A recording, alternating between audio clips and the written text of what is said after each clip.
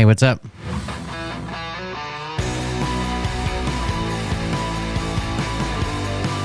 We're headed back down the Tim Ballard rabbit hole today.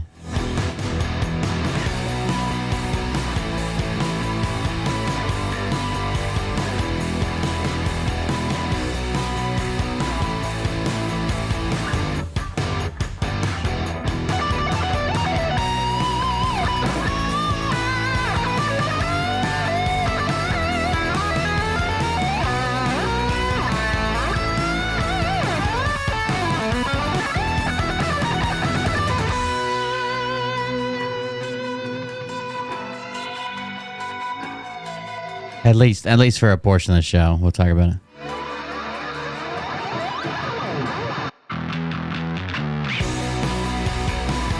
Oh, for some reason it's not broadcasting. Is it not broadcasting to Facebook? Oh, Facebook's turned off.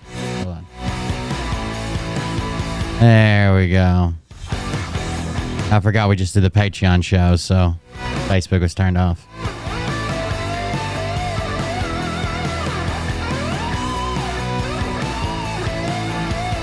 Kind of hard to share the link when there's no link, huh?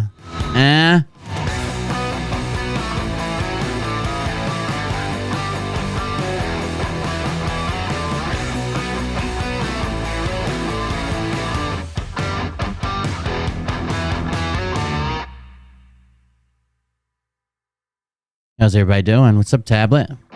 What you think about tablet? I honestly can't. I'm appreciative, but I can't believe how much you watch, like being across the world. Which we have a couple people like that. Thomas, what's it? Thomas Mullins is that his name? Thomas Mullen. I know. With his accent, he calls in and gives us dono clips sometimes. We have a couple people that watch from across the pond. Put another shrimp on a barbie. I think it's the way it goes. Some of that.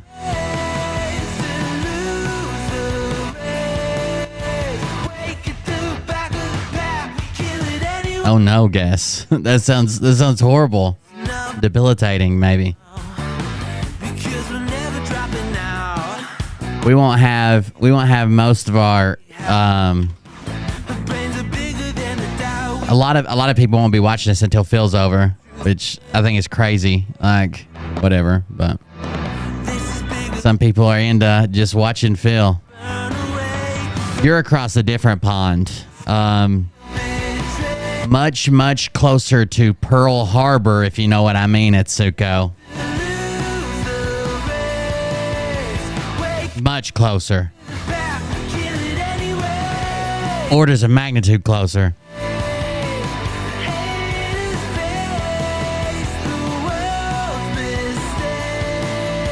Old sleeping John over there. Atsuko. She came in with the sun. I couldn't see her. I was blinded by the sunrise. I am not across the pond anymore. That's right. Sassy took a boat.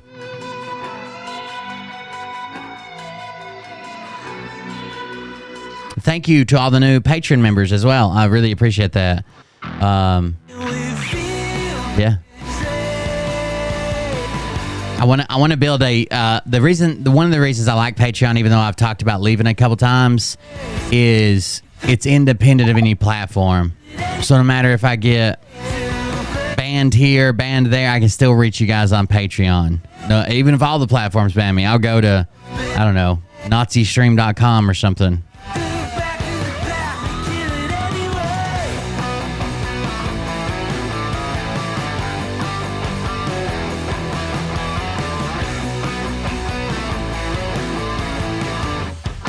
Atomic levels of brightness. Not quite. That was a little bit later on. Oh, I made a Pearl Harbor joke while Atsuko was here, and then my son immediately went to school the next day and told it to all his friends, and I was like, oh man, you might not should have said that like at school, and he's like, don't worry, I told him you're not racist, really. Let's roll that new intro. Here we go. If you haven't seen it yet, this is going to be shocking. Hey Daddies, it's me, the Linda Binda from TikTok. I wanted to make this video because I wanted to thank you for watching Cold Beer Confessionals with Will Bird. I think that's just incredible. I've watched a few episodes and I'm just like very intrigued. But you know what I'm most intrigued in is Big Daddy's meat stick. I heard that it's very thick, like a good old German sausage. You know, Linda and her coochie loves that. Oh, never mind. Let's not go there. Anyways, I hope you have a good show and enjoy it as you can. There's a lot of weird things that go on, especially when it comes from the realm of Linda Bindaland. So, enjoy the show. Thanks for watching. Peace out. Welcome, everybody. That is the Linda Binda, the little Linda Binda, can be found on TikTok and YouTube. And it's not frozen. That's you if it's frozen for you. If it's just one person experiencing the problem, it's usually not. But anyways, Facebook does weird things to single people. I don't know. I wouldn't advise anybody watching on Facebook, but I know there are people that do. Anyways. You can find her on TikTok. You can find her on YouTube and Cameo. If you want to purchase one of those cameos, that's what somebody did for me at Suco and bought it. I don't know what her prices are, but there you go. You can go to Cameo and get a personalized video. I thought it was pretty good. I'm gonna start doing my own cameos. I'm gonna do a test one for Atsuko, just cussing her out, and then I'm gonna put that up as a teaser. Oh, welcome everybody. I'm Will Bard. This is Cold Beer Confessional. Thank you for joining us. Big news. There's a brand new donation animation, which don't come out very often, but it is for a very specific amount of bits, okay? And the way you would do this is type in cheer and then the number and hit enter. So if I wanted to cheer 111 in Twitch chat, if I have 111 bits, I want to cheer 111, I would type in cheer 111, no space, no nothing, and hit enter, and it'll just take those bits. You don't have to actually find like the 100-bit, the 10-bit, the 1-bit, and like select them. You just type in cheer and whatever number. So I set it at since the people are already calling me the devil, I set it at 666 bits. The forbidden number 666 opens a new donation animation. If you guys are interested in that, and if not, but still want to contribute to the show. You guys know how to do that at coldbeer.fund, coldbeer.fund, coldbeer.fund. That's the website behind me where you can go, and there's multiple ways that you can. For reference, this is how hairy my butt is right now. Pancakes! That was better than what I thought it was. I need to put probably a little bit more delay on it, but thank you very much for that, because it was still reading out the virgin or the Shananon. Oh no! Now everybody's doing it. For reference, this is how hairy my butt is right now. Pancakes! That is actually an unedited video on YouTube, believe it or not. That is very funny. So this is the video. That video in its unedited form was the video that I sent to the mods and Bullshiffer, and I had people email me the other day if they wanted the surprise video. That was the surprise. That's the start of the video. You get like a second and a half before he's flexing his sphincter in your face, and my head's not typically there, but that's a pretty good donation animation, I think. Now no one has to request for me to scream pancakes anymore. There's a way to do it. And there you go. I sent it to all the mods, and the way I sent it was in Telegram. I sent it to them, and then I deleted like the little preview so they couldn't tell what it was. So they just put it out there, and yeah, they clicked on it, and they got a face full. You could feel the heat off that thing. I mean, it was close. It was pretty close to your face. It is completely unedited on YouTube. You do have to click something that says like you're 18 or older. Or it has whatever. You have to click something, but yeah, it is what it is. It's a pretty funny video. That's the ones that I was sending. I sent it out to Bullshiffer while he and his wife were eating. He didn't appreciate it. I sent it to Mariah, but she never did fucking click it. I sent it to her twice. She was too busy being mad at me and telling me she was too busy to watch YouTube videos. Twice. So she didn't get the joke. So there you go. I was half asleep and I was rudely awakened by that video. It is a rude awakening. That's the best way to describe it. That's what should be in the description of that video. So let's do this. Before we get started, first of all, I do want to say that obviously human trafficking is an issue. It is amplified by a lot of idiots online, including the QAnon right wing.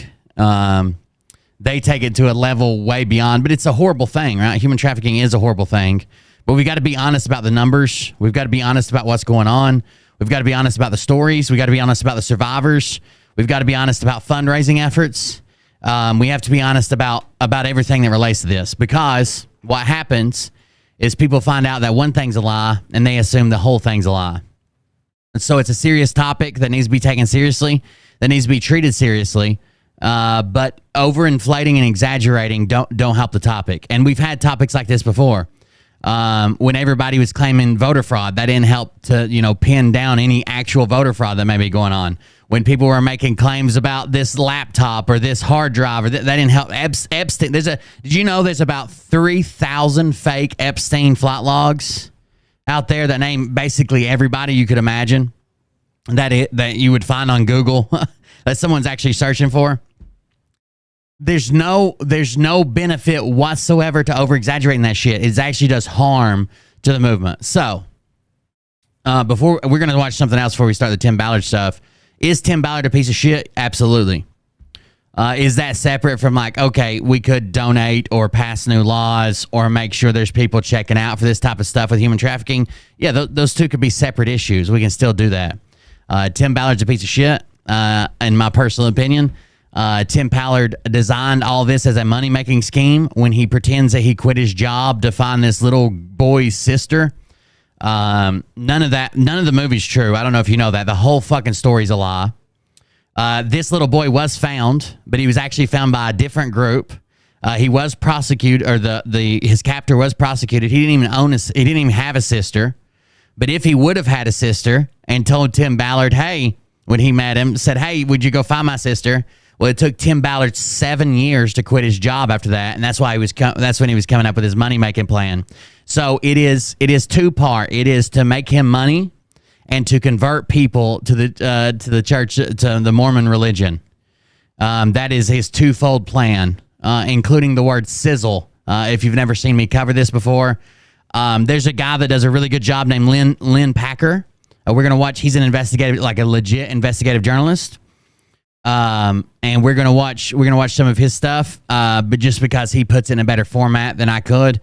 But I've verified 99% of all this stuff. I probably haven't verified every claim, but I've even talked to Lynn before. So there's it's 100% legit. A lot of this stuff you can look up on your own. So we're gonna talk about Tim Ballard and his Operation Underground Railroad, OUR. But before that, we can watch something kind of lighthearted and stuff, because that's going to get kind of heavy. I know a lot of people want to believe in the, S on his chest hero, Tim Ballard running around. But basically everything he says is untruthful. So we'll get into that in just a second. Let's see what this one was. What did I say myself here? Oh. A man stole. Now, be prepared, okay? This heartfelt story is really going to warm your heart, okay?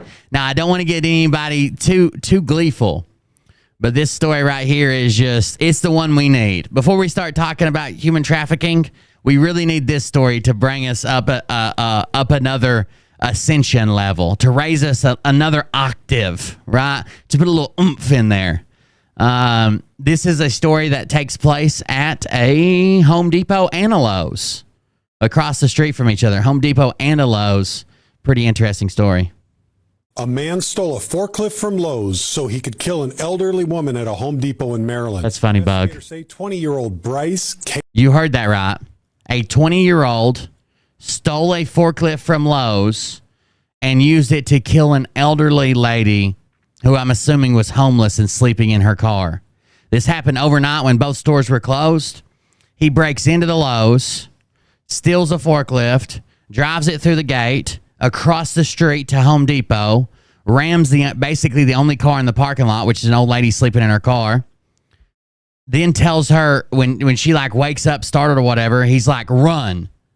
When she starts to run, he chases her down on a forklift and unalives her. Leaves the forklift parked on top of her and steals her car.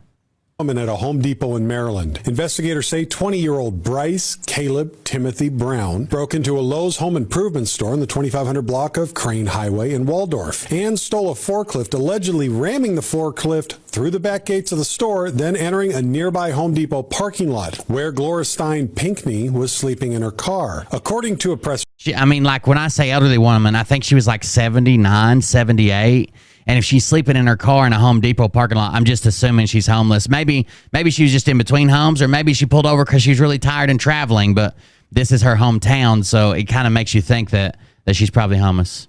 Press release, Brown hit Pinkney's car with a forklift, waking her up and telling her to get out and run away. Brown then... Did you hear that?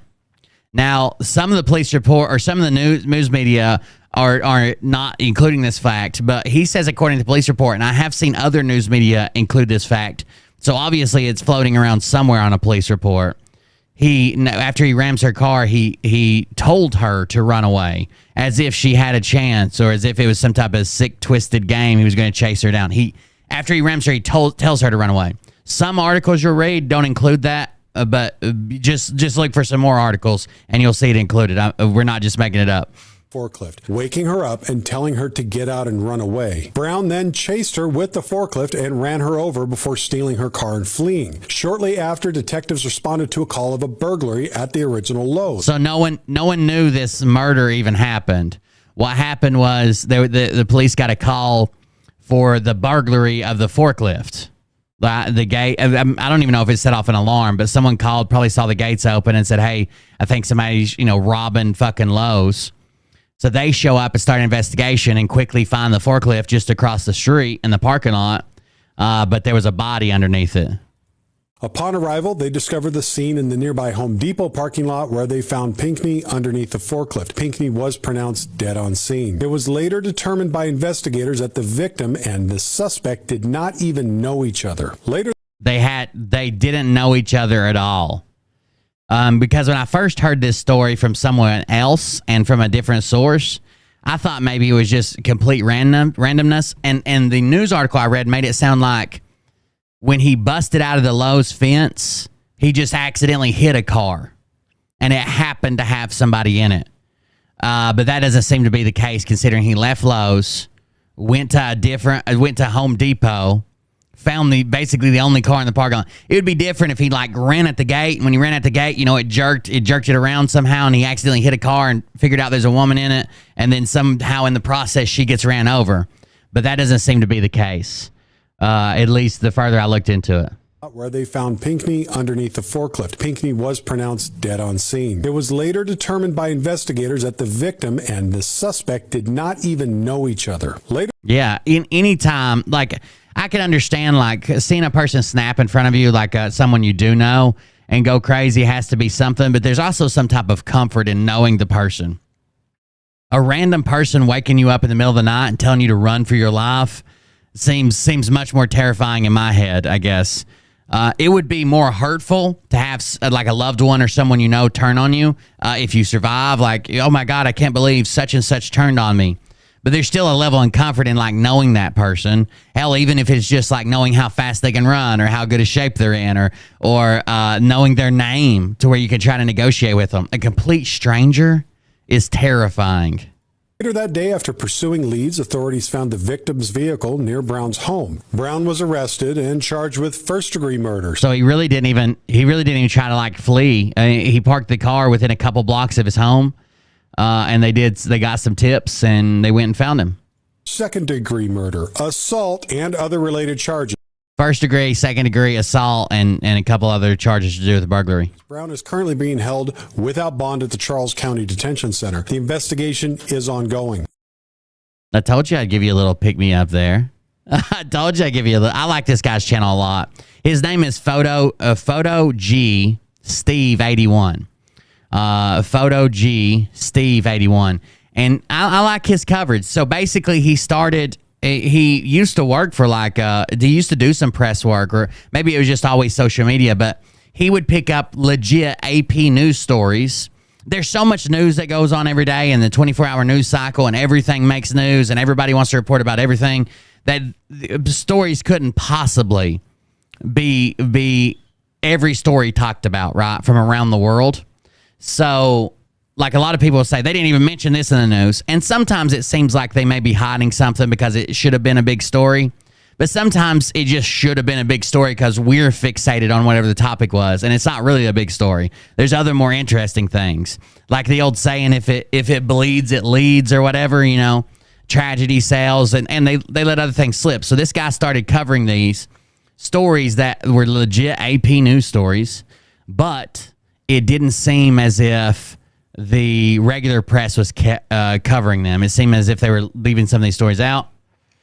He starts picking up those stories and running with them. He does a really good job. So I'm going to check some more of his videos because I'd like you guys to go follow him. I don't know what this apology is. I came into contact with Miss Jacobs and ultimately hit her in the head with my baton. This is a video released this morning of currently employed Portland. We're talking about Sound of Freedom, Jeff, and Tim Ballard.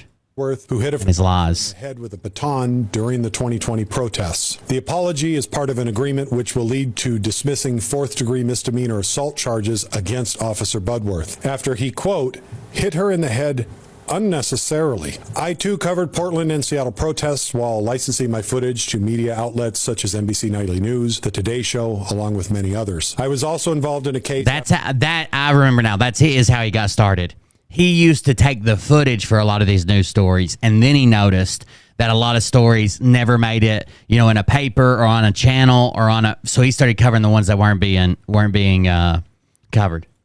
After a federal agent shot me in the face with a 40-millimeter less lethal round, along with others that night during a similar time frame as tied in with the incident in the video. The case I was involved with involved attacks that were considered to be very targeted on media professionals. Yeah, he had some footage of him it's someone else's footage, but him getting shot with a less lethal round from a grenade launcher, direct, like not like gas going out to disperse people, but literally they were aiming at people, and it seemed like they were aiming at some of the media. I don't know if they ever proved that, but that's what it seemed like. After he, quote, hit her in the head unnecessarily. I, too, covered Portland and Seattle protests while... That's right, Chris Sam. ...to media outlets such as NBC. Now there's going to be a random old homeless lady check every time. You have to walk around the forklift every time you're going to fire it up. That is some dark humor. Nightly News, The Today Show, along with many others. I was also involved... This guy's from Portland. A federal agent shot me in the face with a 40-millimeter less lethal round, along with others that night during a similar time frame as tied in with the incident in the video. The case I was involved with involved attacks that were considered to be very targeted on media professionals. And my... well, if you just dug into Haiti, Tim Ballard runs a probably one of the worst orphanages I've ever seen in my life. Where they literally have to dig out mealworms and maggots out of their rice to feed themselves, so he can basically take large donations from Mormon families to adopt kids from Haiti. So he's involved in that too. His main goals, we'll talk about in a minute, but his main goals with OUR was never to rescue kids. He had a whiteboard meeting with investors and some of his church leadership, and the goal from that whiteboard meeting that was discussed was to make money, book and movie deals to make money, funnel money to his for-profit business instead of away from his nonprofit to his for-profit, and lead people to the Mormon religion.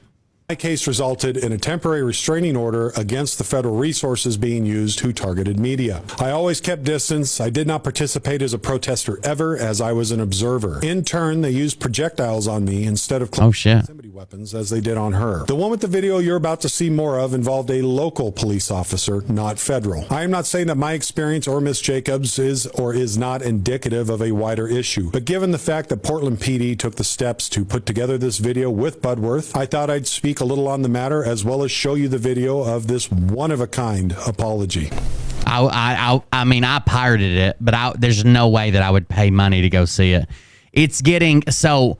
A lot of people are saying Sound of Freedom. Oh, my God, we'll talk about this again. I'll have to repeat this again, but I can't stop talking about it when I see it in the comments. Sound of Freedom's competing with Indiana Jones, and, you know, it didn't go to as many theaters, and that's blah, blah, blah, blah, blah. the Angel Vester thing that like stepped in, Angel Productions. They have, one of the reasons they're leading so well is because we have like this almost militant QAnon people that want to use this to wake people up. And they have the ability on their website where you had to pre-order tickets. They had to do pre-orders to even fund a portion of this. But anyways, they had the ability to, for a discount, buy tickets for other people.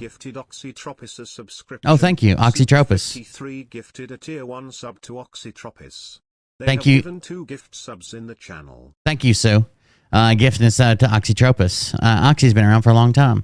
Anyways, they had this thing where you could gift a ticket, and a lot of the far-right QAnon people decided to buy 10 tickets or 20 or 50 tickets. I think we'll see that die off quite a bit as the weeks go on. But they want it. It's scary that even though they don't say anything about the elite, even though they don't say anything about Washington, D.C., even though they don't say anything about politicians, that outside of the movie, Tim Ballard and Caviezel, Jim Caviezel included, are using this as a QAnon recruitment tool. Like Jim Caviezel's running around talking about adrenochrome. He was at one of those Clay Clark events talking about adrenochrome. It's not a real fucking thing, dude. I acknowledge the physical and emotional harm my actions caused, and am committed to ensure that I do not cause this kind of harm moving forward. I have had the opportunity to meet with Ms. Jacobs and speak with her through restorative justice. Through this insightful and challenging process, I had the opportunity to apologize to her privately. During my reflection of the evening, the force used against Ms. Jacobs could have been avoided, and I'm sorry, Ms. Jacobs, for unnecessary... Even if the tickets go unclaimed, you know, they already paid for them. Yeah, exactly. That's how I started this video, and I'll say it again before I do the Sound of Freedom part. Trafficking's a real thing. There are people that are being trafficked. There are people in slavery. Although Q-tards and the people who earn money from, you know, saving people or whatever they do, obviously overinflate the numbers drastically, it's still too much. We should always be trying to cut it. We'll never get it to zero. That's something we have to admit. Don't pull on that, Ollie. Don't touch that. We'll never get the number to zero. We'll never be to the point where it doesn't exist. It'll always be a thing. There are some horrible inconsistencies that they use to try to manipulate the public to tell them there's more to it because they make money from it. Madison Marquette exactly is not going to come and tell you that $800,000 or whatever a year is bullshit, because why? She's made $100,000 off putting up the people she rescued, but there's no proof she rescued anyone. Anyways, back to this, and we'll get there in a second. I'm getting heated. We're going to have to go there quick. ...necessarily hitting you in the head with my baton. In addition, the time spent with Ms. Jacobs has given me an opportunity very few people have had since 2020 to reflect on what the events and time period meant to police. This weird zoom filter and the fact that I guess they kind of centered his mouth, so that's what the filter automatically picks up, makes this look awkward as hell. I hate looking at his mouth. Protesters and the city at large.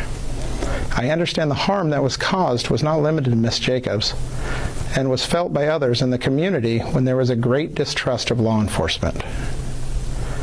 As a Portland police officer, I want to apologize for my contribution to any loss of trust to that community that I serve. I came in contact with Ms. Jacobs and desperate billionaire presidential contender Doug Berman is now willing to pay you if you'll donate to him by sending you $20 if you'll send him just one, so that he can attend one debate. Is this legal? Why is he doing it? And what? Does it not just sound like a Nigerian prince scheme they told you all Maybe we should do this a bunch. If he's going to send me $20 for every dollar I send him. To avoid. Participating in the debate would raise the North Dakota governor's profile, something his offer already seems to be accomplishing, drawing stories by Axios and the New York Times and now me and other national media outlets. The online donation process itself could expand Bergman's base. When people donate, the campaign also gets their email, street address, and with that phone number, they will receive phone calls and text messages. As for what type of gift card is at stake, the the campaign says the donors will actually get a Visa or MasterCard to their mailing address. The campaign's offer is good for the first 50,000 donors and is an unconventional bid to meet the fundraising thresholds required to be on stage for next month's Republican primary debate. In this case, it's not the dollar amount of the donations that matters, it's the number of donors. To participate in the debate, the candidate must have at least 40,000 donors. They also have to bring in donations from 200 or more donors in at least 20 states. This could cost Bergman up to $1 million. However, he is a billionaire. As far as legality, it's not totally clear yet, with experts giving conflicting answers. And the Federal Election Commission currently isn't giving any public statements. So, are you going to get that gift card today or let others grab the Get it, baby. Get it. I didn't even know that was a thing that you could do. So he could lose up to $1 million, but he's a billionaire, so I guess he doesn't care. What the hell? That is crazy. All right, we're gonna have to get into this because I'm already getting excited just from what we're saying. All right, so we are gonna talk about Tim Ballard, and like I said earlier, I want to preface this with, human trafficking. Oh God, this is gonna go over well. This is how hairy my butt is right now. Pancakes. Uh-oh, that looked a little extreme. I'm gonna put a little bit more delay on that, because sometimes Stream Elements, I don't have all my alert. What I need to do is leave Stream Elements and get all my alerts through the computer, like where it reads your name, who donated, all that stuff. Thank you very much for the donation, by the way. I'm not sure if that'll go over well with all the blue hairs that'll probably see this video because Tim Ballard's named in it, or Sound of Freedom. But I'm gonna put a little more delay in that. I need to get all my alerts on one program, because if one of them has some delay in it, what ends up happening is that they step on each other, I guess. Edit deck, edit commands. So I want the delay to be I'll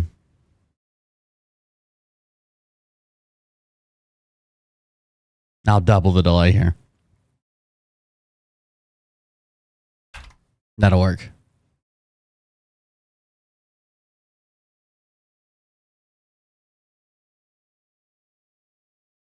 Save. Okay.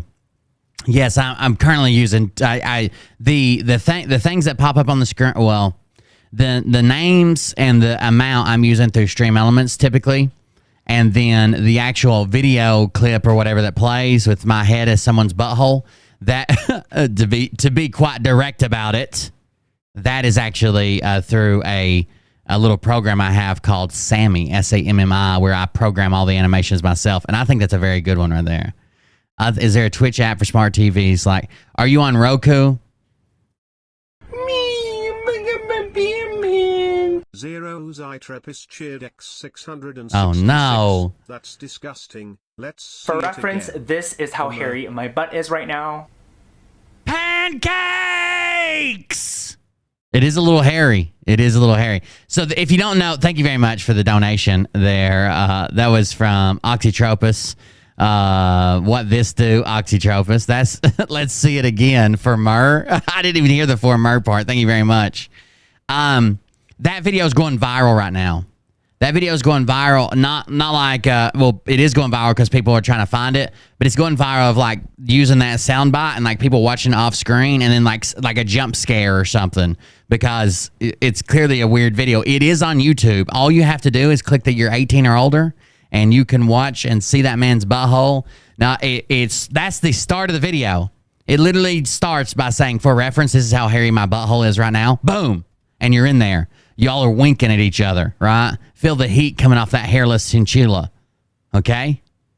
Then he does the Nair thing. You watch him apply it, put it on, hose it off, whatever. He does his he off camera. He takes like a shower in his nightly routine. Then he comes back and shows you how hairless it is.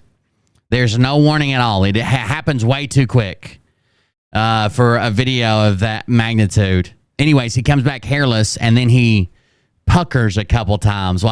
So he's supposed to be just showing you how hairless he is, but for some reason he starts puckering up like it's going to give you a kiss.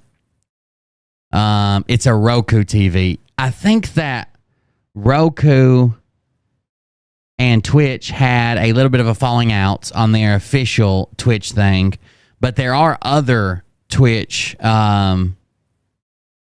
Roku and Amazon had a falling out because Amazon has Fire TV, but there's Twoku. There's a couple different other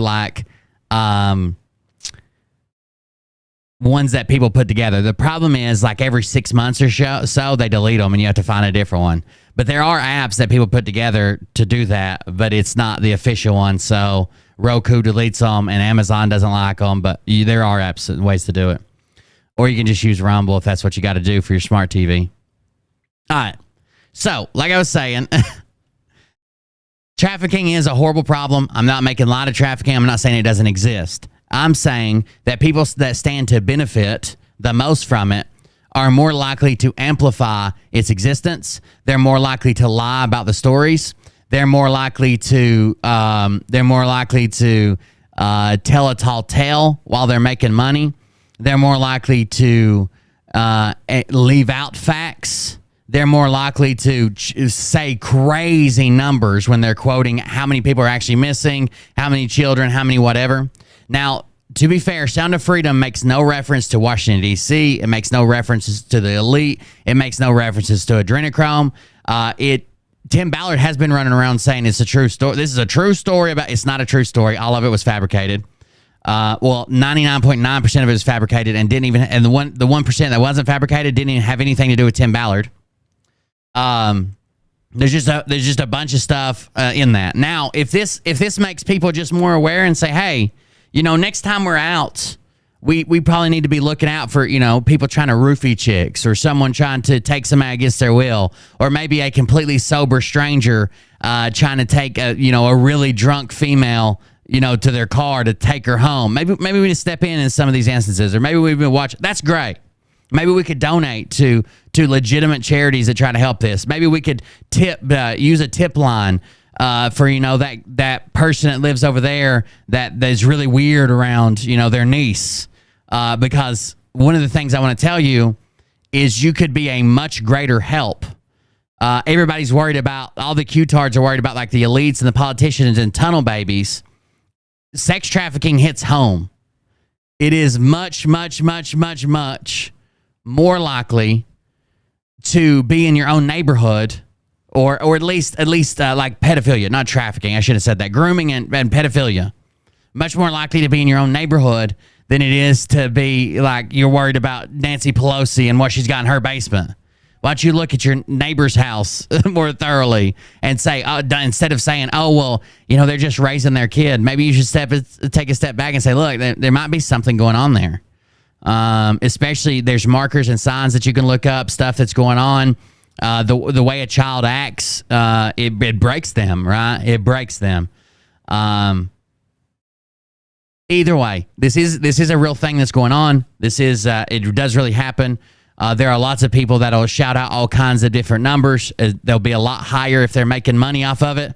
They'll be a lot lower if they're not, or fame or fortune or whatever. They'll be a lot lower if they're not. We can use the official government website. None of the Q-tards are going to test that. But Tim Ballard is not in this for the right reasons.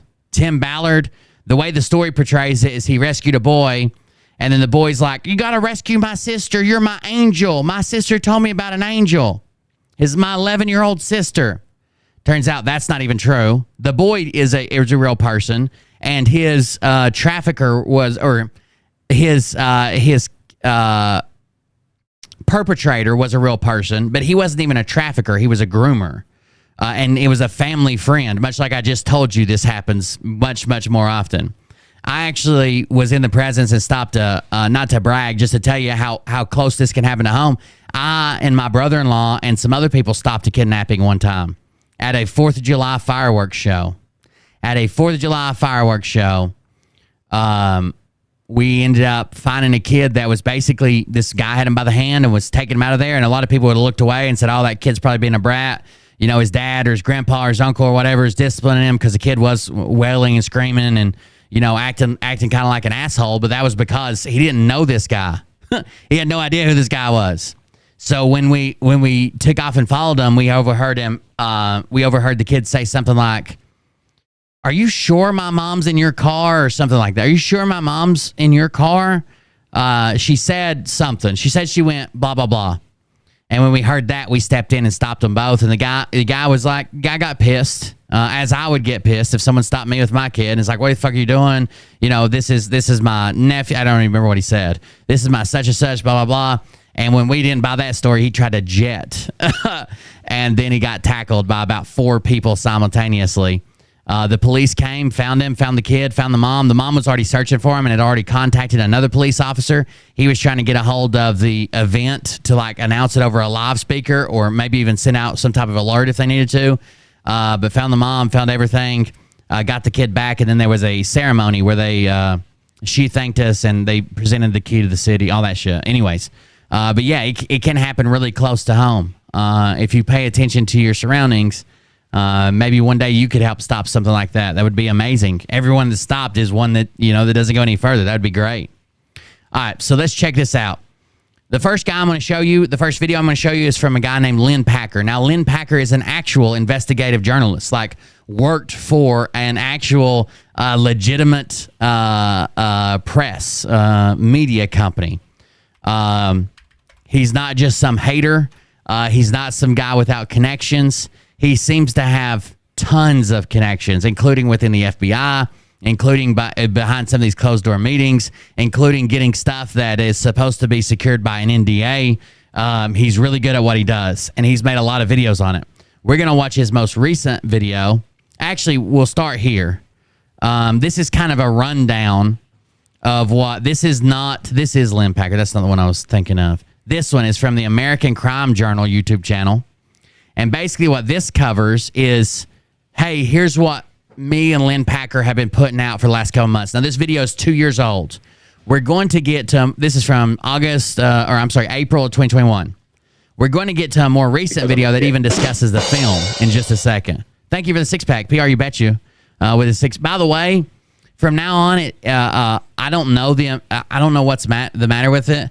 I just always say bought a 6-pack because whether you buy 1 or 5 or 100 or whatever, for some reason it's always telling me just 1. I noticed somebody last night bought 5. PR, you bet you just bought 10, and it just says a 6-pack. So thank you very much. I'm trying to go back and check, but if I forget and I say thanks for a 6-pack and you're like, I bought 5, I'll see it afterwards. But thank you for it, and hopefully I see it. Thank you very much for 10 6-packs. I appreciate that very much. PR, you betcha. All right, here we go. This is from American Crime Journal, and this is a recap of all of these videos because Lynn Packer has a ton of them. Lynn Kenneth Packer. Here, I'll show you all his videos. And about 90% of these are on Tim Ballard and OUR. Ballard and Reyes, the Packer Report, OUR's Origin, OUR Report 19, Batman Unmasked, The Rule of Lawlessness. These are all about Tim Ballard and the stuff that he's got going on, including a very, very important video that is called Tim Ballard and there's penny stock fraud. He's covered a bunch of people. Op-ed about Tim Ballard. There's one called about the whiteboard meeting. That is a big deal, but I don't know which one it is because they are numbered instead of having like different titles.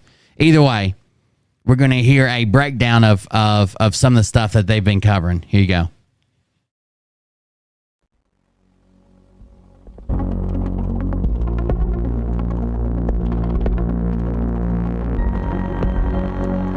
Again, this is from the American Crime Journal. The second video we're going to watch is so recent, it even talks about the movie coming out. It was from like a couple weeks ago or maybe a month ago or something.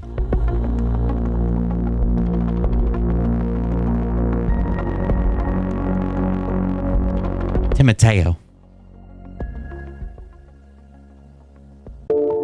Damien Moore here with American Crime Journal. I personally believe that not only has Tim Ballard, like obviously I'm not the person to prove this, it would be investigators, but I think he's committed several felonies, and I think that a lot of this also incriminates the Utah Attorney General. I mean, this goes up to some big names. Tim Ballard was even like put on some type of task force by Trump, and he's got friends in high places for sure. And some of those, or if they're not actively helping, they're looking the other way. Not to mention the Mormon Church is bad news when they get the target set on you. They have a lot of money, power, and influence, especially in certain states. Episode is the first in a series in which we unpack and break down Lynn Packer's most recent report, in which he uncovers alleged crimes committed by Operation Underground Railroad, its CEO and founder Tim Ballard, and Utah Attorney General Sean Reyes.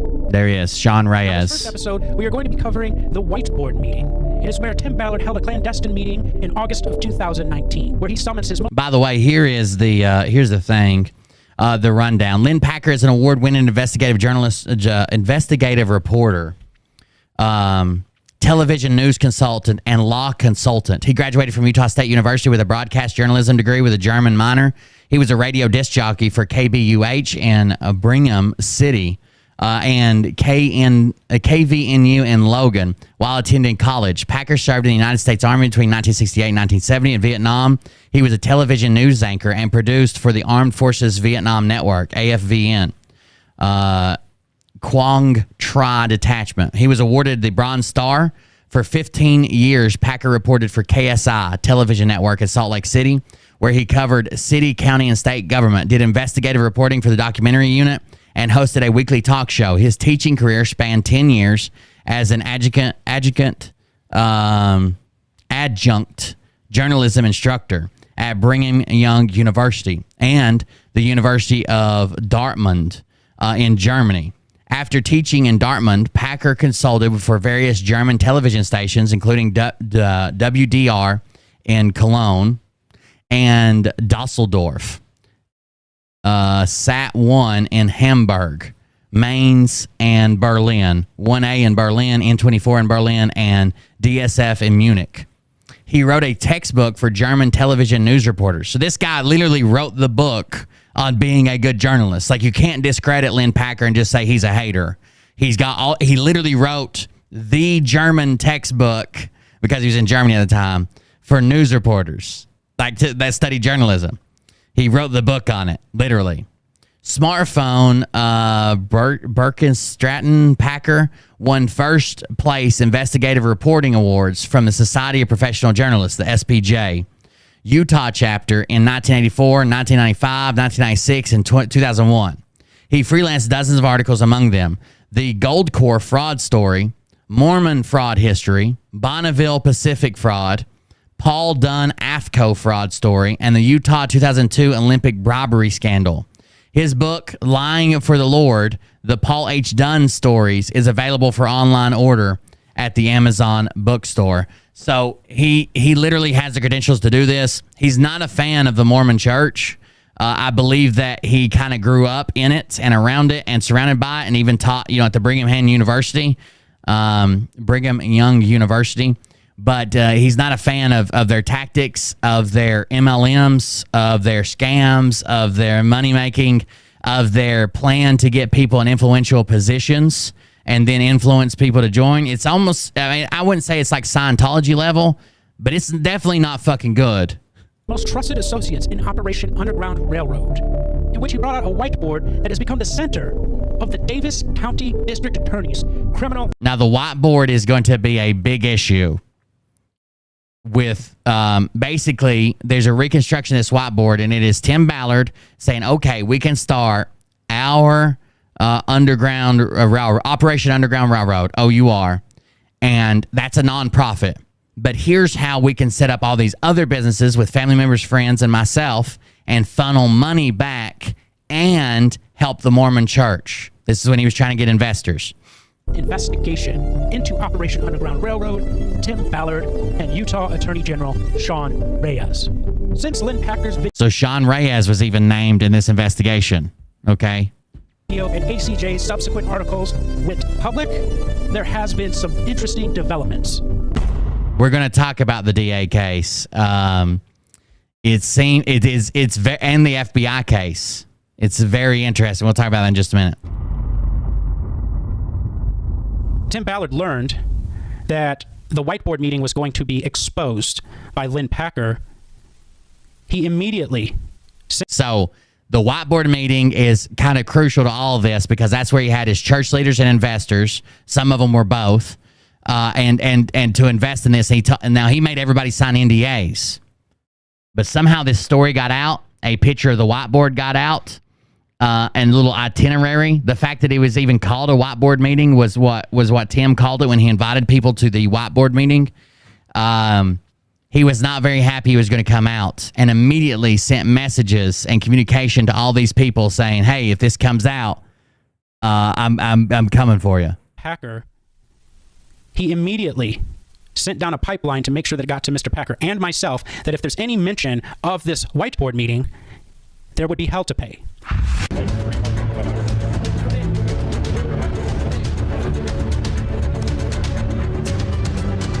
By the way, a lot of his agents you'll see are giant donors. So basically there's like some arbitrary limit that depends, I guess it depends on how much money you have and how much he likes you, that you can donate enough money to go on one of his child rescues as in a foreign country as his agent.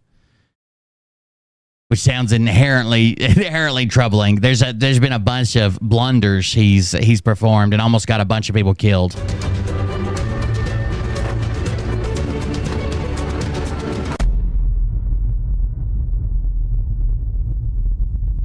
Now, unfortunately for Mr. Ballard, we had already published See you later, Itsuko. Lynn Packer's video and the report, but my articles as well.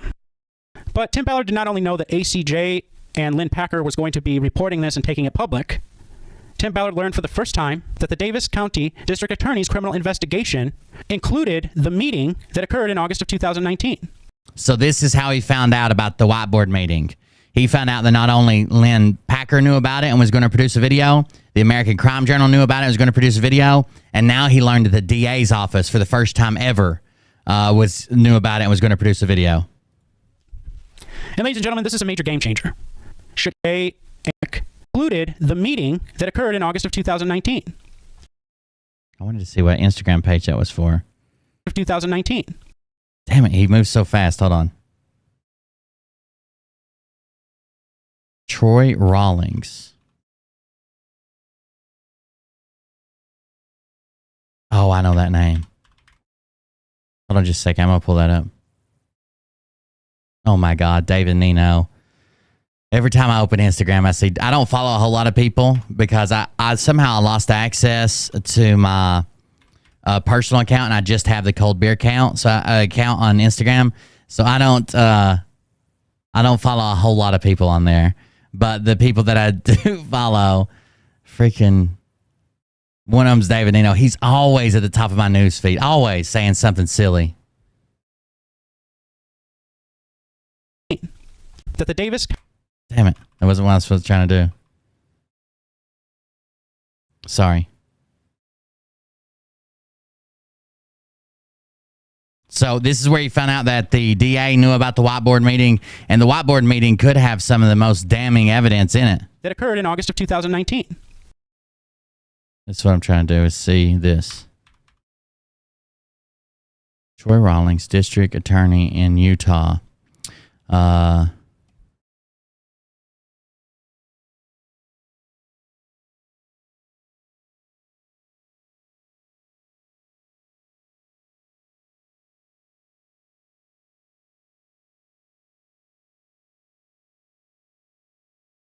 want to show you this one post, if I can.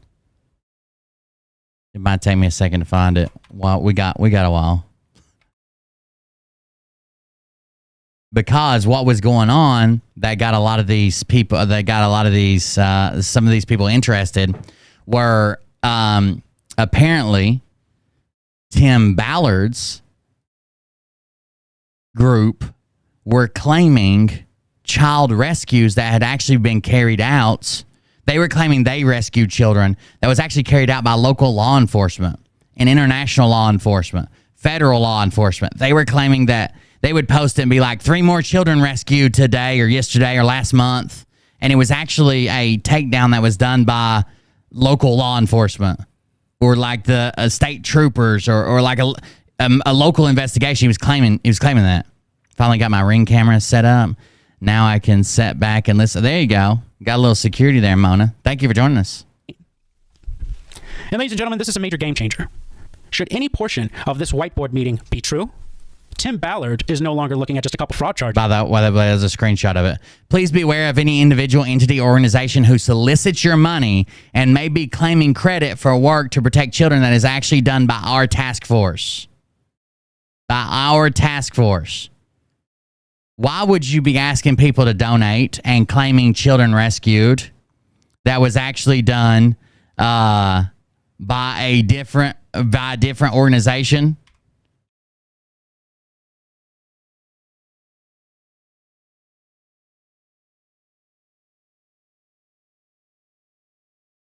An organization that can't even take donations?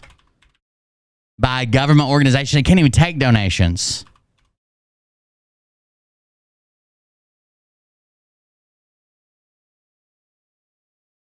If you were on the up and up, why would this even be an option?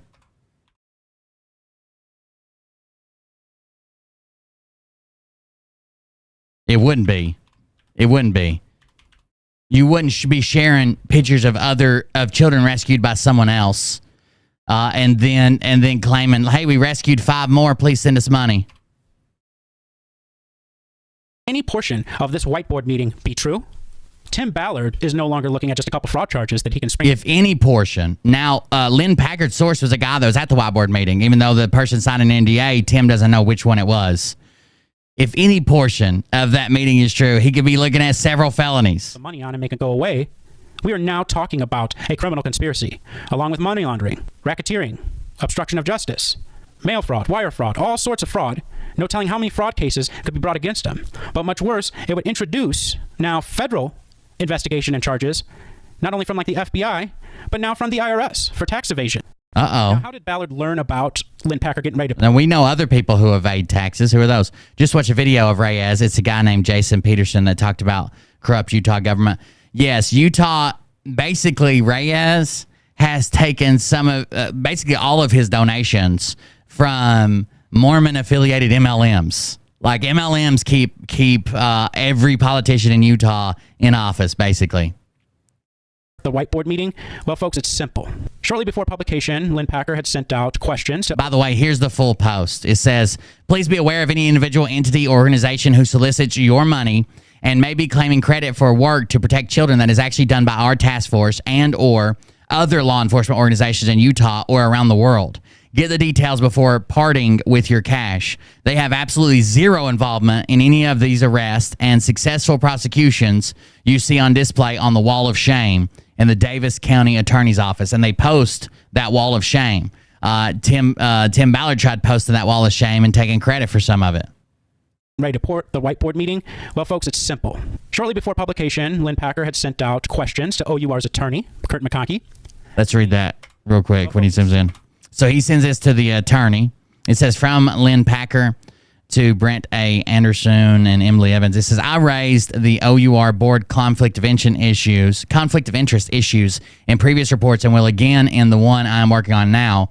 It was nonprofit organization that he sketched out on a whiteboard in the August 2019 meeting with key associates. Emily Evans, who you copied on your reply, knows I have reached out to OUR for comment on multiple occasions. Every time that he reached out for it, they have no comment.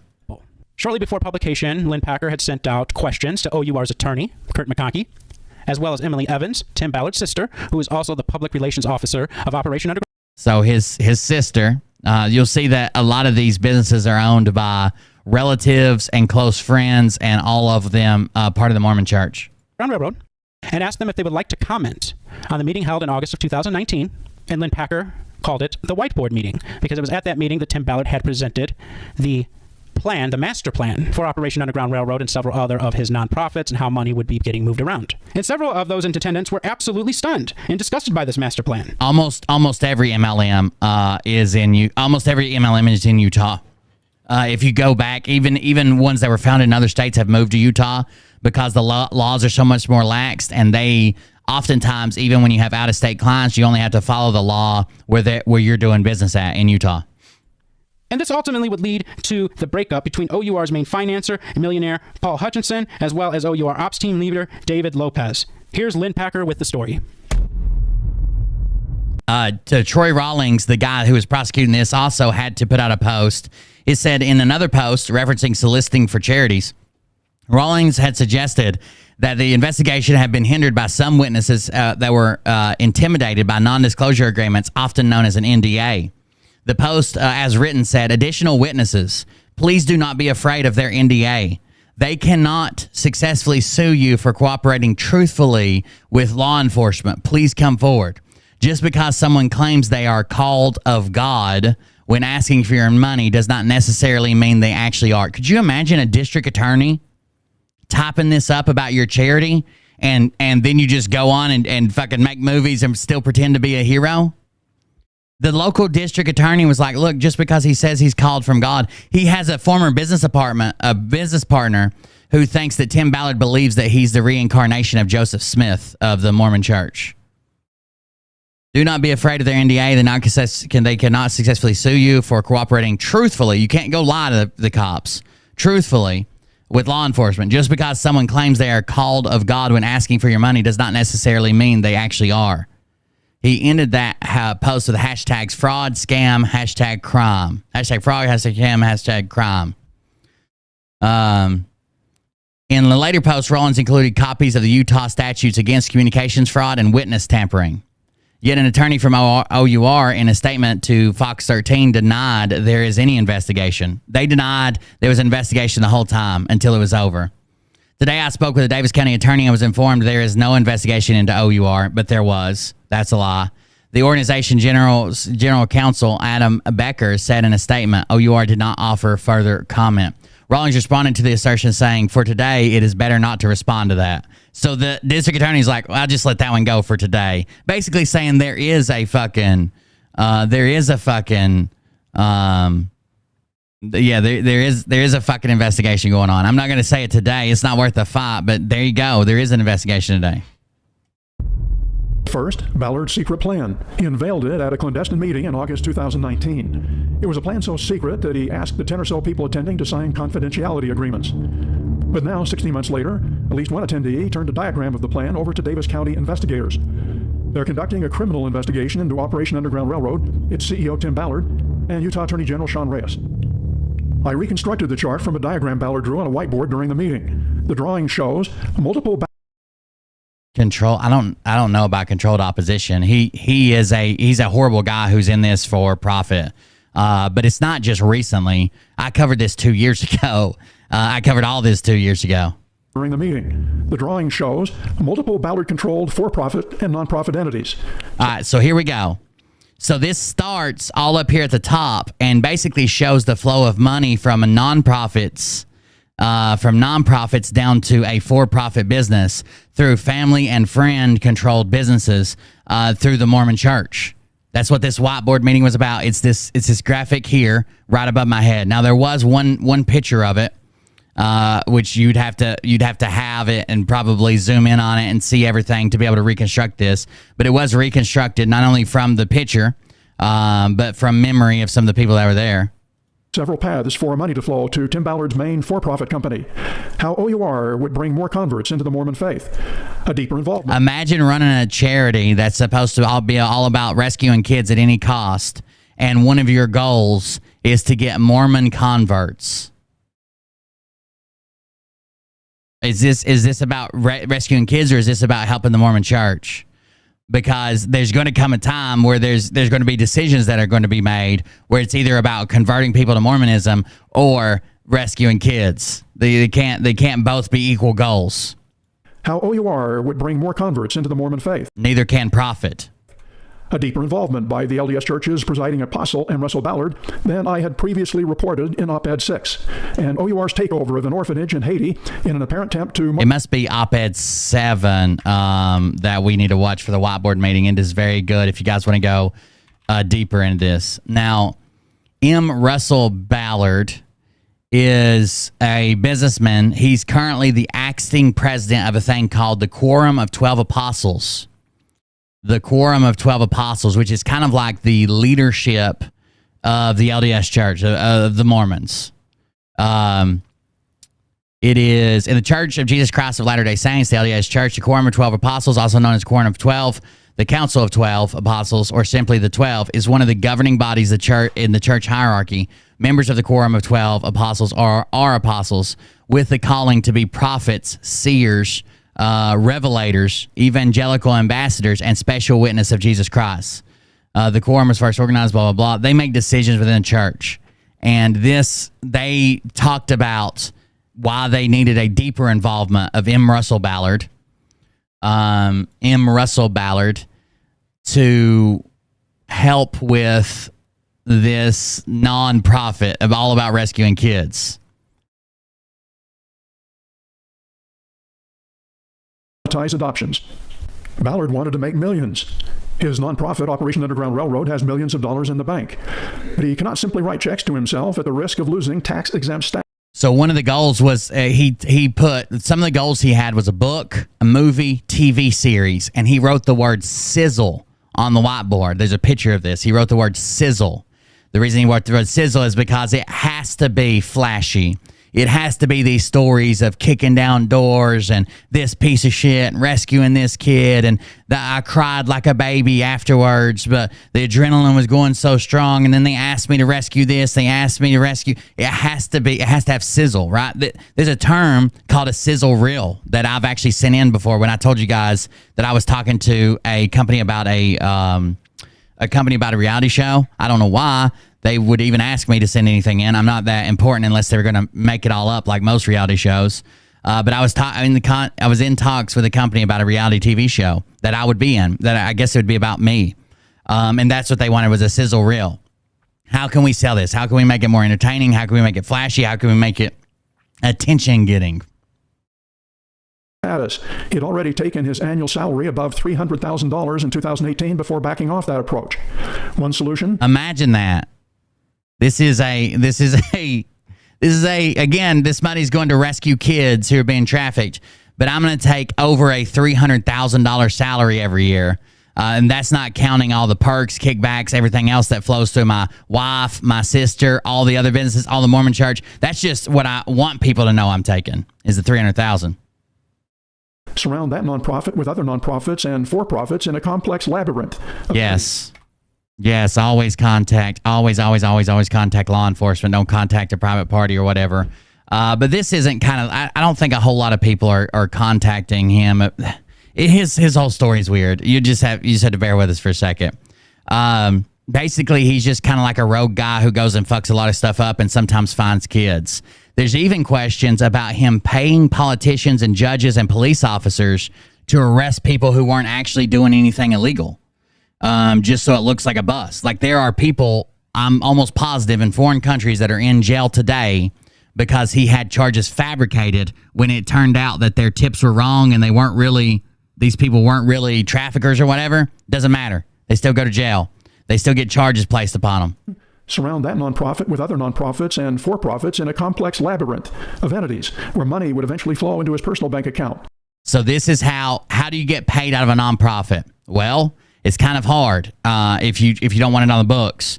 You flow it through other nonprofits and other for-profits. You flow it through family and friends and kickbacks. And finally, it all filters down into your personal bank account where you become a multimillionaire. And it looks like you're just taking a $300,000 plus a year salary. A bonus, the same publicity Sizzle, that is what he called Sizzle on his chart, that generates donations and profits could bring masses of people into the Mormon church. It was his capitalism begets church converts plan. At the top of the diagram, Slave Stealers LLC with 3 partners, Brian Norton, Tim Ballard, and LDS Apostle Russell Ballard as a...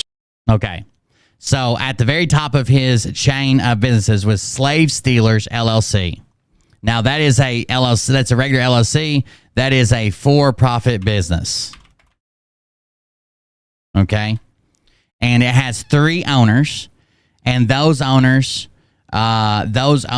become Brian Norton, Tim Ballard himself, and Russell Ballard, a silent partner who's also one of the members of the 12. Okay. A silent partner, an outside nonprofit run by former OUR operative Paul Hutchinson, was envisioned to donate to multiple entities. OUR operative Paul Hutchinson, LDS Apostle Russell Ballard as a silent partner. An outside nonprofit run by former OUR operative Paul Hutchinson was envisioned to donate to multiple entities. So an outside nonprofit called the Child Liberation Fund with CEO Brad Damon, executive Hada Vanessa, and advisor advisor Cahey was going to donate to a bunch of different entities. Now, these entities were the ones that had the Sizzle. So you'll never hear about Slave Stealers LLC. Why? Because that is where some background work goes on about who's in charge of this, who's in charge of that, what's going on here. The ones that they want at the forefront are their Sizzle businesses, they labeled. They're the ones about kicking down doors, doing this, bringing people to the Mormonism and being cool and tactical and blah, blah, blah. You'll see them labeled here the Sizzle, and those are the only ones you ever hear them talk about. He doesn't come out and talk about slave stealers. He doesn't come out and talk about Child Liberation Fund. He doesn't come out and talk about the one that his sister owns. He comes out and talks about the ones labeled Sizzle, like he set up in this meeting. And those are, the Sizzle ones are OUR, that's Operation Underground Railroad, the Nazarene Fund, oh my God, Facebook already, you dumb fucks. The Nazarene Fund, to liberate the captive, to free the enslaved, and to rescue, rebuild, and restore the lives of Christians and other persecuted religious and ethnic groups. Okay? That is the Nazarene Fund. That is Glenn Beck's thing, right? Glenn Beck started the Nazarene Fund. So, again, he's got friends in high places, okay? And then there is the, what's the last one? Children Need Families. Let's grab that one.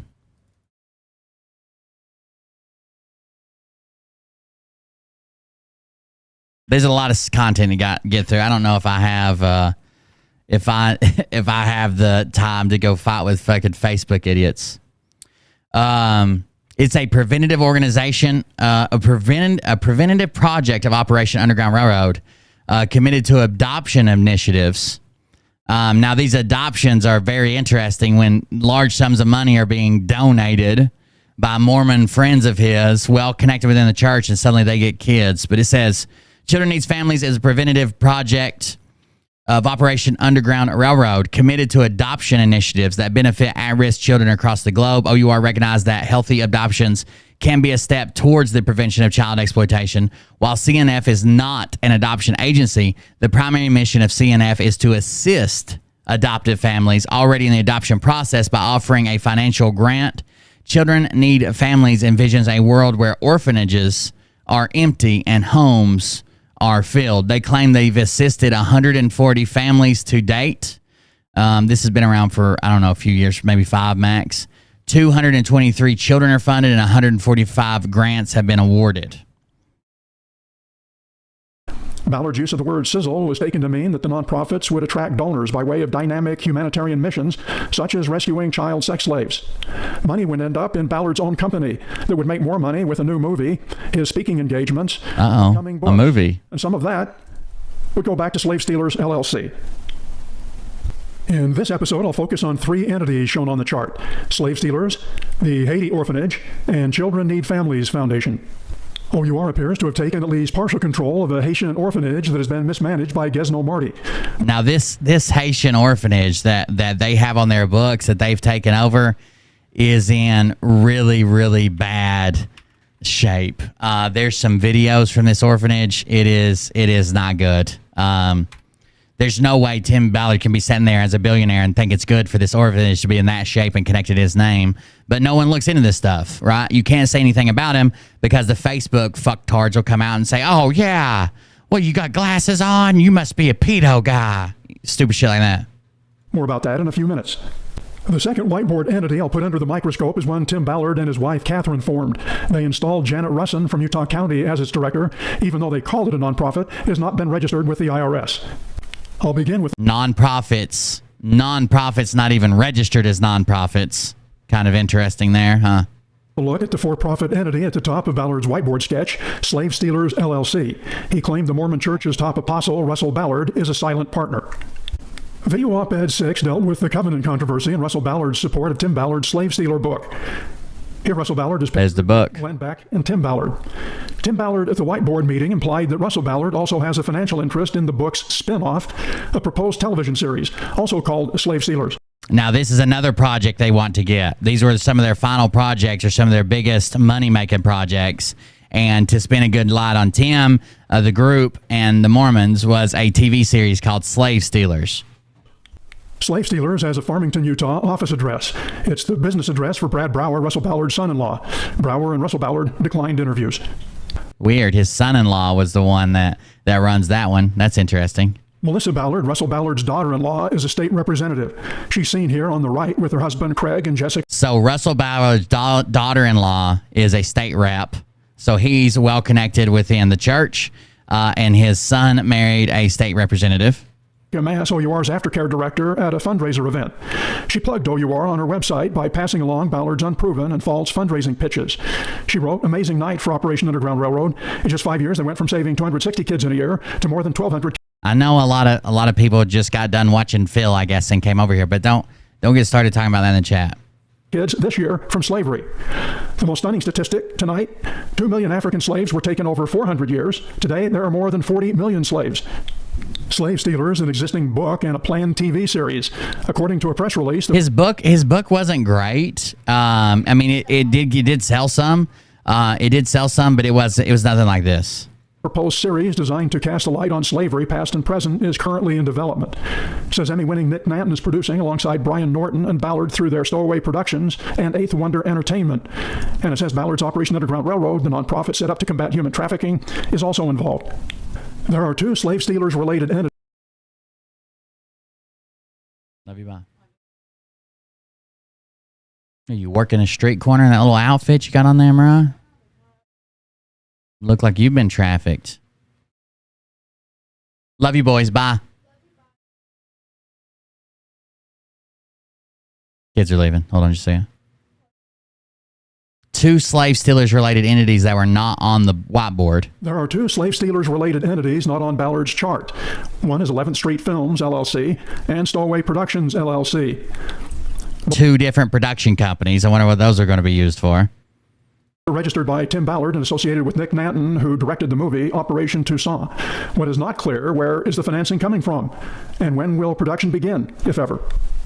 Slave Stealers is also connected to Ballard's very recently released Operation Toussaint. Operation Toussaint was a weird Tim Ballard movie before. It says Tim Ballard left his post as special agent for the U.S. Department of Homeland Security to form Operation Underground Railroad and go undercover to rescue child sex trafficking victims that he couldn't save when bound by government restrictions. Join Tim and his special forces team as they go undercover in Haiti to bring a ring of sex traffickers who bribed their way out of jail to justice. Now, almost everybody that's arrested in this movie never even faces charges. Why? Because they highly over insinuated what these people were doing. I don't even think these people were guilty of the things that they claimed, but they still try to get them rang up. Actually, the judge that Tim Ballard went to and specifically spoke to about the need to bring charges against these people who he claimed he had all this evidence on, which there wasn't, but he claimed I had all this evidence that they were traffickers. That judge, like 2 weeks after Tim Ballard and his team left the country, he was like recalled and pulled out of office and attacked in the streets by the people of Haiti for like locking away innocent people. So it seems like maybe some palms were greased in the middle of this. But I did watch the Operation Toussaint, and it's just as bad as everybody claims it is. Sound of Freedom movie. The release of that movie had already been delayed by more than 2 years. It looks like no theater chain or streaming service like Netflix wanted it. Now its March 2021 release is by a small obscure streaming outlet and advertised for free and can be accessed via YouTube.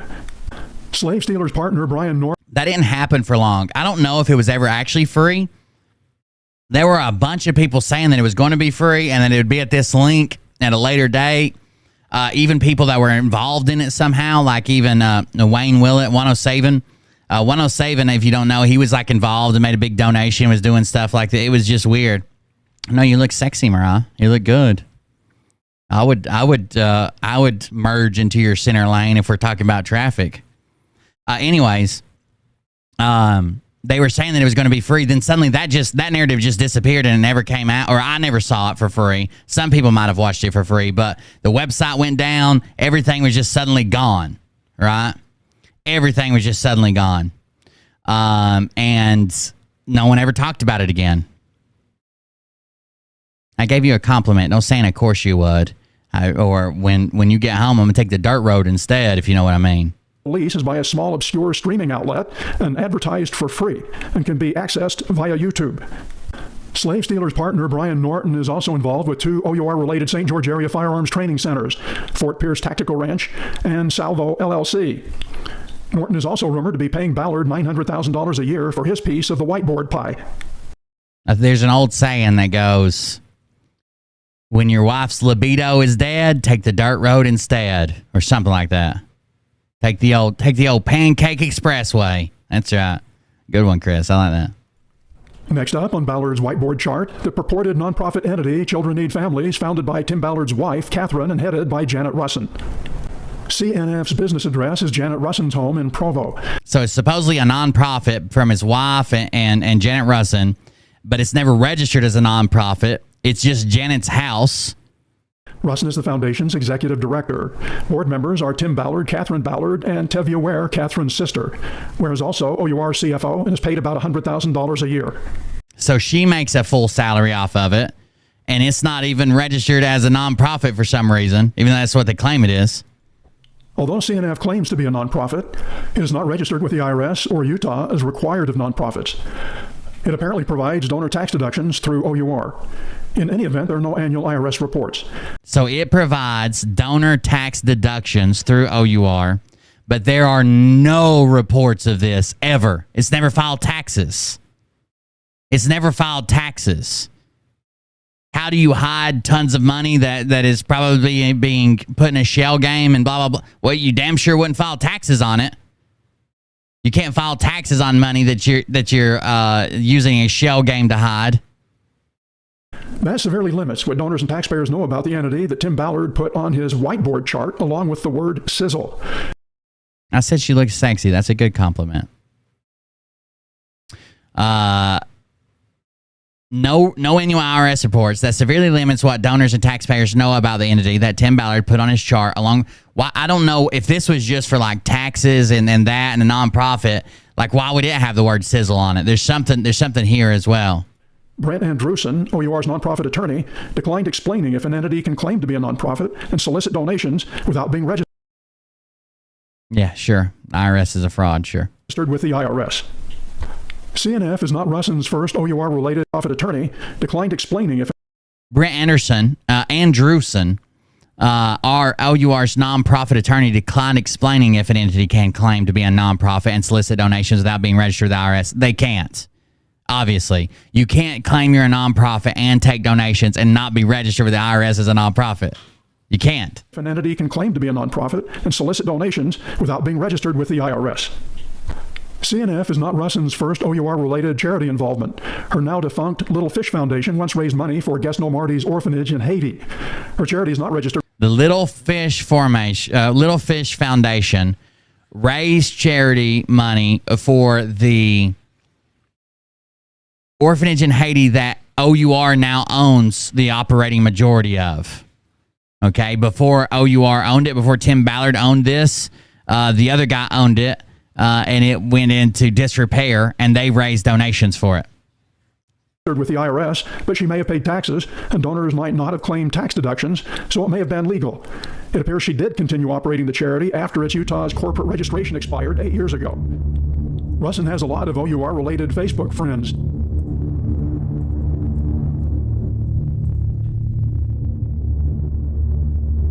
On December 20th, 2020, Lynn Packer and ACJ reported on the August 2019 separation between OUR founder Tim Ballard and OUR's primary financial supporter, Rainmaker, Paul Hutchinson, and ops team leader Dave Lopez. So there was some disagreements there, trouble in paradise. These are Russin's OUR-related Facebook friends. You got Emily Evans, Ruda Atala, Chet Thomas, Hugh Fitz, Randolph Vale, Matthew Cooper, Paul Hutchinson, Mark Mabry, Cheryl Moyes, Jimmy Bev Bex, Gus Marty, and Lance Mergens. These are all people that work within the industry. Okay, yeah, I get the argument. It was never properly ratified. It's just it doesn't hold any fucking water. But okay.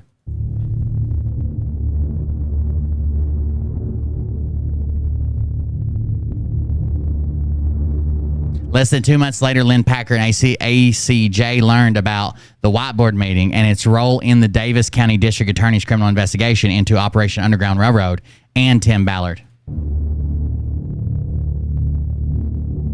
Reason 4, OUR ousted its main financial and operational supporter, millionaire Paul Hutchinson.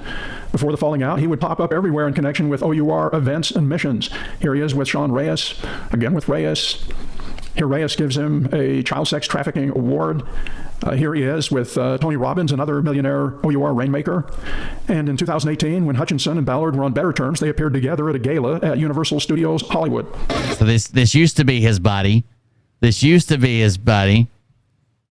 I'll put it this way. I had a little thing on my wall when I was a kid. It had a bunch of Ferraris and Lamborghinis that said, "He who has the most toys wins." Oh. Now my quote is, "He who has a powerful, positive impact on the most lives wins." Wow. In fact, I want to introduce myself. I'm the co-founder of Child Liberation Foundation that focuses on helping eradicate child slavery worldwide. And I know it's a dark subject, but some of the guys that I'm going to introduce you to are guys who have physically gone in and pulled out children from the darkest places on earth who were abducted. And so Tim Ballard was CIA and then Homeland Security for 14 years over child trafficking, and has made us, in my opinion, more than anybody else I have ever known of in terms of creating awareness and a real positive change to something that is such a dark subject. Hutchinson, and that was Tim there. Ballard makes up a lot of OUR's achievements. He's now setting up a rival child rescue organization. He says Ballard has a savior complex, perhaps seeing himself as a reincarnated Joseph Smith. Dave Lopez, who was an OUR ops team leader and who was thought to be a Hutchinson ally, is also gone. Early in OUR's life, he appeared with Ballard on Glenn Beck's broadcast, and here he's seen with Ballard and former NFL star and OUR booster Steve Young. Lopez, a former Navy SEAL, led multiple OUR operations in Haiti. He left OUR, maybe cooperating with the criminal probe, and he's now sales director for Hutchinson's ATEC Defense Systems. And besides, is developing a claimed multi-billion-dollar resort on an island off Haiti.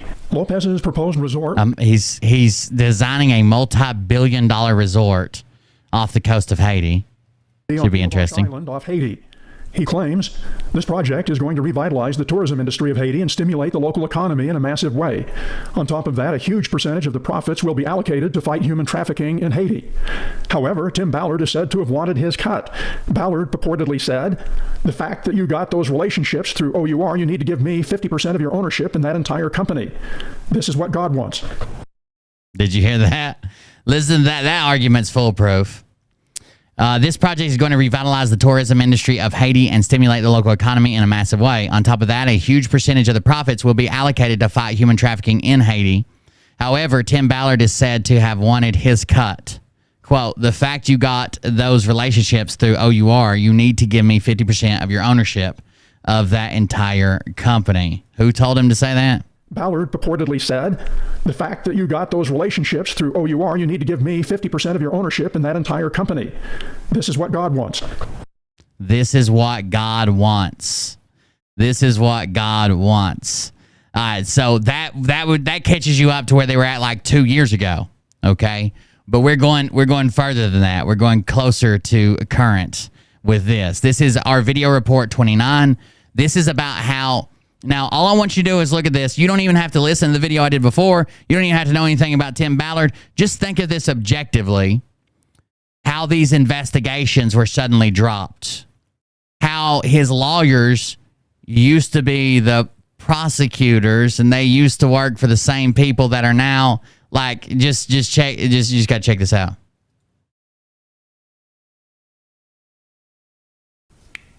I'm Lynn Packer with my 29th report, how Operation Underground Railroad attorneys killed a federal grand jury investigation. Also, go check out Lynn Packer. There's much more videos than I could possibly cover here. Plus, OUR's cinematic showpiece, Sound of Freedom, finally premieres nationwide. Will audiences believe its bogus storyline? Yes, a lot of them will. 4 topics I'll cover in this episode. Also, I want you to, why would Tim Ballard be running around saying this is a true story? This is my life. This is my true story. When none of it's true. Right, I'm fucking on it. Chill. You literally just sent the message. Chill. Suspicious termination of a federal grand jury criminal investigation into Tim Ballard and Operation Underground Railroad. FBI agents ignored evidence that OUR operatives bribed Haitian judges and police officers in connection with the purported rescue of child sex slaves. the LDS Church Public Affairs Department's connection to a leak of a confidential letter that officially ended the Davis County Attorney's OUR investigation. And Ballard and OUR go full-on MAGA and QAnon, promoting the July 4th nationwide. I also want you to see, even though, like I said, I admitted that if you just watched the movie, I watched a pirated copy. That's what I suggest you do. I wouldn't give none of these pricks any of this fucking money because we know it's going into their pockets, not to help kids. But as long as, even though it doesn't say anything in there about like tunnel babies or adrenochrome or Washington or elites or politics or Democrats, don't worry. They've been amping it up for the last 2 years that's what it was about. That's what they've been telling people the the message was. They've been dropping like storm is upon us, adrenochrome, political elite. They've been dropping all the right words. Theatrical release of the falsehood-laden movie Sound of Freedom. Before going in depth, here's a quick overview of each of the 4 sections in this report. I do need, by the way, send me all your donations. And if you have a specific target you'd like me to yell at, a friend or family, you can send a donation by using this link down here at the bottom, this yellow link with instructions. And I will record you a cameo yelling at whoever you want me to. Whoever you want me to. Stick it to them right to their face.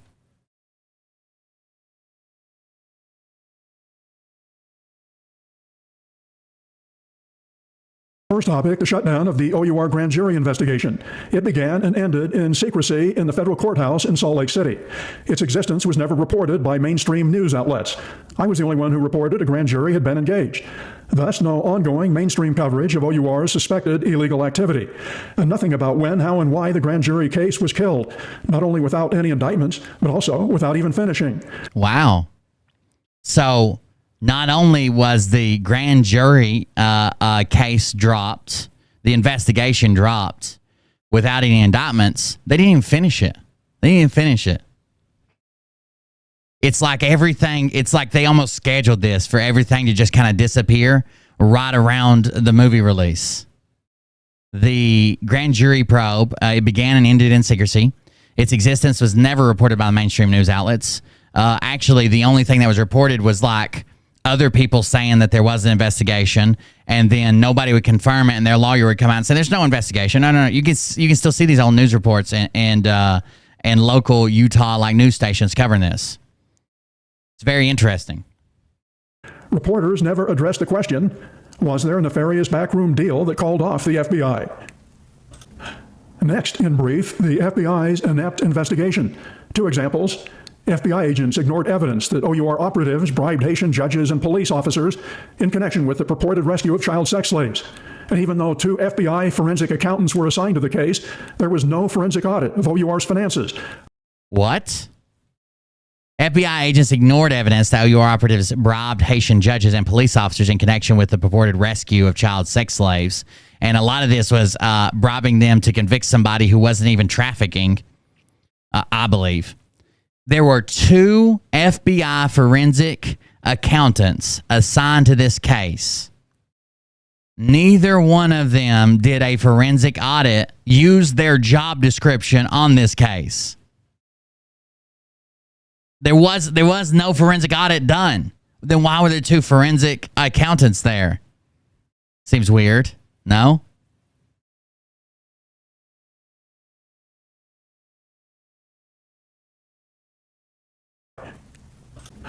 Next, in brief, the FBI's inept investigation. 2 examples. FBI agents ignored evidence that OUR operatives bribed Haitian judges and police officers in connection with the purported rescue of child sex slaves. And even though 2 FBI forensic accountants were assigned to the case, there was no forensic audit of OUR's finances, a must when investigating alleged financial wrongdoing in a $100 million enterprise. Third, the story about a top Mormon church public affairs representative's odd role in the publication of a leaked confidential letter about the Davis County attorney ending his OUR investigation. A leaked confidential letter, DCAO declination statement. The 4th topic, the marketing blitz targeting MAGA and QAnon believers leading up to the Sound of Freedom premiere.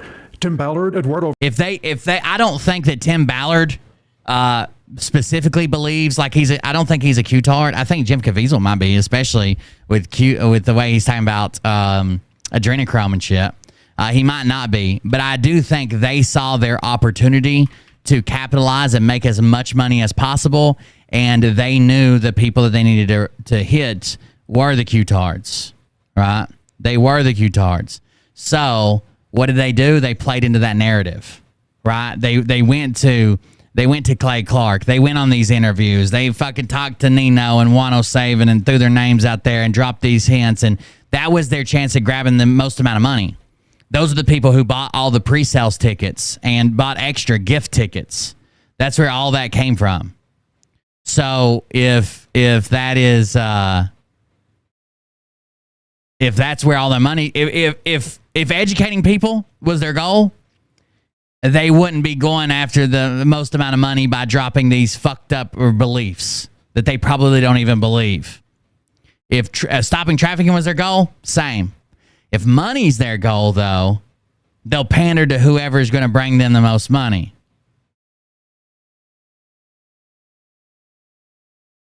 Verastegi, who produced the film, and Jim Caviezel, who plays Ballard, pled for ticket sales, appearing on right-wing political and religious talk shows, all the while making multiple false and misleading claims about the movie and child sex trafficking. I'll begin with the section about OUR's pitches to MAGA and... So we're starting with the MAGA pitches. ...on world, because this video was published the same week the movie Sound of Freedom premiered across the United States. I saw they come out with a new musical down at Disney called Rogers the Musical, and I'm pretty sure it's about Scott Wajos. I'm pretty sure it's about Scott Wajos and his back hair. Okay? That's what's going on. If I had to guess. This note, last year I already published 2 reports about the struggle to get The Sound of Freedom distributed to theaters. Those can be viewed on YouTube. Now, with the movie finally hitting theaters, its producers have been emphasizing its main plot or storyline. Ballard uncovers his life mission when he's able to free a 7-year-old boy who was kidnapped by ruthless child traffickers. Ballard, okay, so here's the storyline. If you haven't seen the movie, Ballard uncovers his life mission when he's able to free a 7-year-old boy who was kidnapped by ruthless child traffickers. The young boy asks Ballard to find his sister, who was also kidnapped. Now, we're talking about the storyline because we're going to hear this is a true story. The young boy asks Ballard to find his sister, who was also kidnapped. After rescuing the young boy, Ballard learns the boy's sister is still captive and decides to embark on a dangerous mission to save her. So he decides, after rescuing the boy, Ballard learns the boy's sister is still captive and decides to embark on a dangerous mission to save her and ends up having to quit his job as part of that. Play 2 clips about the main plot. The first from the film's trailer. American child, an American trafficker. What reason DC would let you within $1 million? Play 2 clips about the main... I slowed it down to real speed so you can hear this. The film's trailer. American child, an American trafficker. What reason DC would let you within $1 million of it? Glamour shots of Miss Cartagena don't count. She has the girl. And I say the girl's in Russia. Prove me wrong. He says he has the girl. They're trying to pull him out, right? They're trying to say, like, you spend so much time, you can't find this girl. They first approved him to do all this stuff. And now they're like, look, you're going to have to leave. It's over. He doesn't have the girl. And he says he has the girl. And his boss says, the girl's in Russia. Prove me wrong. And then the guy tells him basically get his ass back home. So this would be the girl, the boy that he rescued originally. Now, what he doesn't tell you is supposedly, if you went by this movie, the boy asks, hey, save my 11-year-old sister. You're our angel, Timmy Toe. You're our angel. She gave me this necklace. You got to save my 11-year-old sister. Well, after this boy was rescued, Tim Ballard stayed in his job for another 7 years. So if this story was even true, she would be 18 by the time he quit his job. It's over, Tim. Close up. Get on the plane and come back home.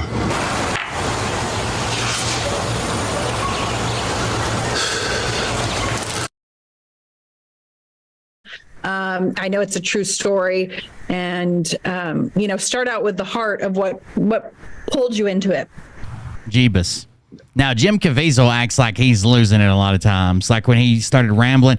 He did the first Clay Clark event where he called in remotely and starts rambling about adrenochrome and people pulling him out. His internet connection gets disconnected. And he kind of alludes to the fact that they shut him down on purpose because he was going after the elite or so. He seems pretty wild. I can't believe he's like, I don't know. I can't believe he's a successful actor, or I guess slightly success. I don't know. He was Jesus and he was Tim Ballard. So those are basically the same thing anyways. Tim Ballard, Homeland Security agent, goes down, takes down one of the worst child traffickers in history. Meets this little boy. I won't tell you the story, what happens there, but the little. I just saw one of Bug Dude's messages got deleted. Very funny, but I understand why it got deleted. Boy asks him a question. Little boy, 5, 6 years old. Imagine, boy, Tim Ballard, Homeland Security agent, goes down, takes down one of the worst child traffickers in history. He takes down one of the worst child traffickers in history. Now he's telling us about this movie and about what the story behind it is. He takes down one of the worst child traffickers in history. Meets this little boy. I won't tell you the story, what happens there, but the little boy asks him a question. Little boy, 5, 6 years old. Imagine, boy says, "Will you save my sister?" So he goes back, talks to his wife, and he essentially sells everything. And he goes and tries to find this little girl. So they've acted as if, they try to set it up as if he like sells everything he owns to like fund this mission himself. But even the movie doesn't have that plot line. The movie, he's still in his government job, right? Getting paid to do it.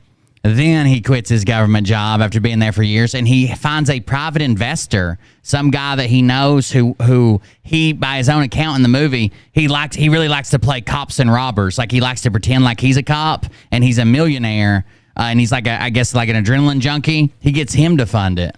Like I don't know where this sold everything he owns, blah blah blah shit comes from. That's not true. The dude started out with millions of dollars. He's not like bootstrapping this, okay? The main plot is pure fiction. While it is true, Tim Ballard in 2006, while working as a Homeland Security agent on the U.S.-Mexican border, helped arrest a pedophile named Earl Buchanan. While working on the border. It is true, in 2006, Ballard was working with DHS at the border. And he helped to arrest a pedo guy who was crossing the border with a 5-year-old victim, and they separated the two. Now that's kind of in the movie, but so in the movie it's a lot different. They arrest a different pedo, and then Tim Ballard becomes buddies with him and convinces him that he's a pedo by like taking him out and hanging out with him and taking him out and giving him cigarettes, taking him outside when no one else is at the jail. Like it's a really weird scene. He convinces him that he's a pedo, even buys him a book and writes like this crazy note in the front of it. And then he convinces this pedo, helps him get out of jail and convinces him that he wants to buy the little boy. And then he has him arrested and says, "Oh, you're a pedophile. You're going to jail." And then it cuts to the border, and Tim Ballard's not even at the border. And it cuts to the border, and they stop a guy Tim is there. They stop a guy at a border crossing, and he looks at the guy for a minute, looks at the boy, and he goes, "That's him. Get him." Like this is so fucking weird. None of this is true. It's slightly true that he did work on this case, sorta. And he did help. He was one of the guys that like got the kid out and took him away and figured out that the kid was being trafficked or the kid was being abused. Big difference. There's a difference between grooming. There's a difference between abuse. There's a difference between trafficking. Okay, grooming is the act of preparing someone to be abused. Right? You might do weird things, but you get them comfortable and used to the fact that they're going to potentially be abused in the future somehow. Maybe it's just a dynamic of power, like you're a school teacher or something like that, and you're letting them know it's okay. Maybe it's like you start telling them things like, "Oh, well, yeah, being naked's fine, and a boy and a man together's fine," or whatever, right? Abuse is actual physical abuse, right? Mental abuse, some type of abuse. And trafficking is moving them to be abused by other people, right? Selling, trading, taking, moving. We got to stay up with those terms because this is going to get interesting here in a minute. Now, remember, Jim Caviezel said he took down the guy that they're talking about right here was one of the worst pedophiles in the world. There is a huge difference. Don't say there is no difference because it's all wrong. Yes, so is a DUI and murdering your mother. But do you think those two things are different? They're absolutely different. 5-year-old victim. That's the end of the truth. From there, it's a series of... No one said one was better than the other. They're different they're different actions that you take. If I go blow up a plane and I also jaywalk, those are not the same because they're both wrong. Getting bigger as the story goes on. Ballard was not the one who rescued the boy. It was a border agent. Ballard was not the one who rescued the boy. It was a border agent. The boy was not kidnapped and trafficked. The boy was not kidnapped and trafficked. He was being groomed by a family friend. Still wrong, still disgusting. But Jim Caviezel says, first of all, they set it up as if he was being trafficked somehow. Jim Caviezel said he was being trafficked by one of the worst pedophiles in human history. But what was actually happening is this guy was a family friend, was grooming this boy that lived with his grandmother, who was a pedo. The guy was definitely grooming him to perform shit. He was a pedo. But he wasn't selling the boy. He didn't sell him to Tim Ballard. Tim Ballard didn't convince anybody he was a pedo and get this boy sold to him. This didn't happen. Not kidnapped, but groomed by a serial pedophile. The boy not kidnapped. Not kidnapped by anyone. No girl was sold to a Colombian drug lord. The boy's sister was not kidnapped by anyone. In fact, I don't even think he has a sister. No girl was sold to a Colombian drug lord. This is from the movie. No daring rescue ever took place. This is from the movie. In the movie, they try to find this girl several times by setting up a sting here and a bus there and blah, blah, blah. And finally, they find out that the girl was sold to this guy named Scorpion, who basically was like a Colombian drug lord, and he had like a band of people that was like his own militia, and even the police didn't go there. The military didn't go there. Nobody fucked with this guy. And Tim Ballard and his buddy sneak in as a doctor, and only Tim's allowed to go in. So he breaks her out in the middle of the night, kills the drug lord, escapes on a riverboat, dives in the back of a vehicle. They drive away, and he reunites the family. None of that was true. None of that's true. Basically, the only true part of this is a 5-year-old boy was taken from someone who meant him harm. Yeah, we got it, David. Thank you. It wasn't cheap. Plus, we had to get the showroom to call in somebody from the parts department. The parts department guy was luckily he was a guy that was also like a locksmith and the ability to program, but he did come in. It wasn't cheap, but we got it. I'm almost positive you got everybody else to see the movie. The guy's named Scorpion, right? Isn't that what they say in the movie? Or Scorpion, something like that?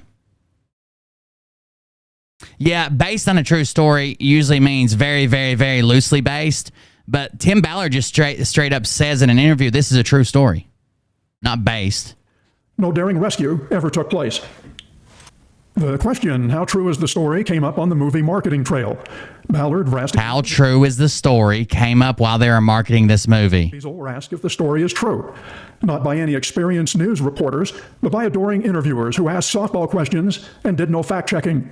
Tim, the movie really starts off with you in progress. It's how true, how much creative license was taken with this script. And the reason I'm asking you, because the story is almost so bizarre, you go, they must have made a lot of this up. Yeah, no, I'll tell you what, every bad guy is real. In fact, the movie was cut because it was too long.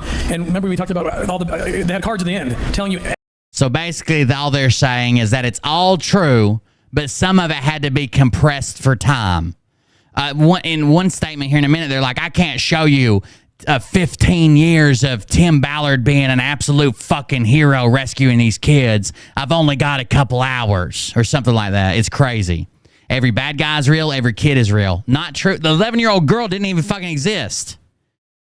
Again, if this was really about saving kids, if this was really about getting the message out, why these lies? Why not just say, hey, it's loosely based, but we wanted something entertaining? Obviously, we had to tie up some loose ends. We had to combine some different stories and aspects, and there was some filler material. But the message is we want people to know trafficking is real. We want people to get involved if they can and at least be aware that this exists. No. We're going to pat his ego and try to sell more tickets. Every bad guy's real, every kid is real, and it told you where they are today. Wow. So they had to cut it. It hurt, but it was his fault. Way to go, Eduardo. I told him, you know what, let's focus on the movie, and after that we do a TV series, and then we put everything, right? There you go. There you go. There's their whiteboard meeting into full swing. Yeah, it wasn't cheap, which is crazy because I can buy one, David, and program it myself. I can buy one off... I found this out. I thought I could program it myself. I actually need 2 keys to be able to program it myself, and I'm probably going to have to go to the dealership again if I want it. But at that point, I would just have 2 keys again. But I can buy one off eBay for $40. It was quite a bit more expensive than $40, but it's part of it. Not eBay, Amazon. That's what I meant. Yeah, I was going to buy one off Amazon. The problem is, like, it's got a thing that programs in the car. It's in the glove box. So what you do is turn the car on and off a couple times with the push button while you have different fobs in this holder in the glove box. And then the last one, you put the new key in. The problem is you have to have 2 working keys to be able to program a third one. And if you don't have 2, you have to go to the dealership and they have to program with their computer. And like an NFC thing that communicates with it. Hey, it's coming.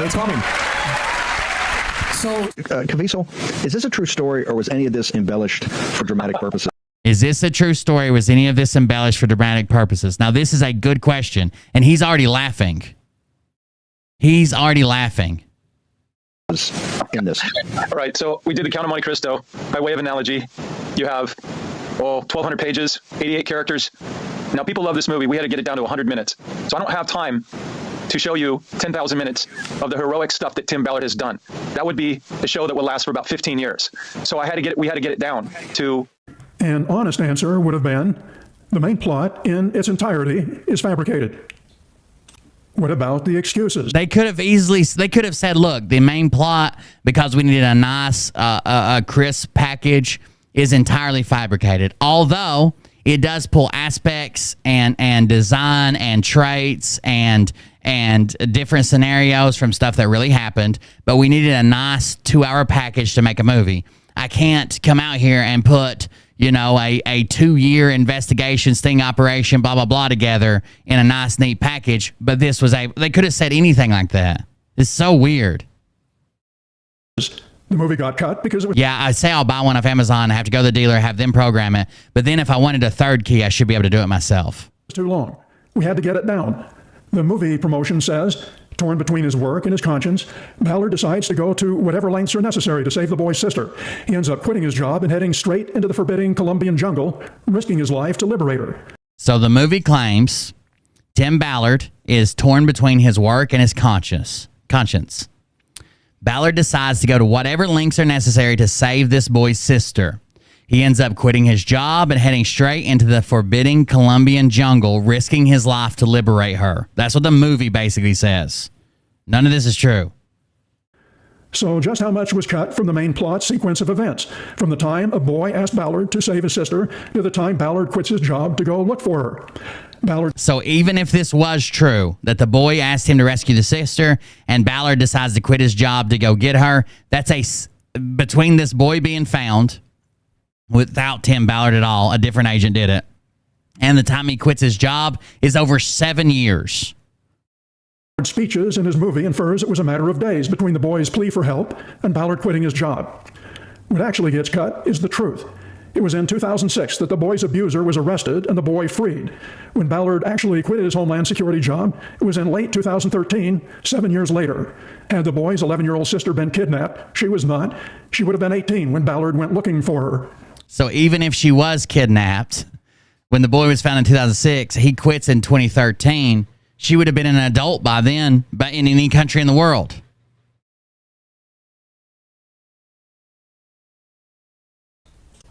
Who knew the storyline is false? Two of Ballard's attorneys who are being paid millions of dollars to ward off the criminal investigations, Alessandra Serrano and Karen. There might be somebody named Tim Ballard that's a registered sex offender. This Tim Ballard is not a sex offender in Arkansas or whatever you said. They knew. How do we know they knew? Before they were engaged to defend Ballard, they were prosecutors for the U.S. Attorney's Office in San Diego. Excuse me? His lawyers knew the storyline was false. Why? Listen to this.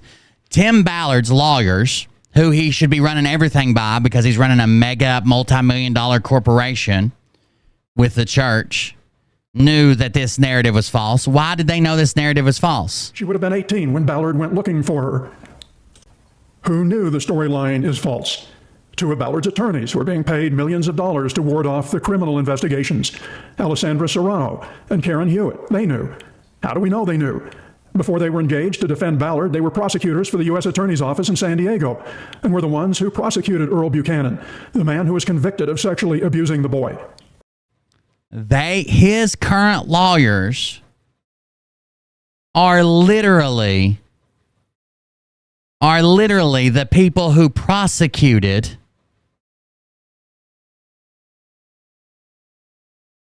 the guy who was grooming the 5-year-old. They know he didn't have a missing fucking sister. They know Tim Ballard wasn't there. They know Tim didn't immediately quit his job and go find this. They knew none of this. They prosecuted the guy. Who, again, he was a horrible pedo. He was a piece of shit. He was everything. He wasn't a trafficker. He wasn't sending this kid anywhere. He was grooming him, and he had already done pedophilic stuff with other people. Yeah, of course it's a different Tim Ballard. Just because it's a white guy, they're like, oh, that's him. That's why I hate Facebook. This is the guy they're trying to claim is the same Tim Ballard. It's a white guy with a big forehead. Must be him. You have to register in every state you live in. Tim Ballard lives in Utah. He's not there. That's weird, right? It's because it's not him.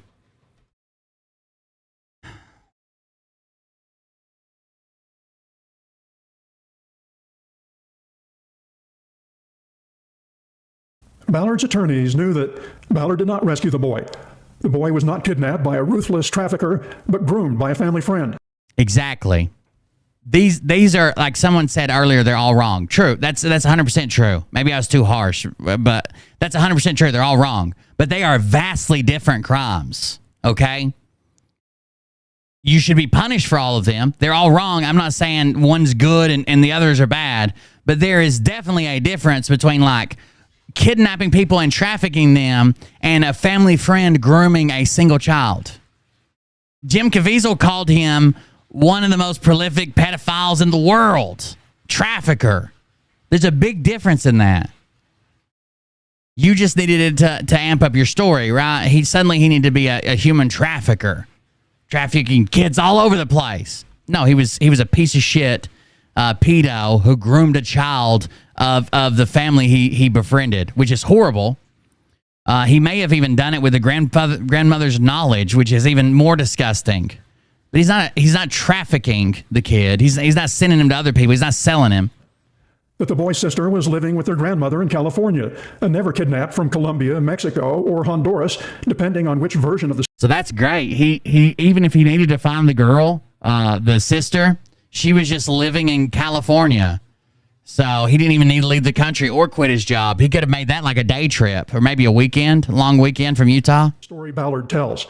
Ballard did not resign from Homeland Security investigations until 7 years after the Buchanan arrest. Yet, they vouch for his integrity. Ballard did not resign from HSI until 7 years after the Buchanan arrest, which he was not part of. I mean, he helped on the back end, kind of like research and stuff, but he was not the guy there at the border like they show it, where he like separated the kid, blah, blah, blah, whatever. But yet his lawyers have vouched for his integrity, knowing this isn't true. They're the ones who prosecuted the guy who was arrested. Homeland Security investigations until 7 years after the Buchanan arrest. He was in the investigations division. There's no way he would have been at the border. There's no way. He wasn't a field agent. He didn't do this shit. Yet they vouch for his integrity. Even though that guy is a level 3 offender, though. There's only 4 levels, I think. Level 3 is high risk. Level 4 is sexually dangerous person. The movie's cast list does not show the full names of some of the actual characters. It does list the full name of the claimed kidnapper. So when you go to the cast list, on there, it doesn't list everybody in the cast, but it goes out of its way to list the kidnapper because they think that you might look his name up and be like, oh my God, he was a real bad guy. And he was a bad guy, but he wasn't the trafficker they claim he is or the most prolific pedophile of all time. They go out of their way to list his name. And his son has recently come forward and made a statement. Earl Buchanan. In an interview arranged by Las Vegas reporter Damian Moore, Earl Buchanan's son reacted to his father being named as a villain in Sound of Freedom. The son said his father was a millionaire who curried favor with legal and illegal immigrant families. He said his father is a scumbag who also molested his sons. But Buchanan's son said his father did not kidnap the boy, but groomed him, perhaps with the boy's grandmother's knowledge. He's admitting his father was a millionaire who curried favor with legal and illegal immigrant families. His father is a scumbag who molested him. This is the guy's son who even molested him and his brothers. His father did not kidnap the boy, groomed him. Did not traffic him, groomed him. Perhaps even with the grandmother's knowledge. We're not sure. It seemed like he would pay these immigrant families for time with their children, basically, or lavish them with presents or whatever it took, cash, presents, money, whatever. He said his father did not sell any of his victims. He did not traffic them. He abused them. And he added, the 5-year-old boy was traumatized when taken from his abuser. He did not sell any of his victims, as Tim Ballard portrays in the movie. Again, he acts like he makes friends with this pedo in jail and gets this boy purchased for him, convinces this pedo in jail that he's also a pedo, takes him out to a diner, hands him a book, they cry and hold hands and touch each other for a little bit, and then he tells him the little boy's on his way, tomorrow he'll be yours. They call him Teddy Bear, and he touches his hand softly and says, well, you're going to jail because you're a pedophile. And then the cops kick down the doors of this diner, fucking jump him. It's ridiculous. The boy... This is a horrible crime. The guy should have been... I'm glad the guy got caught. I'm glad he got prosecuted. But this isn't plot armor for your movie. And to call it a true story. OUR's primary messaging is a public disservice. Tim Ballard took the truth that Earl Buchanan was a pedophile who groomed victims, which is sadly very common, and falsely transformed him into a pedophile who kidnaps and sells victims, which is rare. The Sound of Freedom's fabricated story was needed to portray Ballard as... This right here is what I was talking about earlier. Everybody's worrying about this, some type of foreign drug kingpin, Ghislaine Maxwell kind of out here recruiting, transferring, selling, getting Bitcoin for kids on the blockchain, very scary quantum in there somewhere. When in reality, the most common thing that's going on is someone grooming a child and then trying to have a relationship in your own backyard, in your own neighborhood. That's what we need to be looking for. Not this, with what the movie portrays. This crazy fucking kidnapper who's betting 5 kids on black at the roulette table in Las Vegas, and people are having fucking shoot craps for 2 little Asian babies. Like, this isn't happening, but it fits his story. As a Rambo-like hero. And then let's say it's the 4th of July. You're at a picnic. You have your children, and suddenly one of your children is missing, and this is where it becomes extremely sad, because that child's never going to be found. Over 300,000 children a year under the ages of 18 are taken. 850,000 children last year were taken, disappeared across the border. 850,000, that's 8 Rose Bowl stadiums and a half that were taken. But what the power of this film is, it weaponizes you. If you had your child and it was taken, might you wished that you had been weaponized to see it coming? This is a true story about rescue operations. So those... there is quite a discrepancy in a lot of these numbers. But we're going to go straight into Tim Ballard saying this is a true story about rescue operations we've conducted. Now, we've already decided that these are not true stories. The girl doesn't exist as a victim, at least. She did have a sister.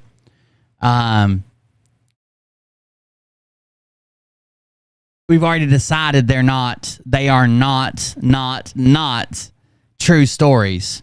But here's Tim Ballard's account of it. Was taken. Might you wished that you had been weaponized to see it coming? This is a true story about rescue operations that we conducted. These kids who are 3, 4, 5, 6, 9 years old are kidnapped millions a year in the world. And these kids are being raped 10 to 15. By the way, so he just said 850,000 kids are taken across the border every year. That's not true. The number is about 840,000 kids are reported missing each year. okay,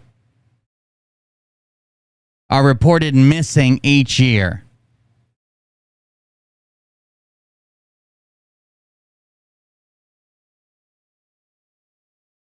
Now, this includes the most common thing is false reports and family stuff.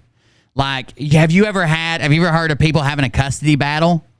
And dad's supposed to bring the boy home on Sunday, and he doesn't show up for the meeting and says, I'm not bringing him to Monday. And the parent has to call in and report the kid as missing just to get custody back. That happens quite often. Actually, they have them do it, especially if they're in court over custody. They have them do it quite often.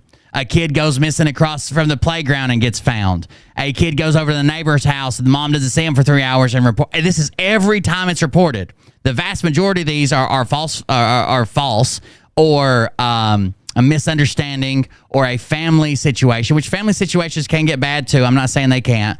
A lot of these are 16, 17-year-olds that have run away from home. Those count.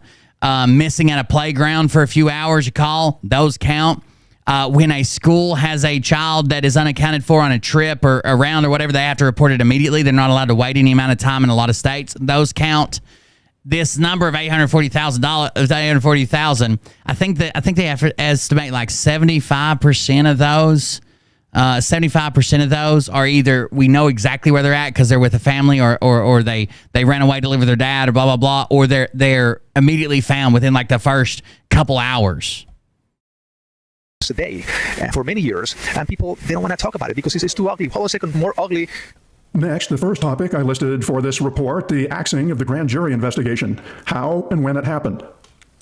The FBI grand jury investigation into Operation Underground Railroad and Tim Ballard. So that's the film director, producer, whatever this guy is, executive producer, talking about it. Obviously, he's just saying shit that makes it sound good. And people, they don't want to talk about it because it's too ugly. Hold on a second, more ugly. Next, the first topic I listed for this report, the axing of the grand jury investigation, how and when it happened. It says that 60% of these are resolved within 2 hours. It's 840,000 or not 850,000 can't be going across the border when 840,000 are what go missing each year, and 60% of those are resolved within hours.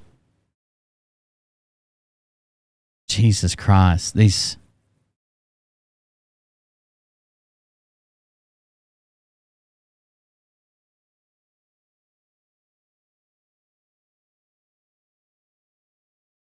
The FBI grand jury investigation into Operation Underground Railroad and Tim Ballard was killed during a February 2022 meeting.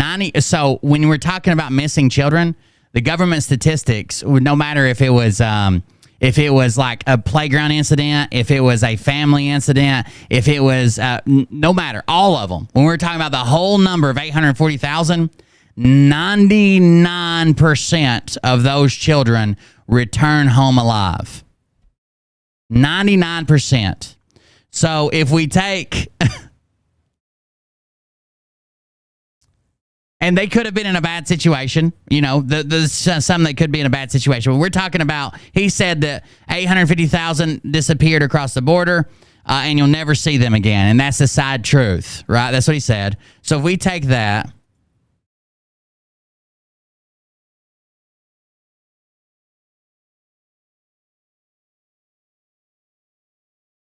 that leaves about 8,000 kids. Still way too many. I'm not saying we shouldn't look for those kids, blah, blah, blah. This still leaves like 8,000 kids. That's vastly different than 850,000 disappearing across the border every year. The fuck? At the U.S. Attorney's Office in Salt Lake. None of the participants would comment. All right, so now we're going to talk about the termination meeting. This is the termination of the investigation. Represents my best guess as to who was there and what happened. The Department of Justice had at least 3 people at the meeting. Assistant U.S. Don't be dumb, Barbie. I know it's inherent in the name. Don't be fucking dumb.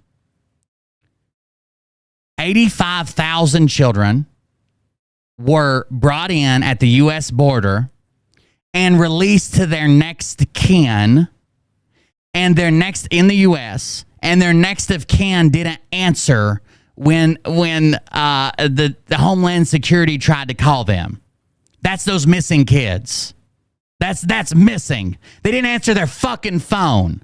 Okay? They're not being trafficked. They're fucking, you can't prove that they're being fucking trafficked or they're being sold to pet. They didn't answer their fucking phone. I don't answer my fucking phone. And here I am, Barbie. God damn, you're fucking retarded. Read the goddamn articles instead of running around looking for something that fits your fucking narrative as a headline and then repeating it in my fucking chat. If you're too goddamn dumb to engage with the subject, just say it and move on. U.S. Attorney Dave Backman and FBI agents Drew Scown and Mitchell Bruce. Two more additional... I tried to cover this, like, I tried to cover this with a little bit of fucking respect to it, saying, you know, it is real. It is something we should take care of. It is something we should be investigating. It is something we should look into. It is something more people should be aware of. But the narrative that's out there is fucking wrong. And then all you do is come over here to prove me right? Cool. Appreciate it. None of the participants would comment. This slide represents my best guess as to who was there and what happened. The Department of Justice had at least 3 people at the meeting, Assistant U.S. Attorney Dave Backman and FBI agents Drew Scown and Mitchell Bruce. 2 more additional agents might have been there. OUR and Tim Ballard may have had 5 or more representatives at the meeting. James Melendres from Arizona. And no, I'm not a Freemason. I'm a fucking pop layer. You need some? Sandra Serrano and Karen Hewitt from California. They're the 2 who know the Sound of Freedom's main plot is false. Salt Lake Attorney James Gilson. So there's the lawyers who know that they're lying about this movie. That's his 2 lawyers. They're literally the ones who prosecuted this guy who's cut at the groomer, who's cut at the border, the pedo who's cut at the border. Possibly Brent Andrewson. I don't know the name of the representative of the Washington, D.C. based Ancora Consulting Group. I don't plumb. I do trenching services. Just laying pipe, baby. Forensic audit was offered as evidence. OUR did nothing wrong financially. If the 2 FBI forensic accountants contested the validity of OUR's audit, they were not persuasive. During the meeting, the plug was pulled on the grand jury investigation. So during this secret meeting that no one could talk about, that no one is, the investigation just stopped. And literally, if anything in that was reported in that whiteboard meeting is true, if anything there is true, and we know someone already broke the NDA or we wouldn't know about it at all, if anything in that whiteboard meeting was true, they've committed several felonies. But they've got money on their side. They've got the church on their side, which means they have the Utah government on their side. During the meeting, OUR's attorneys ostensibly provided evidence so compelling, apparently in the form. It's like... This is bait, right? This is moral morality bait, a loaded question, right? It is so people just hear kids being hurt and they lose their fucking mind. If I told them 8 million kids were missing a month, they'd be like, "Oh my God, yeah, it sounds right. Sounds right to me. We gotta find them." But because I want to actually engage with the numbers, the real numbers, the real stories, what's really happening, what's really the most common, which is happening in your own fucking neighborhood. Because I actually read the report about the missing kids at the border, the immigrant children, who just didn't answer their fucking phone. Could some of them be in trouble? Absolutely. Does that mean 85,000 need to be labeled as fucking missing, endangered, and we got to fucking deploy 85,000 SWAT teams? Absolutely not. I don't answer the fucking phone when an unknown number calls me. Are y'all dumb? Do you? You just answering the phone all goddamn day, getting new warranties for your fucking car? It's better to actually know what's going on, do a little bit of fucking research, don't believe a fucking propaganda piece of movie while you're making them fucking million. This is the same thing that fucking the Philtards do. You want to hang out in my chat and talk shit about Phil, but they just listen to what he says. Anybody that says something different must be a Freemason, piece of shit, Democrat, deep state operative, black hat. And they just run with that. I can't help it that you can't. You can't look at the evidence out there and decide what's fucking true. You believe the propaganda just the same way I can't help Phil's followers. I'm going to have to wrap this up soon. I got a lodge meeting tonight. Yo, Pop Layers Union. of an independent financial audit that the DOJ ended the investigation during the meeting, which would have been unusual to say the least, because there was no chance for FBI agents to participate in the decision. That's weird. They didn't consult the FBI who was working on this case. They didn't consult the FBI before ending this investigation. And the FBI was called in to help with the investigation, but not a single person consulted the FBI on this. That's weird. Unusual to say the least, because there was no chance for FBI agents to participate in the decision, no chance for the U.S. Attorney's Office and FBI to vet, that is to fact check, what OUR counsel presented during the meeting, no chance for the Davis County attorney, assuming he was not at the meeting, who began the probe and likely asked for FBI and grand jury support to consult on the decision. It's unlikely OUR's new evidence was given to grand jurors whose job it was to evaluate evidence before deciding to indict or not. By the way, they never voted or anything. They just shut it down. It never even finished. It's not like they returned like no true bill or whatever when they don't want it. There's not enough evidence to pursue a case. They just stopped it in the middle and dismissed everybody. The role Ancora Consulting played is not yet clear, but it was likely involved in producing the audit that was purported to show OUR did nothing wrong financially. Ancora has declined multiple requests for comment. OUR's 2022 IRS Form 990 shows Ancora was paid some $733,000, but it does not say what for. It may be noteworthy that Ancora is being sued by one attorney for... That's kind of weird. So this was the people who did the audit, and they were paid a large sum of money, and they're currently being sued. They're currently being sued for fabricating audits. Kind of a lot of fucking ducks in a row there, huh? Huh? OUR's new evidence was given to grand jurors whose job it was to evaluate evidence before deciding to indict or not. The role Ancora Consulting played is not yet clear, but it was likely involved in producing the audit that was purported to show OUR did nothing wrong financially. By the way, two separate FBI forensic accountants, and they didn't perform an audit, but for some reason this third-party company who was paid a large sum of money produced an audit. Ancora has declined multiple requests for comment. OUR's 2022 IRS Form 990 shows Ancora was paid some $733,000, but does not say what for. Consulting. It's noteworthy that Ancora is being sued by one attorney for allegedly falsifying audits. Oh, wow. OUR invites anyone to request more information. I did ask. OUR did. It literally says available upon request, but if you ask them, they will not give you any information. Not respond. I sent an email to Ancora as well. This came out like 2 or 3 weeks ago. I've watched this and was holding it back until more people started talking about the movie. I was planning on doing this show already. Was the evidence OUR attorneys presented in the meeting really powerful?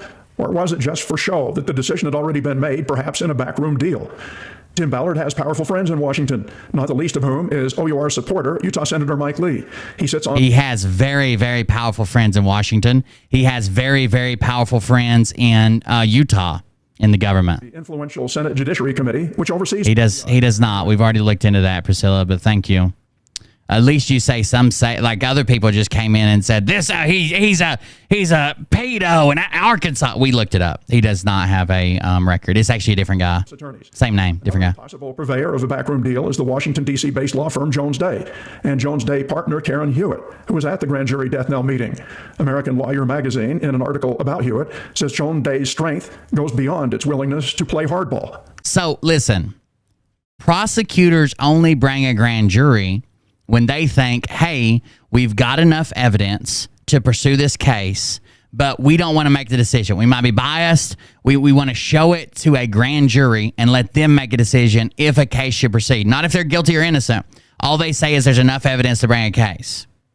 So it's very, very strange for then those prosecutors to just stop a grand... It's not like they lost evidence. It's not like they suddenly realized they didn't have enough evidence, or they didn't even look at the evidence and commissioned a grand jury. Like, clearly at one point they looked at this evidence and said, okay, we've got a case here. There's enough evidence here. Call the grand jury. We're going to let them decide. Then at some point in the middle, they suddenly meet with Tim and all his lawyers, and they're like, oh, I'm sorry, no grand jury. We misinterpreted all of the evidence that we used to call the grand jury, apparently. The fuck? Jones Day. Well, I've got friends. MAGA law firm. It represented the Donald Trump for President campaign, earning $20 million in fees. Jones Day partner Don McGahn became White House counsel, where he helped populate the White House legal office and Department of Justice with Jones Day attorneys. New York Times business investigations editor David Enrich wrote about that in his book, Servants of the Damned, Giant Law Firms, Donald Trump, and the Corruption of Justice. And when McGahn... So we're talking about some of the law firms tied up here. Listen. To play hardball. Jones Day Law Firm. Jones Day had the dubious distinction of being the nation's MAGA law firm. It represented the Donald Trump for President campaign, earning $20 million in fees. Jones Day partner Don McGahn became White House counsel, where he helped populate the White House legal office and Department of Justice with Jones Day attorneys. So they were paid $20 million to be the counsel for Trump's election in 2016. The partner was also appointed as White House counsel. New York Times business investigations editor David Enrich wrote about that in his book, Servants of the Damned, Giant Law Firms, Donald Trump, and the Corruption of Justice. And when McGahn becomes the first White House counsel with Trump, he then imports from Jones Day many lures to surround himself, not just in the White House counsel's office and elsewhere in the White House, but throughout the federal government, in particular the Justice Department. But it's brought to bear on behalf of Jones Day's corporate clients who have business before the federal government in a way that would be kind of funny if it weren't so... So this is kind of weird with Jones Day. They cover a ton of corporate clients who do business and lobbying and need laws passed for their businesses. And they're also very, very intertwined in Trump and his presidential office. I think troubling in a lot of ways. And there's an example I detail in the book involving Walmart, which was under criminal and civil investigation from the Trump administration Justice Department. And it's a Justice Department that was staffed at the senior levels in large part by Jones Day lawyers. Jones Day is representing Walmart and goes... So Jones Day is representing Walmart because they're being sued.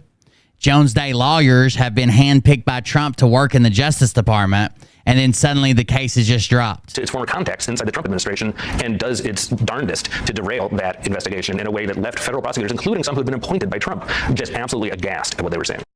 Karen Hewitt was the point person. This was a big issue, and a couple of federal prosecutors stepped up and said, we don't know why this case is being dropped. It's here. It should go to trial. We think there's enough evidence, blah, blah, blah. And it was still randomly dropped against Walmart. The Walmart case Enrich was talking about. The headline, Walmart was almost charged criminally over opioids. Trump appointees killed the indictment. After stop. That's from ProPublica. Remember the other day when I told you ProPublica is a good news source that seem unbiased, blah, blah, blah. Walmart was feeling very, for a long time, was feeling very, very, very, very, very sketchy opioid prescriptions that they probably knew were fake, but these were cash-paying customers. There wasn't insurance to review and make sure it was true. They were just accepting these, and some of these people had been turned away at like 10 different other pharmacies. Come to Walmart and they're like, you're paying cash or insurance. Suddenly that prescription goes right through. So Walmart was being sued in their role in the opioid epidemic. But then suddenly it just disappeared. I mean, not sued. They were being charged by the federal government. There was enough evidence there to bring charges, and then suddenly it's just dropped. In the criminal case, Jones Day sued the Justice Department in an attempt. There were even some Walmart pharmacists that come forward and said like they were just told, if you can approve them, approve them. It's technically your call, but as long as you think they'll get through and not get busted, go ahead and approve them. A civil case, as reported in the press. Walmart kept filling suspicious prescriptions, stoking the country's opioid epidemic. Former U.S. Attorney Karen Hewitt became the lead counsel in Jones Day's suit against the Department of Justice for holding Walmart accountable for opioid sales. Hewitt, who met with Trump's Attorney General William Barr while the litigation was ongoing, leveraged her connections with the DOJ to better represent a corporation that contributed to the U.S. opioid epidemic. She met with Trump's Attorney General William Barr while the litigation was ongoing. She leveraged her connections within the Department of Justice to better represent a corporation that definitely contributed to the U.S. opioid epidemic. Again, if you haven't figured it out, the top levels of government, it's not left, it's not right, it's not LGBTQ or abortion or it's protecting the upper class and corporations. That's what they're fucking doing. They want us fighting and looking at each other. Nobody can own a home because all these corporations are buying them up above market value. And they protect corporations. Next, the FBI's incompetent, unfinished OUR investigation. The FBI, their own investigation, not only did they help with this local indictment, grand jury investigation, they had their own investigation going on. It's weird how all these are disappearing, huh? It would be weird and a coincidence if like one of these things happened. It's getting way past coincidence now that everything's fucking disappearing. Incredibly, no forensic audit was done. Investigating possible fraud in an international $100 million organization requires an intensive, meticulous forensic audit.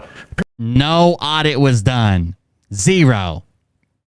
There were giant claims about the money, how it was being pushed through. They knew about the whiteboard meeting. All this stuff had been reported to the FBI. The money funneling around, a nonprofit that's not a nonprofit, no IRS records, no way to look this stuff up. Things seem shady. People are becoming millionaires. They're supporting the church with a nonprofit funds instead of what the nonprofit's directed to do. Like, tons of claims. There was no forensic audit done, even though there were 2 forensic accountants there. Well, really one, but we're going to talk about the other one in a second. Period. None was done for the OUR case, even though an FBI forensic accountant was assigned to the case.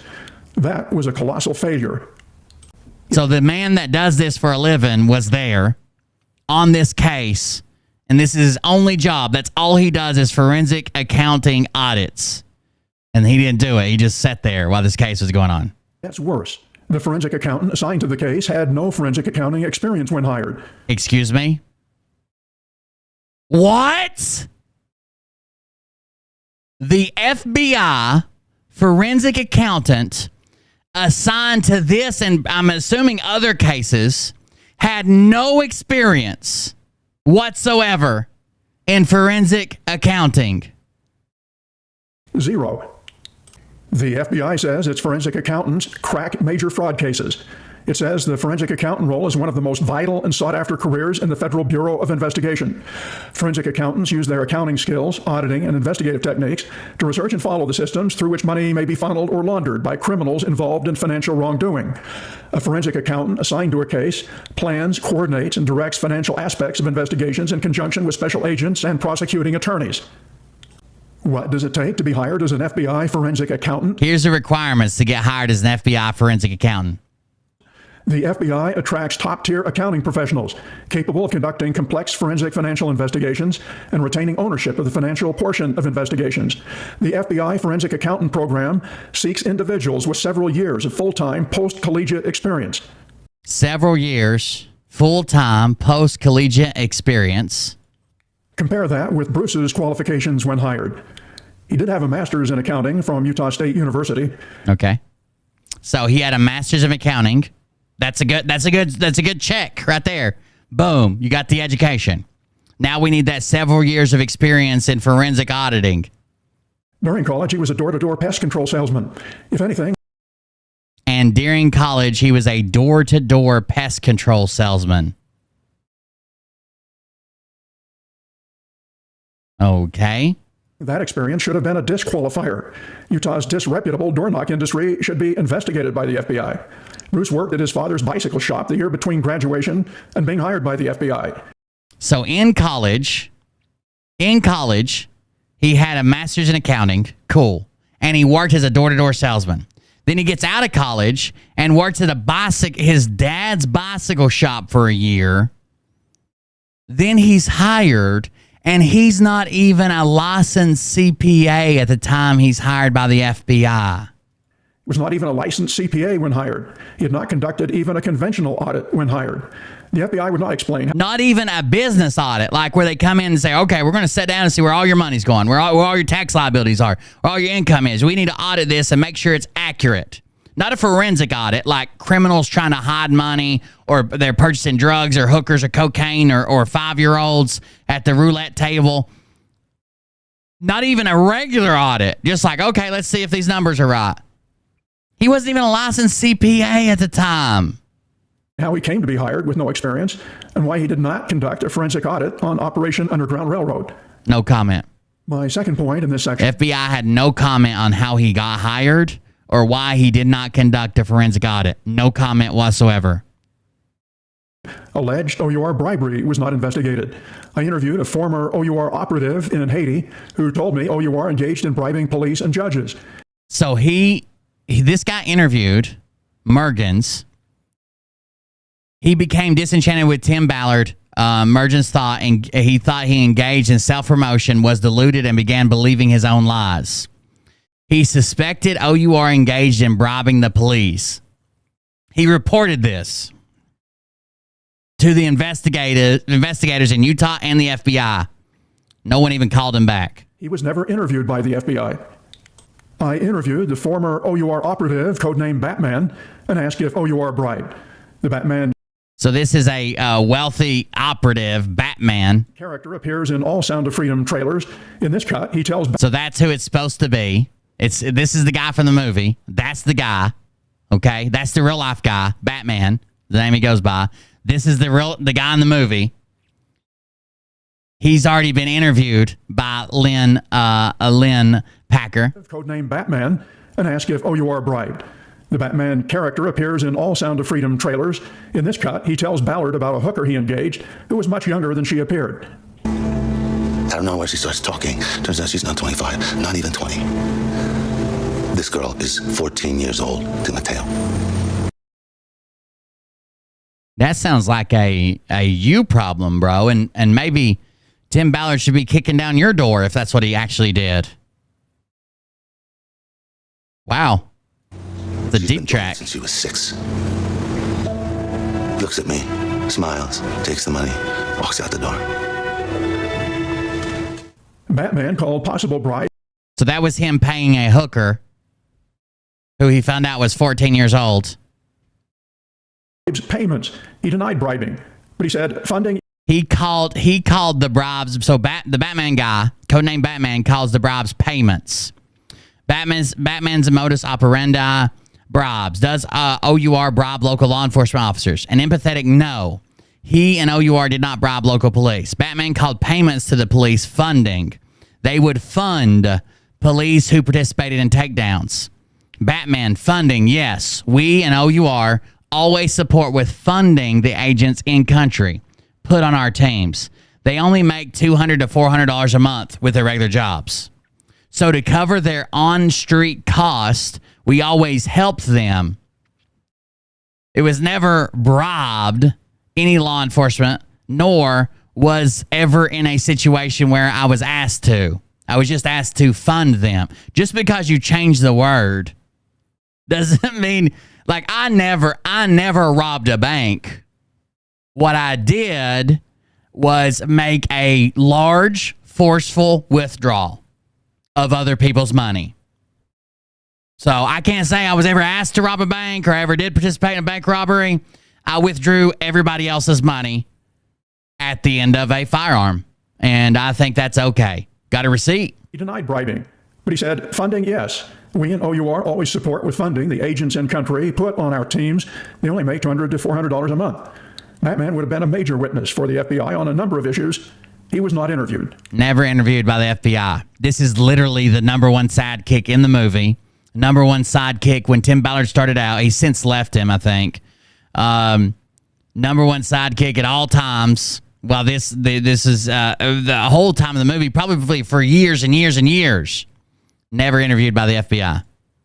I've yet to report about a news source who has come forward, a Haitian official who accuses OUR of bribery.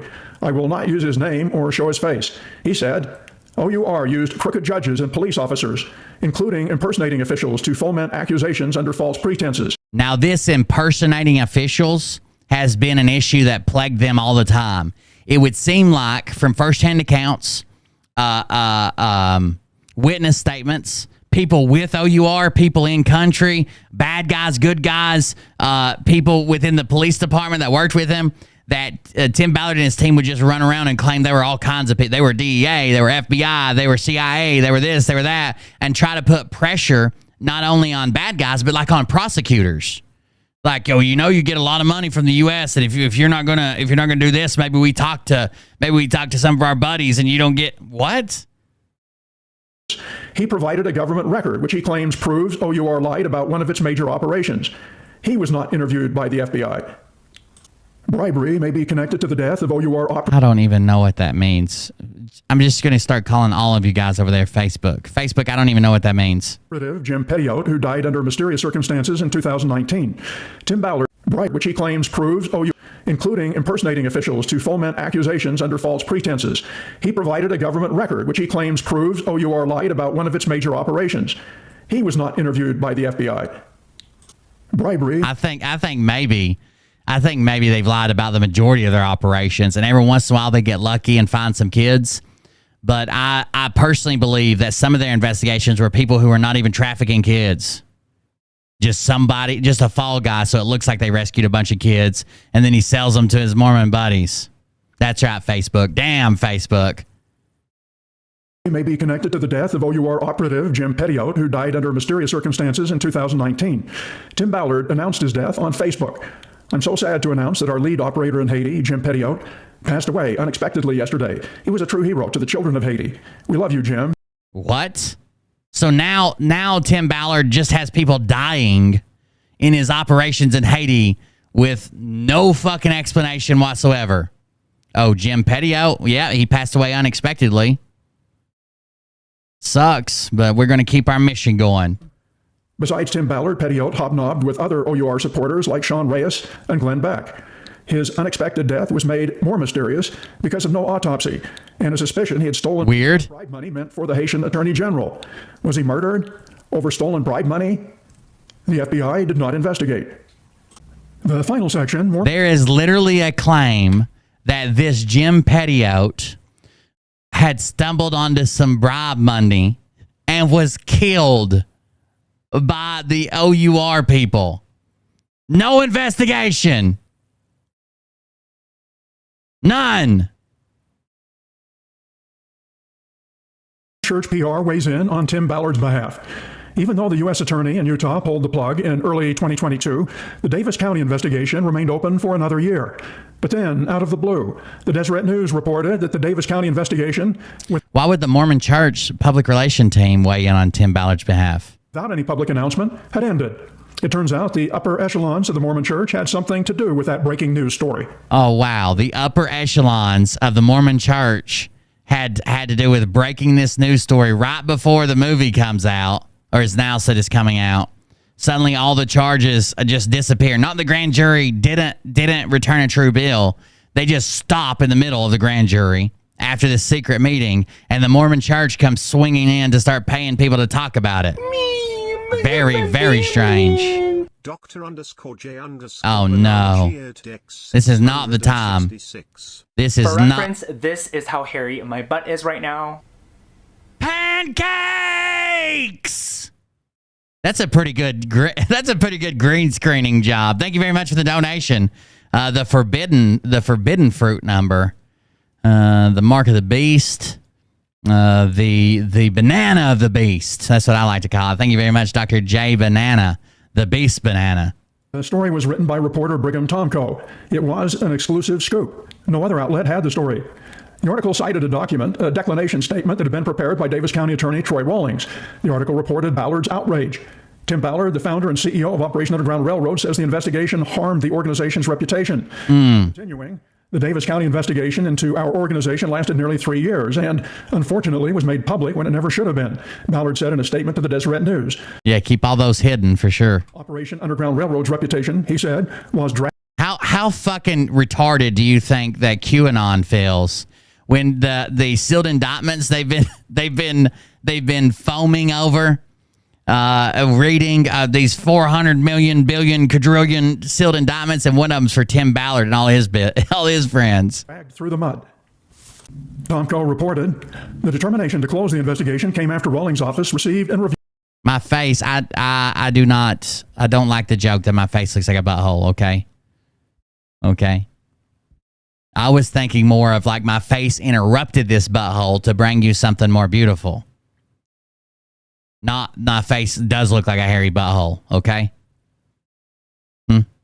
Viewed financial audits of OUR. It said Ballard claims the nonprofit is operated with integrity. We feel the determination to close the investigation came after Rawlings' office received and reviewed financial audits of OUR. By the way, those are prepared for not by the FBI, not by their office. A private company who was paid $750,000, who is under investigation for forging audits. Ballard claims the nonprofit has operated with integrity. We feel the conclusion of this investigation, as well as an extensive independent third-party audit, helped to reinforce that point, Ballard said. You know what I think's interesting? The Facebookers, the fucking Facebookers on Facebook. God damn you, Facebook. They'll be the same people that in 10 years when this finally comes out and Tim Ballard gets a slap on the wrist, but he's like a fucking quadrillionaire by then, they'll be the ones that jump up and say, I always had a funny feeling about that guy. I always thought something was, I can't believe it. Just goes to show you can't trust anybody these days. That'll be them. The conclusion of this investigation, as well as an extensive independent third-party audit, helped to reinforce that point, Ballard said.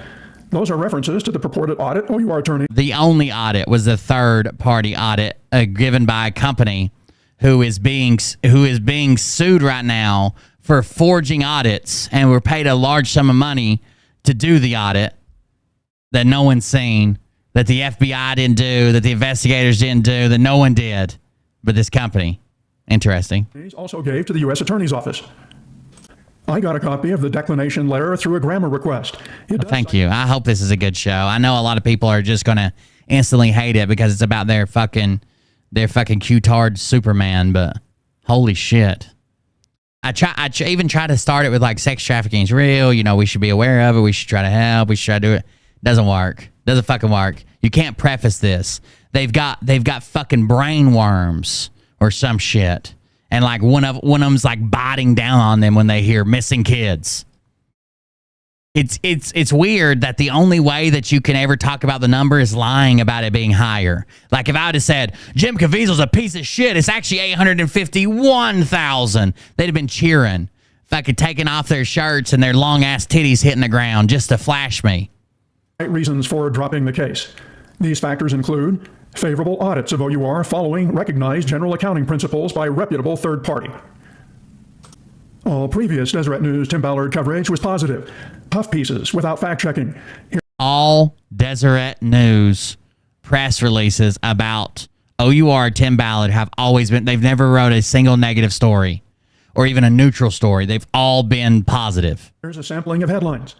Gripping Operation Toussaint shows Tim Ballard's real-life battle against sex trafficking. LDS man discusses fight against child trafficking. Tim Ballard, I fought sex trafficking. I don't use this name very often, but I think it's part of their declining ability to interact with hypotheticals. They can't do that. They can't interact with actual data. They can't interact with evidence. They're subhuman. Something has devolved them to the point to where they can't interact with actual numbers and evidence and written down, these are the actual numbers. But this guy over here said it's 85 million. Yeah, but this number right here says it's 9,000. Nope. They're subhuman. They have devolved to a state just above dolphins and just below humans, I think. They still have the language capacity, but that's it. And it's mostly shouting and grunting. Trafficking at the border. This is why we need a wall. Operation Underground Railroads, Tim Ballard meets with Ivanka. So here's some of the stories. Gripping Operation Toussaint shows Tim Ballard's real-life battle against sex trafficking. LDS man discusses fight against child trafficking. Tim Ballard, I've fought sex trafficking at the border. This is why we need a wall. Operation Underground Railroads, Tim Ballard meets with Ivanka Trump. Politicians regarding human trafficking. Politicians regarding human trafficking. Tim Ballard talks OUR partnership with the Pittsburgh Steelers. Glenn Beck and Tim Ballard team up in Operation Underground Railroad video in Thailand. What were Glenn Beck and Tim Ballard doing in Thailand? That seems like a place to vacation when you want to be a little mini sex trafficker. The Deseret News story strikes me as fishy. The paper had never reported. I know. I hate the Madison Marquette. She's a much larger scammer as far as not money wise, but as all of her shit is fake. She's never even accidentally helped a kid while she was making millions. I hate that she came out against Tim Ballard, to be honest with you. There was a criminal investigation. Why report? It ended.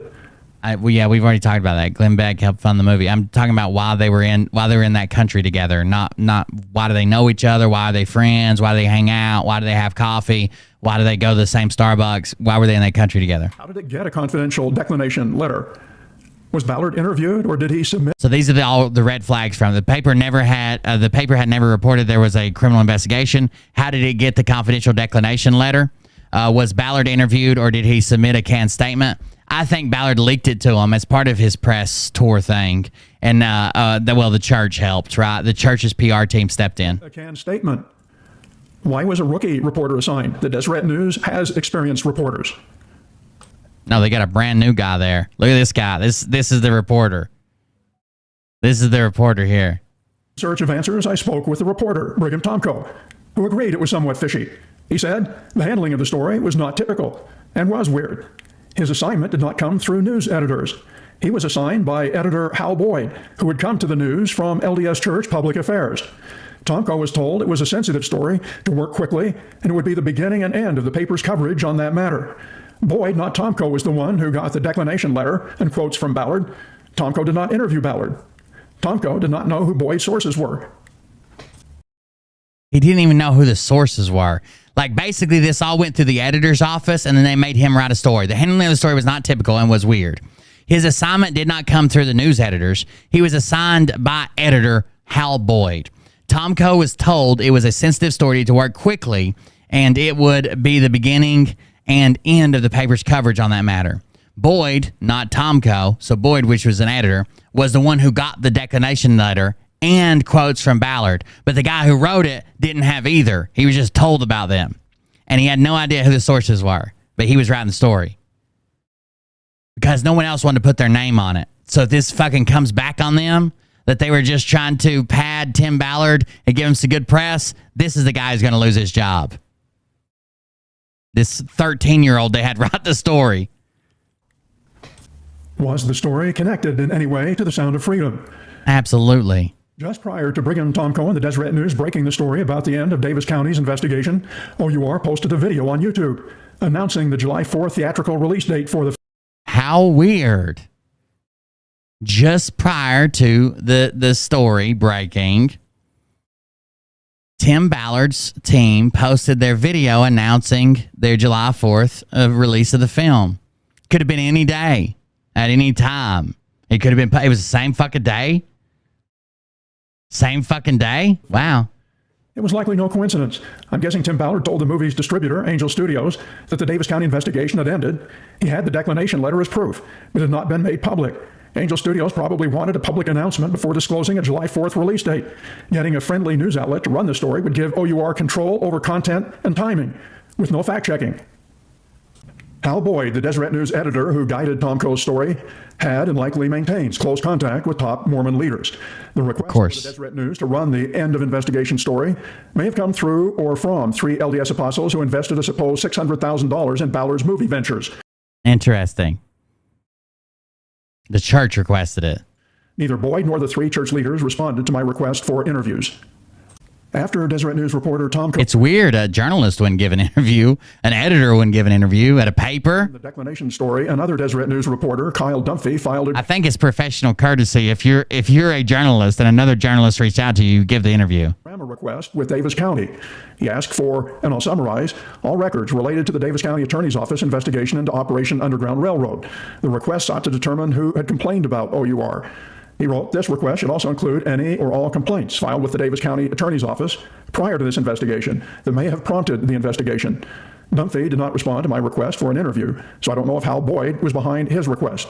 Very weird that another employee there wants to know exactly who reported them, how this investigation got started, who was the person that was doing this. They wanted all the communications. They wanted to know who reported our boy. Davis County denied the reporter's request. The denial included this statement. Counsel for Mr. Ballard and OUR had requested we notify them of any request related to their clients, and as such we did when we received your request. In this case, we were provided with a letter from their counsel regarding your records request, and we've determined, with their permission, to forward that letter on to you along with our response. Is that how FOIA works? Is that how FOIA... So when I do a FOIA request, do you contact the people that are involved in the FOIA request and their legal team and say, hey, is it okay if we give them this stuff? Is that how that works? I forget. I obtained a copy of the OUR attorney letter via my own grammar request, which was approved. The OUR letter asked Davis County to deny the request, which it did. It said, granting the Deseret Grammar request would vitiate sacrosanct grand jury secrecy protections. But the interesting thing about the letter is the fact that it documented for the first time on the record that there had been a grand jury investigation, which the letter repeated 11 times. By the way, these are the same people. His counsel has always said there was no grand jury investigation. Now they're saying this would violate some issues with the grand jury investigation. It's weird. It was proof provided by OUR itself, the target, not by the Davis County Attorney's Office or U.S. Attorney's Office. In conclusion, a little housekeeping. A few developments since my previous report. There are more signals that Eduardo Verástegui plans to run for president of Mexico. He's tightened his alliance with the U.S.'s CPAC. I wish somebody that was like, now I'm not in a video game.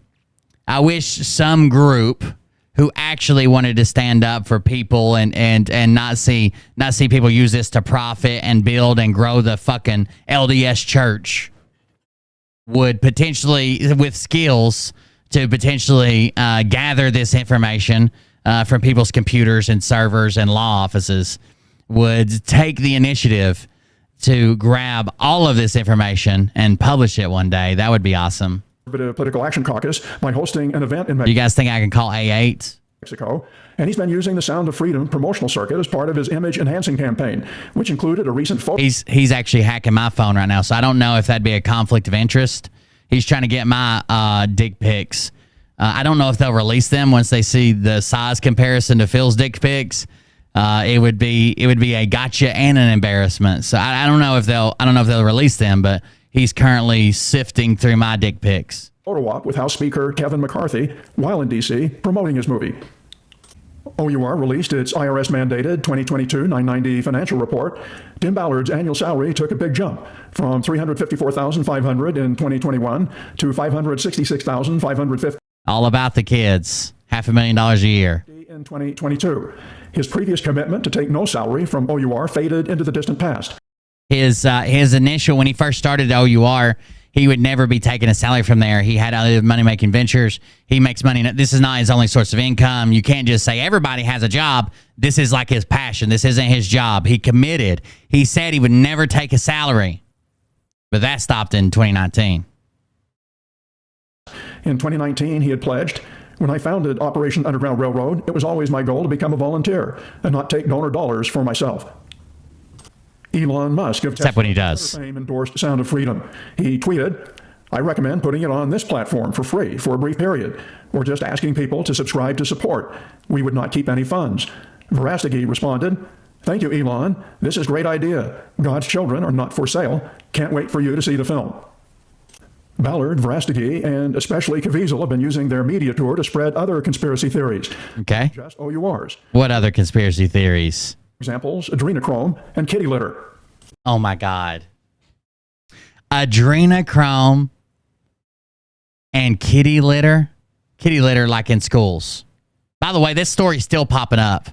I just went and picked up my daughter from school, and she said that another student came today for ACT testing from a school across the county, and they have so many children that are showing up dressed like kittens, they had to put in a litter box.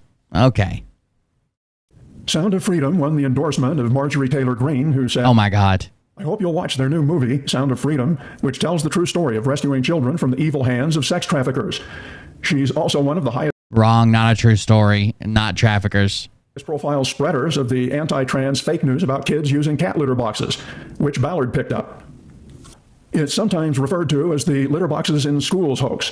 It alleges that certain schools provide litter boxes in bathrooms for students who identify as cats or who participate in the so-called furry subculture. It's said to be in... Even Mariah tried to argue. Mariah had seen this. It's easy to get fooled on social media, right? You think people are making genuine claims. But a lot of people are, but it's someone started it maliciously, right? Someone had to lie about it to begin with, and a lot of people are making claims. Even Mariah, and she's like, "Yeah, that's stupid." But I did hear over in Kingsport that, and I'm like, "No, don't start!" I can't cut you from my life too. I'll just be wandering around aimlessly yelling at people. Response to some school districts enacting protections for transgender students.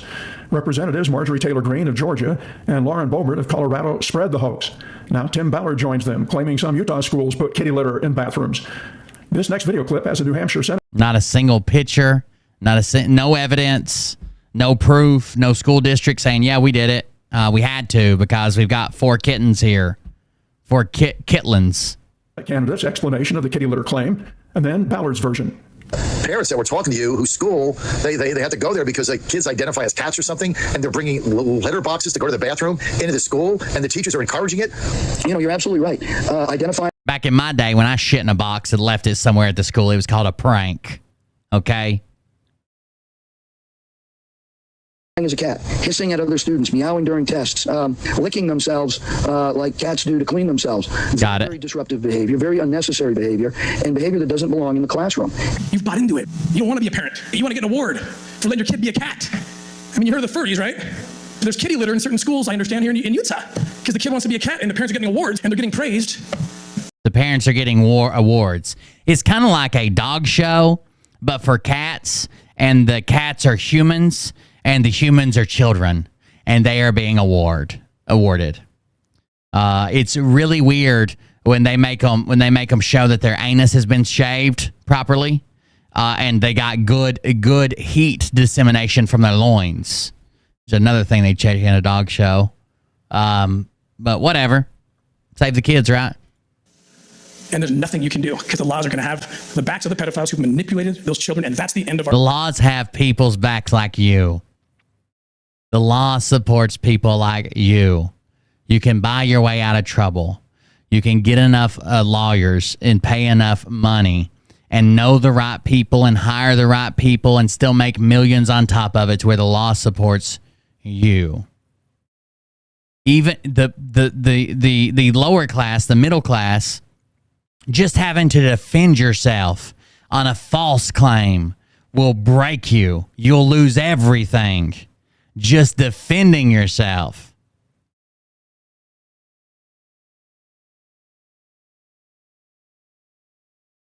Not to mention the amount of times that you can fuck up, right? Like a wealthy person, I always say that money's freedom. It doesn't matter how much money you have. It's the freedom that you get from it.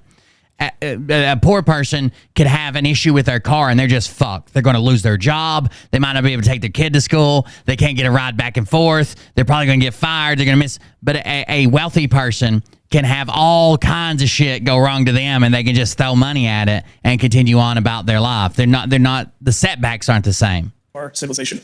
Jim Caviezel has been using his... Nothing you can do because the laws are going to have the backs of the pedophiles who manipulated those children, and that's the end of our civilization. Jim Caviezel has been into civilization. Thank God it's gone on too long. Look at the things. Look at the things y'all have done. It's gone too far. Freedom to repeating his adrenochrome warnings. He says millions of kidnapped children are pressed into child sex prostitution. When they're too old to appeal to pedophiles, they're murdered and their body parts processed to make adrenochrome. This is Jim Caviezel's actual statements. The actual statements of a fully grown man who once played Jesus.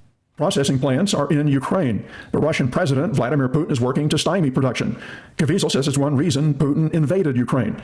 Caviezel says the CIA, FBI, Department of Homeland Security... Yeah, it looks like their leg, when they go to stretch, it looks like their leg is like 3 times the size of their body, and you're like, where the fuck did that come? That's the difference between a grower and a shower. That's what I was trying to tell you all the other night, and Mariah wouldn't back me up. And DOJ are part of the child organ harvesting conspiracy. The CIA, this is Jim Caviezel. The CIA, FBI, DHS, and DOJ are part of the children organ harvesting conspiracy. He said once they're old enough, they're chopped up for adrenochrome. Processing plants are in Ukraine, but Russian President Vladimir Putin is working to stymie production. That's why Russia invaded Ukraine, to stop the children processing plants. And the CIA, FBI, DHS, and DOJ are part of the child organ harvesting conspiracy. Got it, Jim. They need to lock this motherfucker up.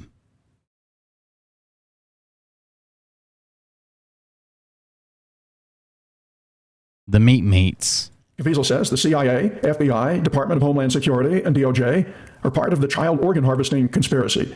The whole adrenochrome empire. This is a big deal.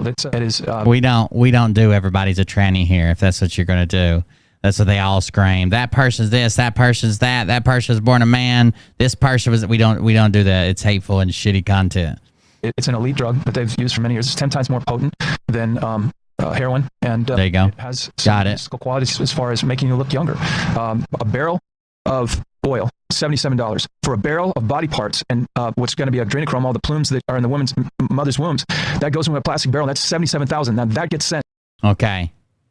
A barrel of oil. Hold on. Let's get these numbers right. Body parts and what's going to be adrenochrome, you look younger. A barrel of oil, $77. Write that down. A barrel of oil, $77. A barrel of adrenochrome body parts. For a barrel of body parts and what's going to be adrenochrome, all the plumes that are in the mother's wombs, that goes into a plastic barrel. That's $77,000. Now that in a plastic barrel, you don't have to use steel. Okay, it's not as crazy as oil. $77,000. Write that down. I bet you I could get cheaper rates if you're willing to buy in bulk, Jim. Gets sent into these biolabs. Who's organizing that? I would have to say definitely that has to be in the... Yeah, when it first started out, it had to be younger children when the adrenal gland was most active, or subpineal gland, some blah, blah, blah. Now it's anybody. They do it from anybody. 3-letter agencies. Barrel in the mother's wombs, that goes into a plastic barrel. That's $77,000. Now that gets sent. What do they claim? That it makes them, they claim it's a drug and gets them high and they party with it, right? And it's like 1 billion times more potent than heroin. I think they pick a lot of that stuff up from like fentanyl. But then they say it also de-ages them to where they can live forever. Or some people even would go as far as it like keeps up their facade that they're actually human and not lizards. But the more common one is that it keeps them young, it heals them. Because there was a story one time about young blood transfusions where people were getting young blood and young blood platelets, like donors would donate that were younger, like 18 to maybe even 16 to like 25, and older people were taking it and they were claiming all these health benefits. But that's all been debunked. Young blood transfusions are nothing. They do like excess placenta face masks. I don't know if you guys have seen that. Take the placenta that women don't want after a baby's born, and they chop it up and put a face mask on, and it's supposed to be rejuvenating. But almost all of these claims, none of this stuff really even works. Like all the studies they've been through, it's all just gimmick shit. They use baby foreskin, fucking nose peels and shit. Bullshit. Into these biolabs. Who's organizing that? I would have to say definitely that has to be in the 3-letter agencies. So Ukraine has these these kid processing plants, children processing plants in Ukraine, and the 3-letter agencies are doing it.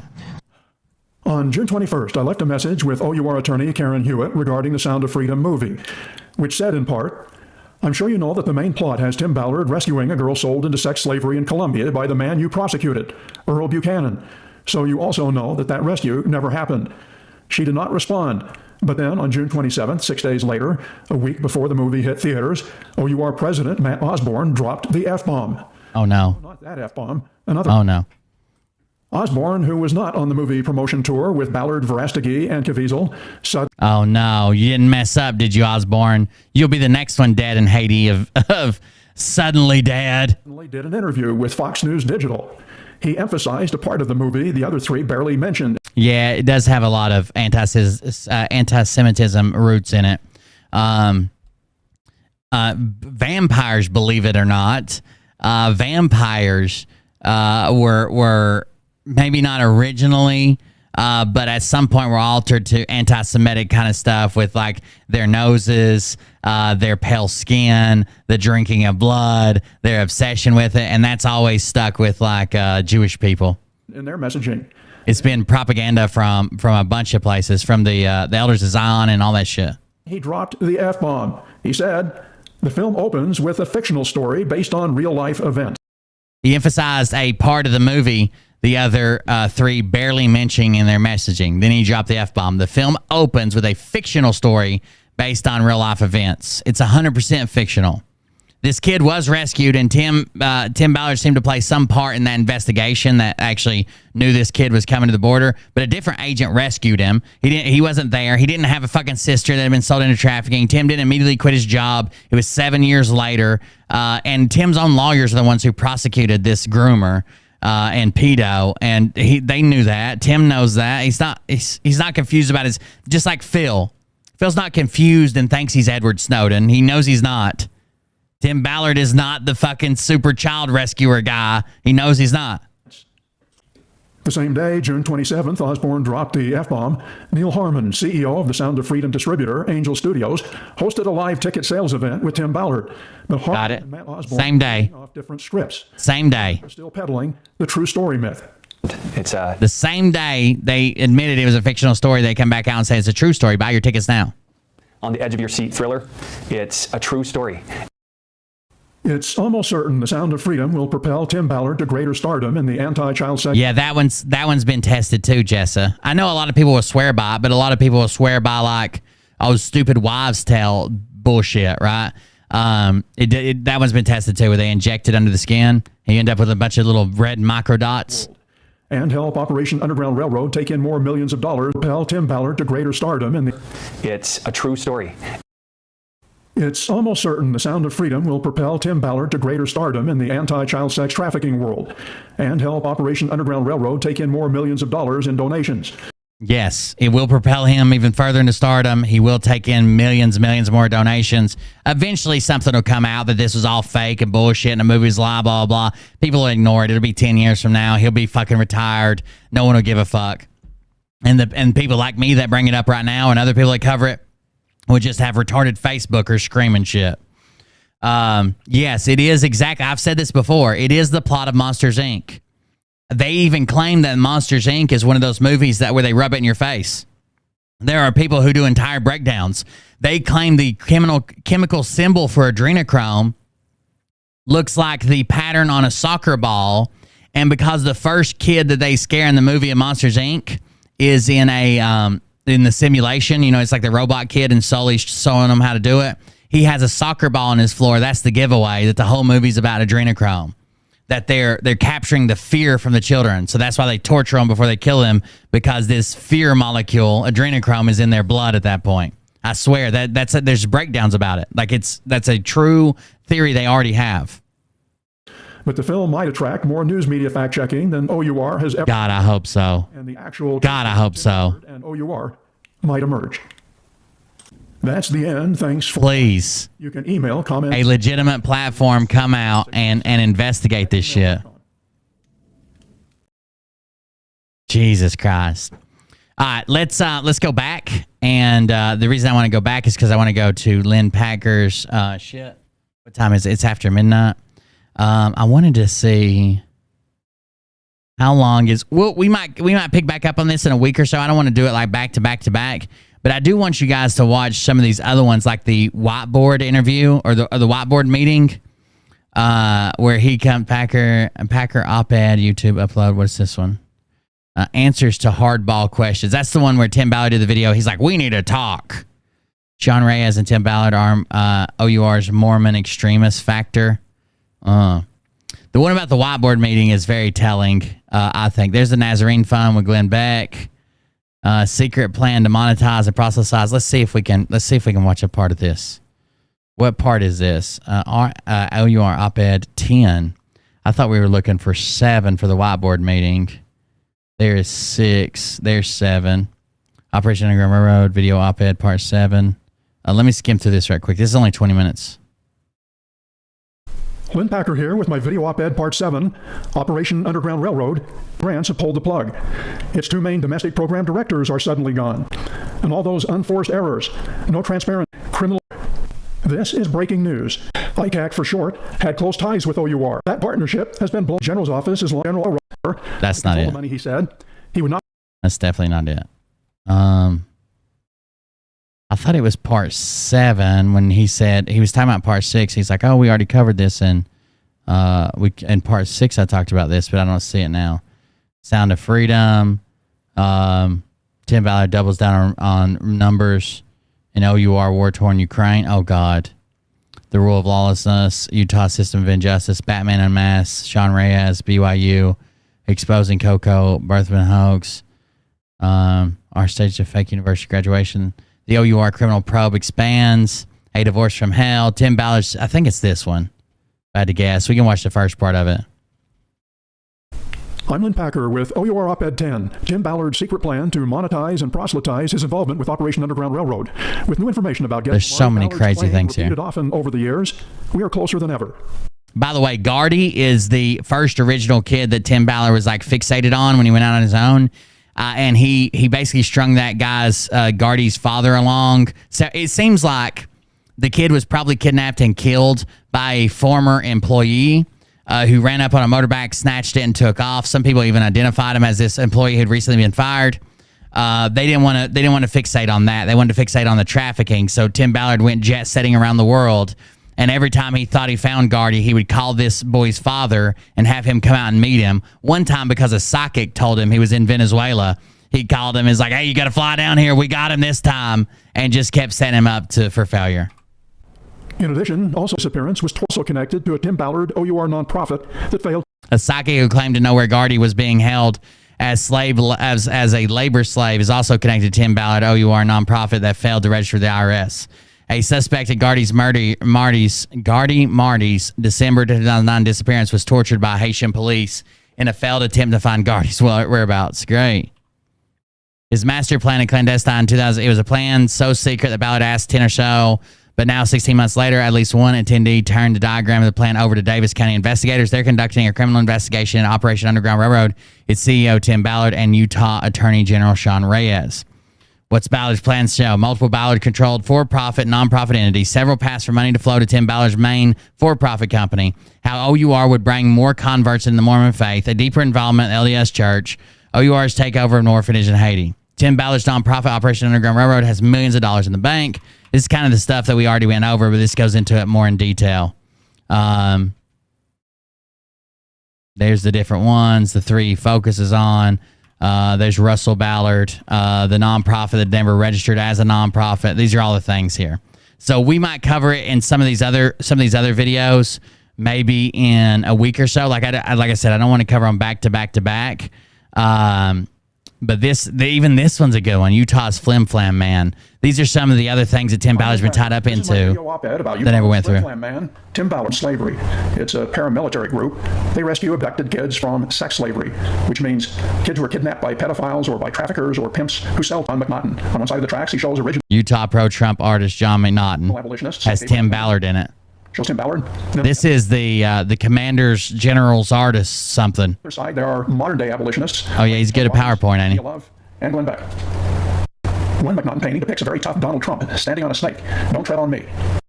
Another shows former President Barack Obama standing on the Constitution. Okay, Jenny. Ballard's OUR wing. I'm tired of Facebookers. Reyes is up for re-election this year and was endorsed by President Donald Trump. Ballard and Trump are also close. They're seen here in the country by human traffickers. These are people that are horrible people, bringing in women mostly. That's a Trump quote. Ports of entry to smuggle the White House. Trump quote. About a New York girl who he said escaped sex slavery and was raped 60,000 times in 8 years. Ballard talked about a New York girl who escaped sex slavery. Ballard says she was raped 60,000 times in 8 years. He said, "This is hard to hear, but this is the truth. This little girl, and this is very typical, raped for money every day, 30 to 40 times a day. If that's not a crisis, I don't know what is. Had there been a wall, a barrier, this little girl likely would have been saved." The Washington Post covered the event. It said in his State of the Union address, the president referred to thousands of young girls and women being smuggled between ports of entry. The Washington Post goes on to say it's unclear where Trump got that statistic, but he appears to have picked it up from a conversation with Tim Ballard during a White House event on human trafficking. In an opinion column for the Deseret News, Ballard wrote that the State Department reports that around 10,000 children are smuggled into the U.S. annually and forced into the commercial sex trade. Columnist Nicholas Kristof, who is an anti-trafficking advocate, was critical of Trump's position. He wrote, "Few people on earth are so exploited as children trafficked into the sex trade, and now they are being exploited again by President Donald Trump." Yet it's increasingly clear that this is less about protecting children and more about holding Trump, whose administration is actually prosecuting fewer traffickers and making it harder for some trafficking survivors to get help. The Commander's artist or something like that? Here's my synopsis, or Tim Ballard in a nutshell. Okay. A Flim Flam man who uses fear-mongering and tear-jerking to solicit donations for Operation Underground Railroad. He also has a tie to all the MLMs, so like the essential oils one and the health supplements. They all have ties to the church. They all have ties to Tim Ballard, and they've all made gigantic donations. The way Ballard portrays it, there's a pedophile kidnapper behind every bush. His donation solicitation pitch is a variation of the communist behind every bush Red Scare fomented by Senator Joseph McCarthy to incite a pedophile kidnapper behind every bush. Ballard wrote the page from the Donald Trump playbook. Trump wrote, "People want to believe that something is the biggest and the greatest and the most spectacular. I call it truthful." This is what Trump does right here, by the way. When I'm like, this is not true. It's not the biggest. It's not the worst. It's not the craziest. It's not. Trump knows it's not. He knows people want to believe something is the biggest, the greatest, and the most spectacular. I call it truthful hyperbole. Yeah, okay. Hyperbole. Hyperbole. The fastest growing criminal enterprise on the planet. Ballard must have said that thousands of times. Not true. Internationally, every 30 seconds, a child is stolen, either for sex, for slave labor, or organ harvesting. 2 to 5 million children are trafficked for sex worldwide. The State Department reports that around 10,000 children are smuggled into the U.S. annually and forced into the... A lot of the women are being kidnapped here in Utah. A lot of the women are being kidnapped here in Utah. Here's some more. Known for its kidnappable women. It can happen here, abduction and fear-mongering. This is from an interview Ballard did in July. He starts off by saying in Europe, kids are snatched mostly on the street corner. He said in the United States, it's online. Every child is vulnerable that has internet access, and every pedophile that has that same access has a weapon to get that child. But when kids disappear, when kids get kidnapped, every time when we find a kid, every time there's this long trail of contact with their predators online. The predators come in wanting to befriend your child on Facebook or follow them on Instagram. Slowly, they kind of lure them in disregard for truth. He said, Amnesty International came out a year or two ago and said we were all for legalizing the sex trade everywhere. Not true. And it's like, children would be raped. Don't do this. You can't do this. Children have to be put first. The truth is, Amnesty International recommends legalizing consensual sex work. They say laws on sex work should focus on protecting people, and they're referring to prostitutes, from exploitation. They're not talking about kids. Amnesty International says that sex work should be legal because if people are going to prostitute either way, and if we legalize it, at least they have access to like report to the police. If they disappear, the police aren't like just another hooker, kind of deal. They're not in and out of jail. They go on to say, Amnesty International's position that forced labor, child sexual exploitation, and human trafficking are abhorrent human rights abuses. There we go. International law. Forced labor, child sexual exploitation, and human trafficking are abhorrent human rights abuses. They're not in favor of those. It's consensual sex work. In every country. In terms of OUR news coverage, Utah's mainstream fundraiser's first movie, the AUTV's ripped into saw. For 3 years, the FBI has conducted sweeps against sex trafficking in cities nationwide. Last year, they conducted... These are all like puff pieces. They're crazy. They found no sex trafficking in Salt Lake City. And in 3 operations in 3 years, they have never found any sex trafficking in Salt Lake City. Because it's not that prevalent. They think because... They find people who are pedos. They find people who are groomers. That they don't find these gigantic traffickers who abduct 40 kids and start shipping them out in containers every week and blah, blah, that they're not doing their job right. But instead, it's not that often that you're going to find these people everywhere. Here's how OUR thwarts negative media coverage. Requires all employees, even volunteers, to sign non-disclosure. We're not watching this right now. I did find this video I think will be interesting for a second. That's the Tim Ballard story. At least that's where I'm leaving it for now. We will pick it up later. But as you can tell, Tim Ballard is not a good guy. Tim Ballard seems to be in this for profit. I hate they've made him some type of superhero. I hate he got this type of attention. And it's only going to get worse with his movie coming out. I was fine with the fact that they shelved his movie. I think personally the reason that this movie was probably shelved was because the backlash they expected. When you put this movie out, there's going to be media outlets that say, hey, we went through the claims in this movie. It's claimed to be a true story, and here's all the bullshit. They already did it with his Operation Croissant or whatever. Like, trafficking's real. Trafficking should be treated as if it's real. There's probably better things that we can do to help with trafficking. I'm glad that people are becoming aware of it or being around it or thinking more about it or even protecting themselves better. But it's not time to jump to it's everywhere. Everybody needs to be worried about it. And this guy's our hero, because this is not true. This is called craziest interrogation moments of all time. This is the video I was talking about. This looked pretty wild. I see a bunch of people grabbing firearms. Jesus. Interrogation rooms hold some of the most horrifying, saddening, and it's not the Clintons. There you go. So here are some of the craziest interrogation moments of all time. Are you fucking retarded, Facebookers? No one's ever said that human trafficking isn't real or isn't happening. You're so goddamn dumb. You're so goddamn dumb. I don't know. It's obviously contagious over there because everybody's caught it. Everybody's fucking caught it. It says, if you don't actually think trafficking is happening. How many times have I said trafficking is a real thing? It is happening in this comment. Then it says, you don't have a clue. It's been going on for a very long time, since Jesus was around. It's a big, big business, but it's nasty. So those making the money from it don't want people knowing that's where the money comes from. Are you telling me criminals would attempt to hide where their money came from? Are you telling me that? That is mind-blowing. I figured they filed official reports that just said, trafficking cash only, and sent it to the IRS. You stupid fucking cunt. I hope there's a trafficker hiding in your bush.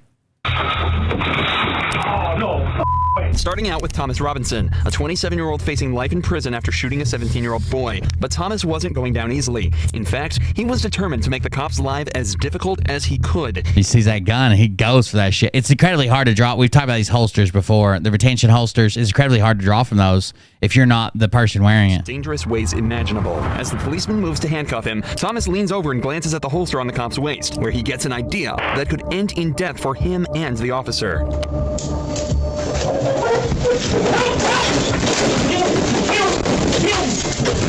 Oh shit! I need to do one of those hot Bodie sauce. I need to do one of the. I should come up with that. They've been exposed now that the movie came out, and this is what was supposed to lead to Unaliving Weekend. That's a good sense. That makes good sense. I'm good. You couldn't get it. Thomas made a leap for the cops. The mods will probably delete your comment because it's got the S word in it, and Twitch doesn't like that word. But that's a good idea. Gun, but due to safety features built into the holster, he wasn't able to get it out. After a short struggle, 2 more cops entered the room with tasers to subdue him, and he was eventually restrained without further issue. This obviously just looked like a case where the suspect wanted to escape and was prepared to do so by any means necessary. But take another listen to what he's saying as he's fighting with the cops. If he was really trying to escape, it's unlikely he'd be repeating the words, "kill me," from the get-go. Okay. Instead, it's possible that Thomas was so terrified of his sentence, an interrogation room is an incredibly foolish idea. Damn, is that another firearm? Hold on. Hopes that they'd shoot him and spare him from who all's bringing guns into interrogations? Room is an incredibly foolish idea, and the majority of police departments forbid it for the safety of the detectives. But it's yeah. Why would you? That seems like a place to not even wear a firearm. They should have already been patted down. They shouldn't have a firearm on them. It seems like, especially if you're in there by yourself, you're going one-on-one with a guy in a locked room. I don't know. It seems this Las Vegas Police Department also forgot about that rule and come incredibly close to seeing the consequences. Damn. That's it. Even fired. And they're detectives. They're probably wearing some weird style holsters in their pants or some shit. Some slim holsters that don't have the same retention shit. Yeah. Got it. This man convicted of killing even fires that motherfucker. Actually managed to retrieve the gun from the detective's holster, resulting in a mad scramble to get it back off him. It took 3 separate officers and multiple punches. That makes sense, Jordan. That's what I would think. I even saw a police interview where they asked him if he had why he brought his firearm. Aren't there lockers provided? And he's like, "Oh yeah, there's a locker right outside. I just didn't think about it or something." But they wanted him to. They were arresting a cop, and he had his firearm on him. Now, nobody was hurt, but Ryan Waller wasn't so lucky, as his story ends in a truly horrifying way. After he was that's a crazy one, but we've seen it. Wormed in pen. That's a gunshot wound on his head, and they investigate him for a long ass time. He ends up dying from seizures like years later. The client's injury. 16 when one finally solved in the case murder, and that 3 years is at an elementary school after he was seen pretending to be the father of a kindergartner. Reed was seen to be acting strangely around the kids and failed to correctly name any of the children there, so he was arrested. Oh, my son's in kindergarten. What's your son's name? Loaf? Yeah, you got a apple pie in there? Apple pie's my brother's kid. What? And taken to the police station. In the interrogation, Reed freely told officers that he intended to lure one of the children out, feed them candy laced with tranquilizers, then abduct them while they were unconscious. Okay. But at least he's got a plan. At least he's got a plan. I'm tired of these people just fucking winging it. This is who Tim Ballard's chasing down. After what seemed like an easy interrogation. I built a police station, no guns, where people are detained are cool. I know they don't do it for obvious reasons, like in jail and when they hold people, jail or prison. Reed suddenly decided that the detective had heard enough and made a bid for his escape.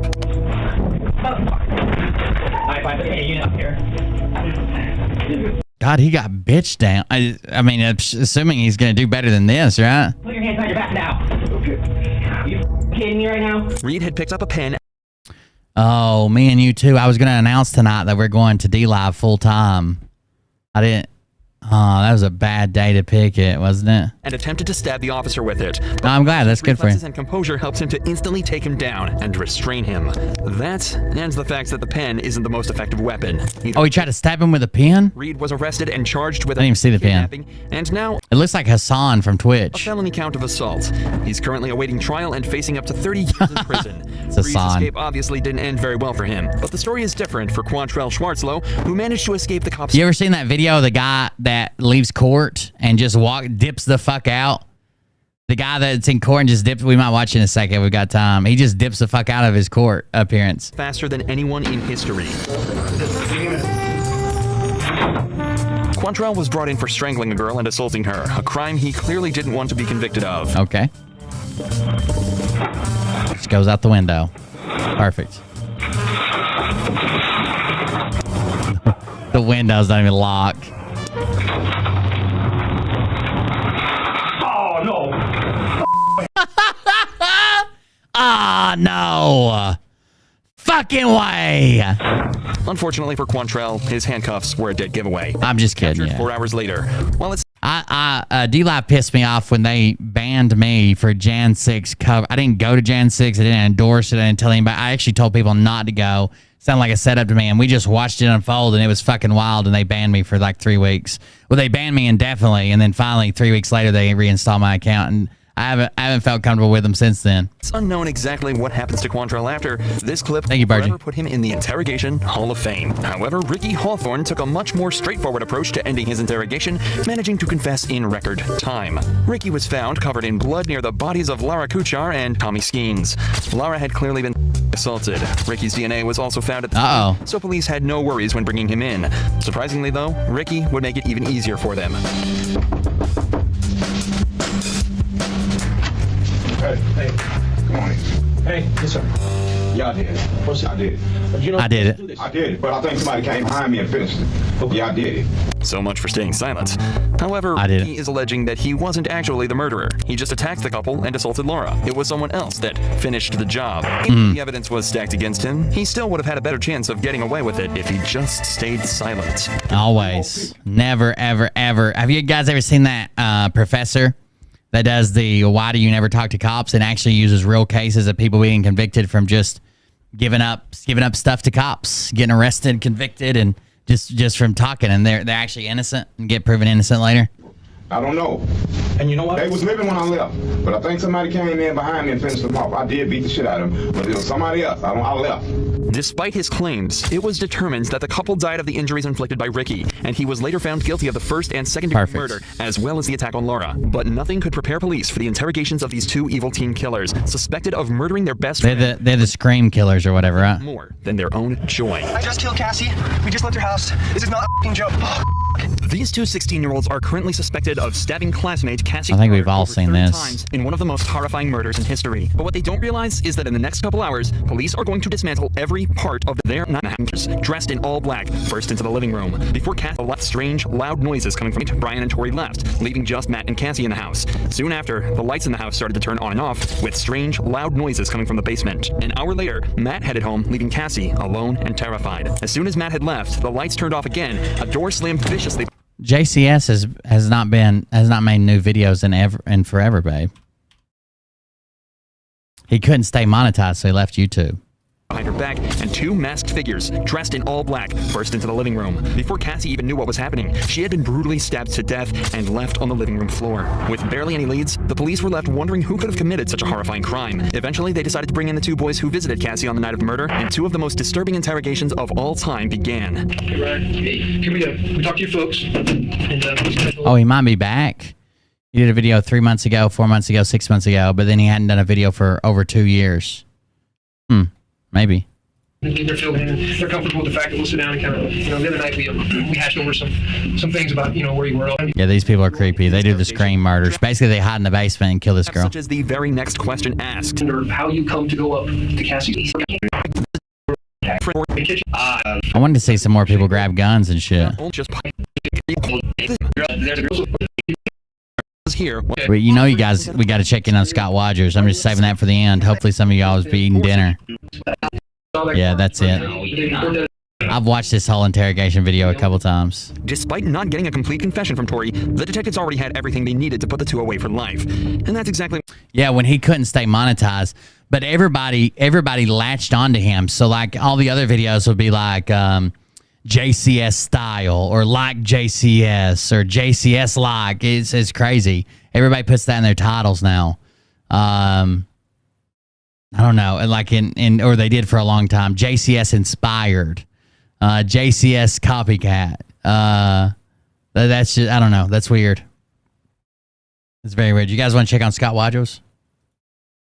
Mark just sent me. Here's a post from Madison Marquette's Telegram. Are you ready for this fucking lie? Is Scott Rogers on Reddit? There's a thing about him. I don't know if he's on Reddit or whatever, but here's from Madison Marquette's Telegram. L here, which is our top mod.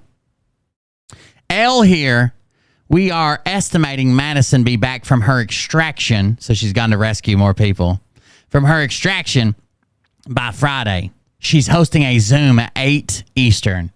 Please feel free to join. She will be talking about LifeWave and will answer 3 non-related questions to the product. Hi, wanted to invite you to a Zoom on Friday. We look forward to having you all. Hi there. You are invited to a Zoom meeting Wednesday, July 14th, 2023 at 6:30 p.m. Mountain Time, U.S. and Canada. Register and invest. After registering, you will receive a confirmation email containing information about joining the meeting. So she's getting pulled out of her extraction, it would seem. What is this one? I don't even know if I've seen this one. Hold on. Canada, Chicago, Alabama. Okay, so with the with the pepper. Keep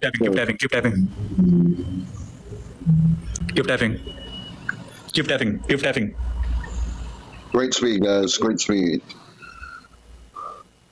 Somebody said, what happened to your car? Keep tapping. Bro. What is that guy saying? Scott killed a pigeon and ate it. What? Scott? Did you like that thing? What? Hold on, what did he say? Keep tapping. Bro.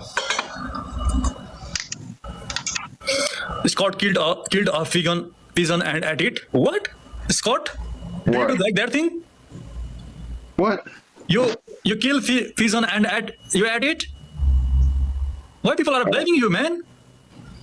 Don't pay attention to what they say, all right? They'll just... He has no idea what he said. No, yeah, keep tapping. Hey, Scott. I follow you, brother. You follow me, okay? All right. And... They're all trolls. Bro. Oh, let me win. Scott, please, let me win this game. Bro. Can you ask your people to throw gift here? Can you ask your people to give me a gift so I can win this game? I can't control what they do. You can ask them. What happened to your car? People are asking. Nothing happened. I just got into a second wreck. Why people are asking here, Scott? A second wreck. Second wreck. What? Why? People are asking you. You are a genius. Are you genius? Are you genius? Are you genius? I'm not a genius smart. I'm smart, but I'm not genius smart. I just got into a second wreck. Probably could have been genius smart if I hadn't had a second wreck. Oh, what? I know. How long you are? Small means what? Yeah, he'll literally just come out and say, hey, after this battle's over, since you got so much money, can I have half of it? Shit like that. This is small or your length is small? Your height is small. What? I'm 5'5". You're 5'5"? Yeah. You're higher than me. I'm just 5'4". I'm just 5'4". I'm तिमी भन्दा सानो छु म. I am the smaller than you. Yeah. They need to take away Scott's driver license. What? Someone said. Why people are commenting? Someone said troll sized. I believe that, and they also said in his comment they need to take Scott's driver's license away. Like this thing, man. They're just so crazy with sport. They are like jealous of me. People are jealous with you? Yes, because since you're sport bloggers. New donation animation for 666 bits, but you automatically get sent to purgatory with me. I pass I'll be doing 2 shows a week there, 3 drink minimum. I passed both tests the first time, so they're jealous. They probably had to do a lot of tries, you know. They're jealous because I passed the driver's test, literally the basic fucking thing that everybody in America does. They're jealous because I passed it. Got it. Twist Join says hello. I don't know if he muted me or what. Joe Buzz, what are you talking about? Ask where his car is. Where is your car, Scott? Outside. Where is your car? This is again the 71 number. A lot of your friends are coming here and commenting, you know, different things, and they are sending me gift here. Why? I don't know. I don't know either. People are calling you our alien. Oh my goodness. JC. Our alien? I don't know. Satyr, keep tapping, keep tapping. We need 4 flowers here. We need 4. Hey, Scott. Yeah. Have you ever been to Nepal? No, I've never been out of the United States. Why? People are, you know, inviting you to visit, you know, Nepal. Because I don't have people are so curious. That's the only thing. That's the only thing holding them back. No passport. Visit to Nepal, you definitely. Oh my goodness. Oh my God, you smoke? Yeah, I do. That's bad for, you know. That's bad for. I know. That's bad for health, Scott. That's bad for health, Scott. I'm sorry to see that thing, you know. Asshole. And Sati, keep tapping. Christine, thank you so much, Christine. I think your friend Christine coming here to gift me. Why, I don't know. Christine. Thank you so much, Christine. Akira, thank you so much. Hey, follow me, guys. Just if you are coming from this coast line, please follow me here. Adolf. Hey, one guy is asking you film? Oh my goodness. People are asking your film career. I'm thinking about my career. It's because you Your flame career? are a very genius person here. I love you, bro. I love you. And if you like to visit Nepal. Whoa. What's up, Cindy? Help me out here, Cindy. Someone said silence when King Julian is speaking. My people, Scott, like. He's breaking character. It's hard on. Kina follow gonna be like. That's it. Sathi, somebody tap. Oh, people are okay. No. Oh, it's because you are genius. You are so kind person, and though you smoke, it's no problem. Ask about the fact. Oh my goodness. Let's go further. Okay. Somebody keep tapping, guys. Keep tapping. I love this cause. This cause is very genius person, I believe, so far. And people somehow hate or love. It doesn't matter, but this cause is his cause. He has his personality, and let's play again. This cause. I'm about to reset. I like you, man. I'm about to reset. He muted him. Deuce, typos, go skip. He muted him. And left. Dip the fuck out, Scott. Okay, let's see what he's doing. He's so interesting, dude. I swear, like, if this dude... If this was a skit,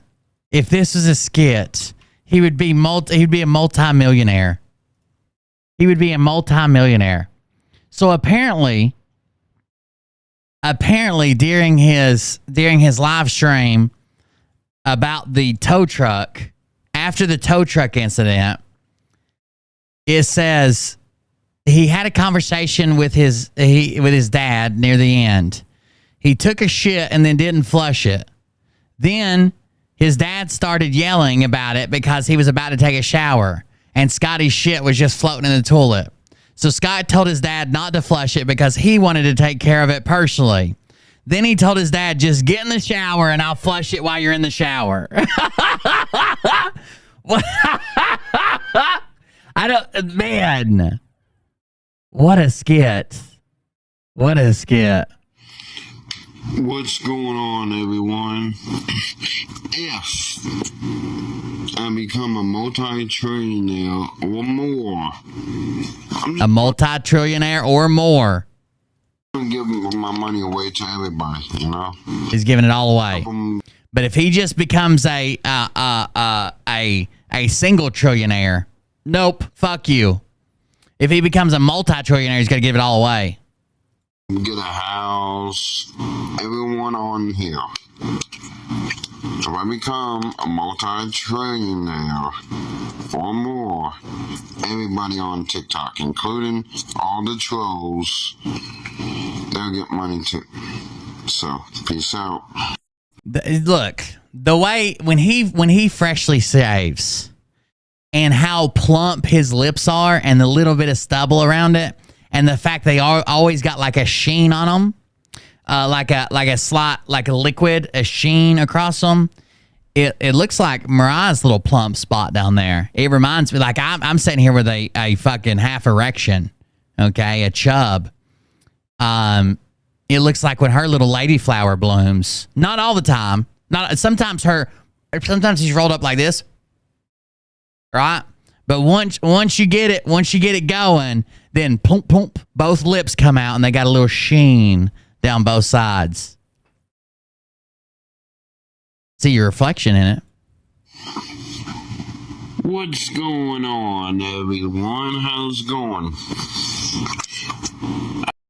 If I had a Power Ranger suit, I don't know if I would use it on TikTok, like to do videos towards Scott, but I would like to show up to his house unannounced and challenge him to a fight, like immediately.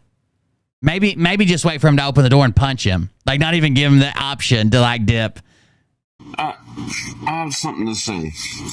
If I became a trillionaire, I'm going to share my money.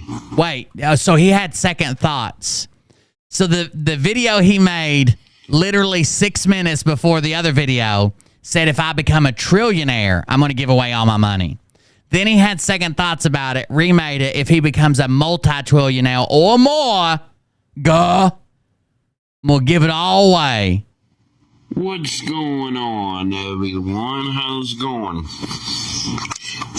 I have something to say. If I became a trillionaire, I'm going to share my money. Even to the trolls on here, they get some money too. Everybody gets some money. If I'm even a multi-trillionaire, it's my money and I want it now. I'm going to get a case of dude. If you had a trillionaire, a small, like you could give tons of people tons of money. That's so much fucking money. Yeah. A multi-trillionaire. What's going? This one's gonna say, I've been thinking, if I get $50 today, I'm gonna give everybody on here $100 from it. What's going on, you guys? How you doing? A multi-trillionaire with one fucking shirt. I'm doing all right. Need help out my friend Jean. I want to see the butthole again. And me yelling pancakes from that Asian man's butthole. Going through some stuff. She needs about $9,000. Oh, I saw this one earlier. My friend Jean is going through some stuff and she needs $9,000. So go give it to her. Scott, whose account is this? It's either one, someone catfished him, sent him a picture of a nipple, and he's instantly in love, and then they ask for $9,000. Or two, it's his backup account on his second phone. What's going on, you guys? How you doing? I'm doing all right. Need help out my friend Jean. She's going through some stuff. She needs about $9,000. Her cash tag would be in the description box. Please help her out. She's going through a lot right now. Peace out.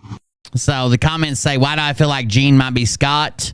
Scott, I think you're my dad. Call me. Scott responded to that and said, I can't have kids. Okay, right on it. Amazing. Still smoking, huh? Get a job, Scott. I can always tell by the way he starts his videos, it's going to be about money. I only have $8,000. I'm sorry. I wish I could help. I wish I could help Gene. And they spelled it like the male name for Gene, Gene. Why does he talk in the video like we're all just right there having a casual conversation with him? Damn, inflation, meth prices are on the rise. Sucks or suck? He now identifies as Gene Miller. $9,000. This dude is absolutely fucking crazy. I just sent 8K. Hope that helps. This is from a guy named Dixon Uraz. Dixon Uraz. Going through a lot of rock right now.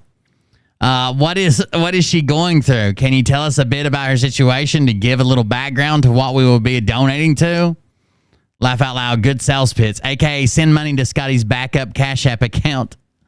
Why is her Cash App linked to your email, Scotty? No.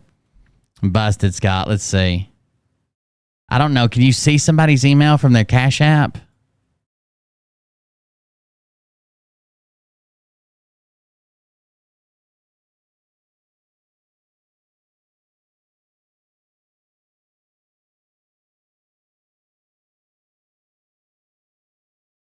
Wait a second. It says it's not even a valid cash tag. Oh, wait, it says they might have outages right now. Hold on.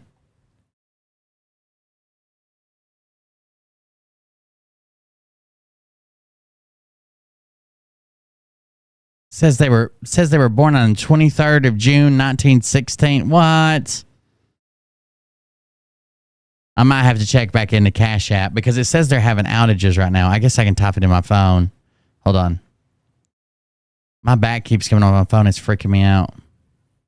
I've got Cash App in case anybody wants to send me money. It's $,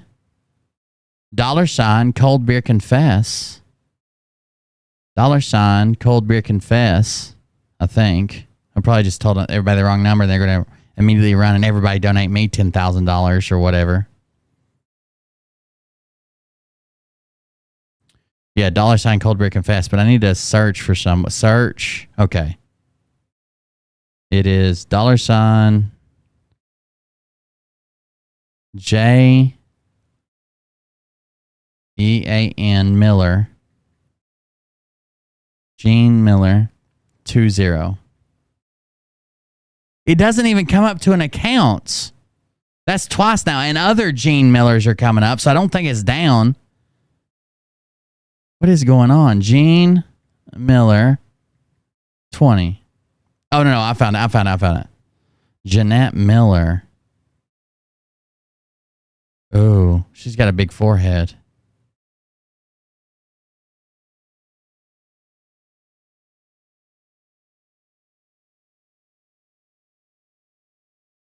I'm going to request. Burgie 445 cheered. Oh no. Oh no. I'm requesting $9,000 from Gene Miller. This is how hairy my butt is right now. Pancakes! God, that is a good donation. And it's not too long. It's not too that is perfect. Thank you very much. That guy's ass. I'm coming from his butthole. I'm going to request $9,000 from Gene Miller and see what happens. You never know until you try your luck, right? Thank you, Gene. I appreciate that for your donation. Busted, Scott, you lazy little rascal. Get those work boots out and do a day, you scrounger. Anyways, guys, you could help her yourself and us out by getting a fucking job. Don't say nobody will hire you because that's a lie. Damn. Thank you very much for the donation. I appreciate it. You woke up to do that? Holy shit. Thank you. That's my favorite animation so far. I'm really excited about building more. I got to find more buttholes, though, I think. I've only got the one right now. Oh, and Mariah's. What's up, you guys? A friend of mine, her name is Jean. Is this another one? Hold on. He didn't do two of them, did he? Yes, he did. What's going on, you guys? How you doing? That's the first one. Here's the second one. What's up, you guys? A friend of mine, her name is Jean. She's going through something. She's trying to get away from somebody that's her family member. She needs help. I'm in the description box. I'm going to put her Cash App. Hold on. Listen to this. So someone named Josh Aaron says, Scott, I think you're my dad. Call me. Scott responds, no, you are not my kid. I can't have any kids. So Josh says, Dad, really? Does Jill Kilmore ring a bell? Did someone named Seth says, thank God. And then Insouciant Human says, Ash T. Bridges, I think he may be circumcised like you. Then Big Bubba said, no, he's my dad. And then Josh corrected him and he said, our dad. Oh. Going on. I wonder why he did two of them. On the description box. And help her out. She needs at least $8,000-9,000. Help her out, please. Remember, her hashtag will be in the description box. Please help her out. Show some love to her. She's a good friend of mine. I don't know why there's a flag by your name on Facebook. I wonder if she's on TikTok. What's going on, everyone? We probably already seen this one. Yeah. This video is to former and current military personnel. Yeah, we already saw this one, didn't we? Thank y'all for your service, guys. I know it's been hard being away from your families and the wars and stuff. But y'all should know, your families are never a long way. Spiritually, they are right beside you, fighting with you spiritually. I mean, I don't feel like Mariah fought very hard when I was in Iraq spiritually. I feel like she laid down on the job a little bit. Is that her? It looks like it's the same forehead. She looked like an older lady with a big forehead. Is this Jean? I see the forehead. They both need cigarettes. That makes sense. You're about to be blessed in more ways than one from 3 days ago. All the homies, they know what I mean. Baby, let me show you how I lean. Like a cholo. Lay back, bounce in the car. When we do a dance, we do it like what? Like a cholo. Side to side, elbows up, Side to side, elbows up, side to side, elbows up. She's leaning like a cholo.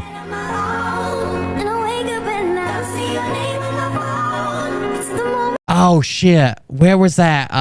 Was it in the mod chat? Hold on. There was one I really wanted to share with you guys, and I can't remember where it's at. Oh my god, the mods have been talking all kinds of shit.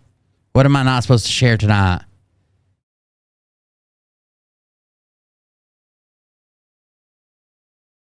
Sorry, I'm looking through. What am I not supposed to share tonight? What's Itsuko Googling tonight? Gotta know.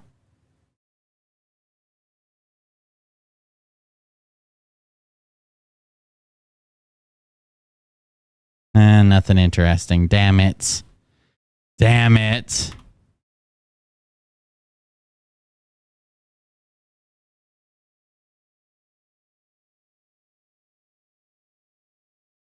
Here it is. Ginger snaps. Thank God. Sorry I wouldn't find her.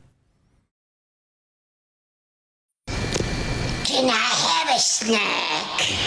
No. Bitch. You don't have to tell people you showed me your cookie. We get it. You're promiscuous, Miss Press. We get it. Hey, y'all. How y'all doing? I know you guys haven't seen her in a while, but Tammy the Hammer Nation is not doing very well.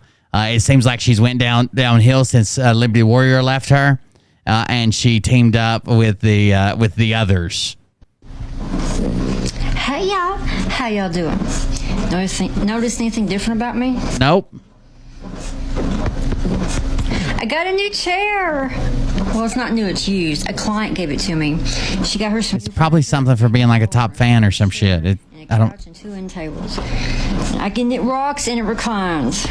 Because my other one was broken, worn out. Didn't recline or rock anymore. And you see what it did to my wall. I'm not sure. The flag thing. I can rock. I know who you are when you watch on Facebook. You admitted you came in here one day and you're like, why is my real name on here? I was like, because it's your Facebook page. You're like, oh, I thought I was on Twitch. You don't remember that, Desert? again, and it's so soothing. Oh, and last night I got to stick my head out of a sunroof. We went down the back roads. The cop Living the good life. Oh, I just Look felt out. young again. I was singing, "I'm Queen of the World," and I was singing "Teenage Dream." Oh, it just felt so awesome. Oh, and I want to thank you all for 41.7K followers. Oh, I love you all so much. You all have a great day.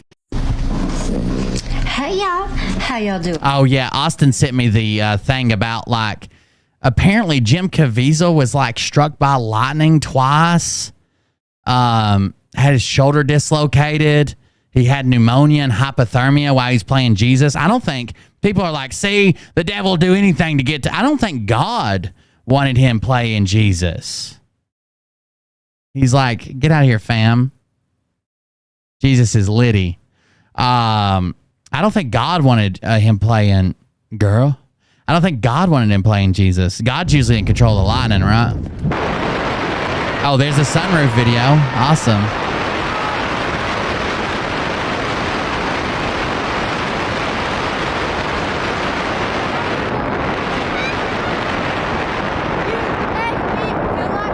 Hold on, I'll get you, Pebbles. She's singing to us.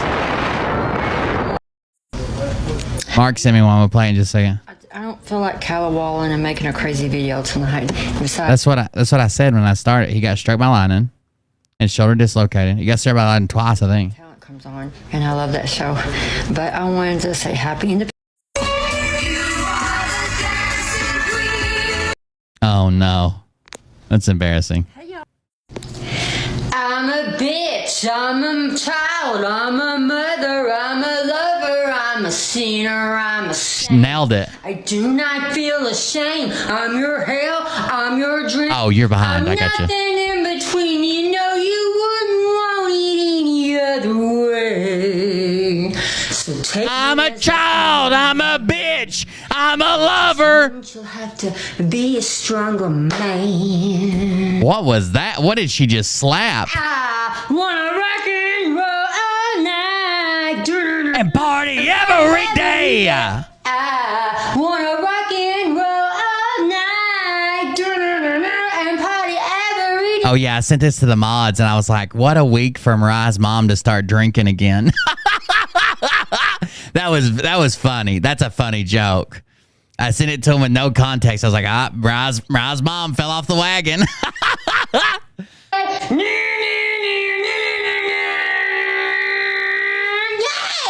Rock on, you sexy mother effers. You got some big old calcium cannons there. I don't want to see them. They probably got fucking track marks on them, but still. Loves you. I'm a bitch, I'm a child, I'm a bitch, I'm a child. I'm a mother, I'm a lover. This could be a donation animation right here. I'm just stealing people's content. The only V word I call my mom is beautiful. Oh, love you, bitch. I wasn't staged at all. Hey y'all, how y'all doing? Love your makeup. I wish a happy Father's Day to all you. Yeah, you look just like a crackhead raccoon I saw once. Literally smoking crack on the corner of the street. He didn't even want an apple. His appetite was quenched. Shot through the heart, and you're to blame. You give love a bad name. I play my part, and you play your game. You give love a bad name. Why's her pussy like flared up? What is that some type of inflation? What is going on there? Looks like she's wearing a diaper.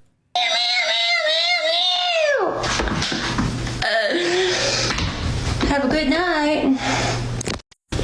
Shot through the heart, and you're to blame. You give love. Oh my God, Derek Johnson. Redneck woman, ain't no high class broad. I'm a product of my raising. I say, hey yo and yee-ho. And I keep my Christmas lights on my a front porch all year long. And I know every word to every tale. Oh, no, see, FIFA song. So here's to all my sisters out there keeping it country. Let me get a big hell yeah from the redneck girls like me. Like me. Hell yeah. Hell yeah. I said hell yeah. Let me read you this comment. Someone says, "You're seriously my favorite." And she responds, "Think, I didn't do drugs, obji, dribga in weekends. Wine gives me confidence, lol." I think it's supposed to say, "Thanks, I don't do drugs, only drink on weekends. Wine gives me confidence, lol." But just the comment makes me think she does drugs now. Welcome back to my jungle, baby. You in the jungle, baby.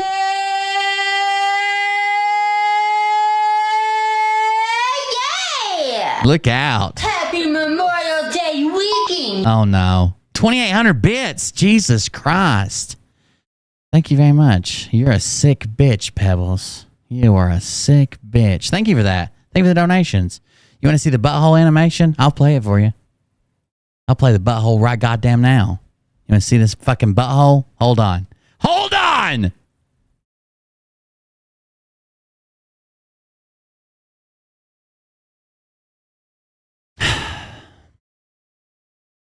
For real? It's not going to play? For reference, There it is. this is how hairy my butt is right now. Pancakes!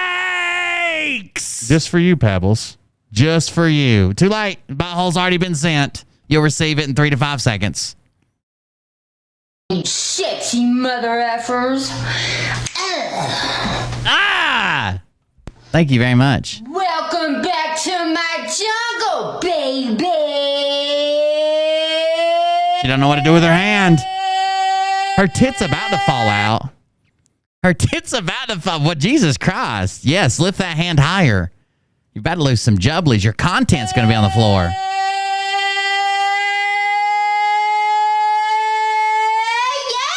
Yeah.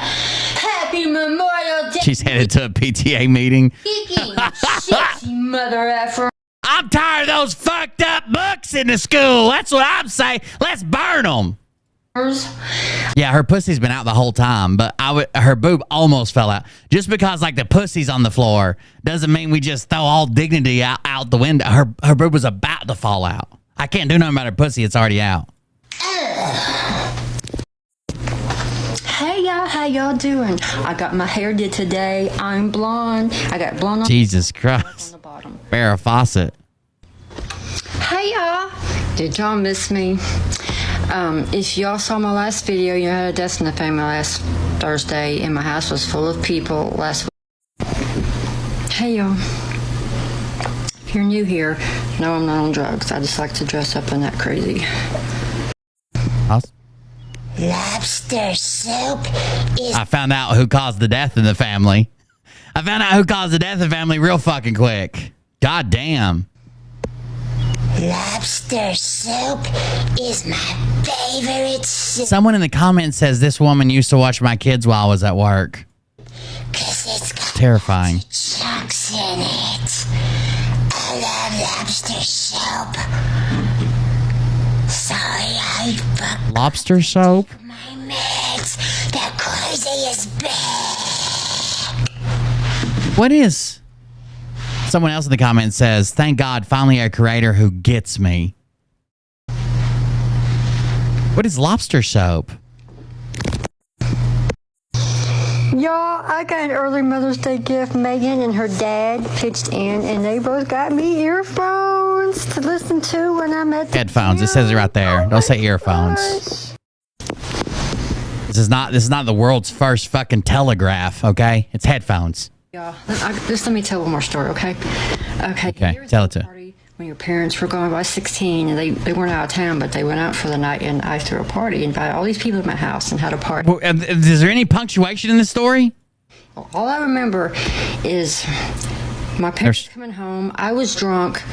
laying in my own vomit. I had vomit in my hair, in my face, and on my pillow. And Red Wings. they were saying, they were waking me up, Ginger, wake up, what happened to your car? Someone had took my car and had dented it, and I didn't know it. What'd you do? What the hell did you do? And there was beer cans everywhere, and the house was trashed, and my mom had these like big long sausages look like... I got a better story. So one time I woke up to my dad just beating on my bedroom door, just boom, boom, boom, boom, boom. And I'm like, what the fuck? I was hungover. I had been partying the night before. He's like, get your ass out. He was like noon. Get your ass out here. And I come in there. He's like pacing around in the kitchen. And he's like, I want you to tell me why the fuck I go out to get a tool out of your tools truck box and find this. He turns around on the counter. He's got like a flat of beer. Like not a case, like a 30 can flat, like a cardboard flat of beer. And he sets it down. And this. And there's an empty flat there too. I was like, what you want me to say? We were partying last night. I drank beer. I'm drunk. I'm hungover. I don't know what. So I took a cussing that time. Then I was allowed to go back to bed after he got done cussing me. But then he got so mad and so worked up, he called my mom and was talking to my mom. And he's like, you won't believe what I blah, blah, blah, blah, blah. And he's already gave me my cussing. I'm already done for, right? I've already took my cussing. He calls my mom, and my mom was at work that day. She always worked in like as a cook. Restaurants. This time she was working at a nursing home as the head cook for the line or whatever. And in his ranting and raving or whatever, she finally gets a word slipped in. She's like, well, who bought the beer for him?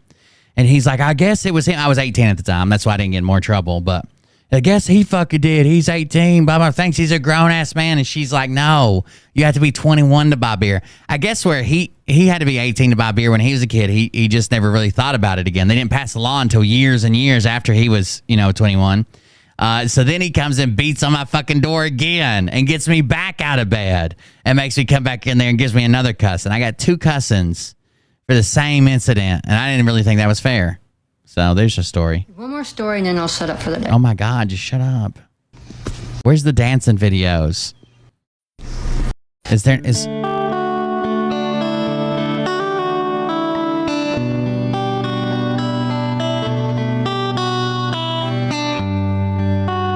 has her chin been growing? Double Jeopardy, that's right. My dad tried to challenge me to a fight one time, too, because he thought I wasn't taking him serious. Hold on. So before she starts here, I don't even remember what he was mad at me about, but he had me on the kitchen table, So he always brought me to the kitchen table to cuss me, I guess so the neighbors could see it. I don't know. But he had me at the kitchen table cussing me, and I just wasn't having it that day. I was probably hungover again or high or something, but I just wasn't having it that day and shook my head or whatever, rolled my eyes, something to piss him off. And he's like, Oh, you think you're a fucking man now, huh? You think you gotta listen to your old man? you think you ain't gotta listen to your old man? And he gets all fucking hot and worked up, and I'm just sitting there looking at him like, when is this gonna be over? I got shit to do, mostly drugs. And finally he's like, well, how about we just take this motherfucker outside? You think you're a bad motherfucker all of a sudden? How about we just go outside? And my dad tells the story better than I did, but I'm much larger than my dad. Plus, I was a college athlete. Like I fucking had very little body fat. At one time, I don't think at this time, but there was like a 6-week period where I actually had like a 6-pack. I held like several fucking weightlifting, deadlift.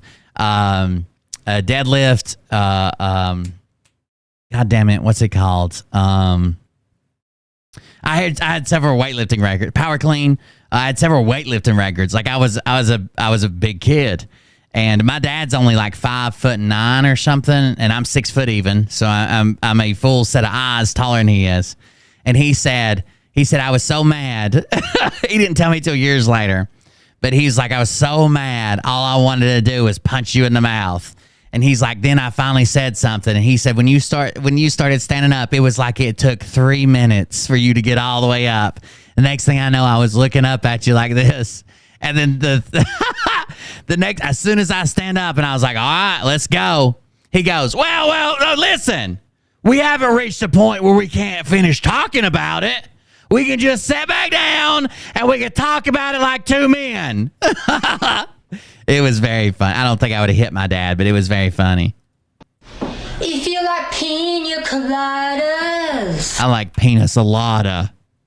Like pina coladas? How about pina colada? Try our brand new flavor, Anal Blast. So much anus. Oh, you guys have probably never seen those commercials. Unless you're in the Army, then you might have seen them.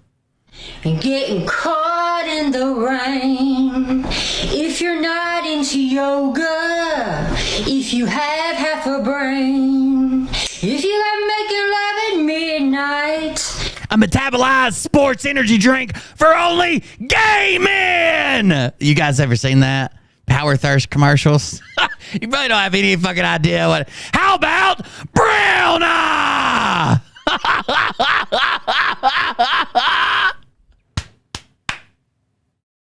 You'll have no babies. You guys know what I'm talking about? If you like pina colada, how about pina colada? Does anybody know what I'm talking about? Where can I find that at? Hold on. Power Thirst. Oh. This is 15 years old. This was like when I was in the Army, this was super popular. They play this and action figure therapy and Power Thirst videos, and that's what we'd do. And we'd recreate them and record them.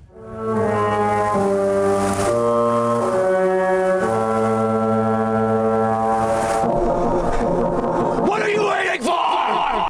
What if everything you ever wanted came in? Here's the voice. Power Thirst Rocket Edition with all new flavors like Banana, Fizz Bitch, and Banana Fizz with all new flavors like Banana Fizz Bitch. I love it. Gun. You've had the worst. Gun. Thirst. Power Thirst. Side effects include glowing sweat. Use your sweaty body to fuel sweet rave parties.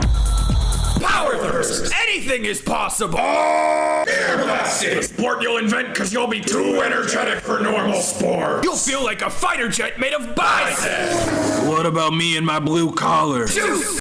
You'll come on your boyfriend. You'll come on Kenyans. I don't know why they kept going to Kenyans. This isn't the one I was just quoting. I think it's gay Power Thirst. There it is. How about Anal Blast? Jesus Christ. Hold on.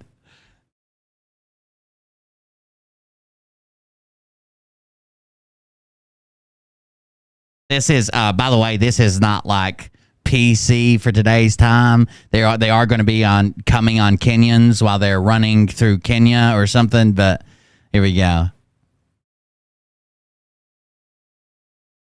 So College Humor made the first one, then everybody else made these like reply videos that were different versions of Power Thirst. This is the gay Power Thirst, but there was all kinds of different Power Thirst. Hey, do you want to feel so gay? Try Anal Blast. Homo energy drinks for people who need gratuitous amounts of gayness. Homo energy drinks for people who need gratuitous amounts of gayness. What the fuck? With all new flavors like brown eye, jizz flavored fag juice. It's like adding a homo to a girl on girl porn. It's like adding a homosexual to a girl on girl porn. Sound the alarm. You're gonna be uncomfortably gay. What's that? You want pina colada? How about pina colada? Told you I was quoting it. Penis. Real penis. Fashion. You'll be extremely well dressed. It's an energy drink for gay men. Menergy. These are. It's an energy drink for gay men. Menergy. Dad's buns. These are your boyfriend's buns. Turbo buns. Interior. Design. Interior. Design. Huge dicks. Curved dicks. Smooth dicks. More dicks than your balls.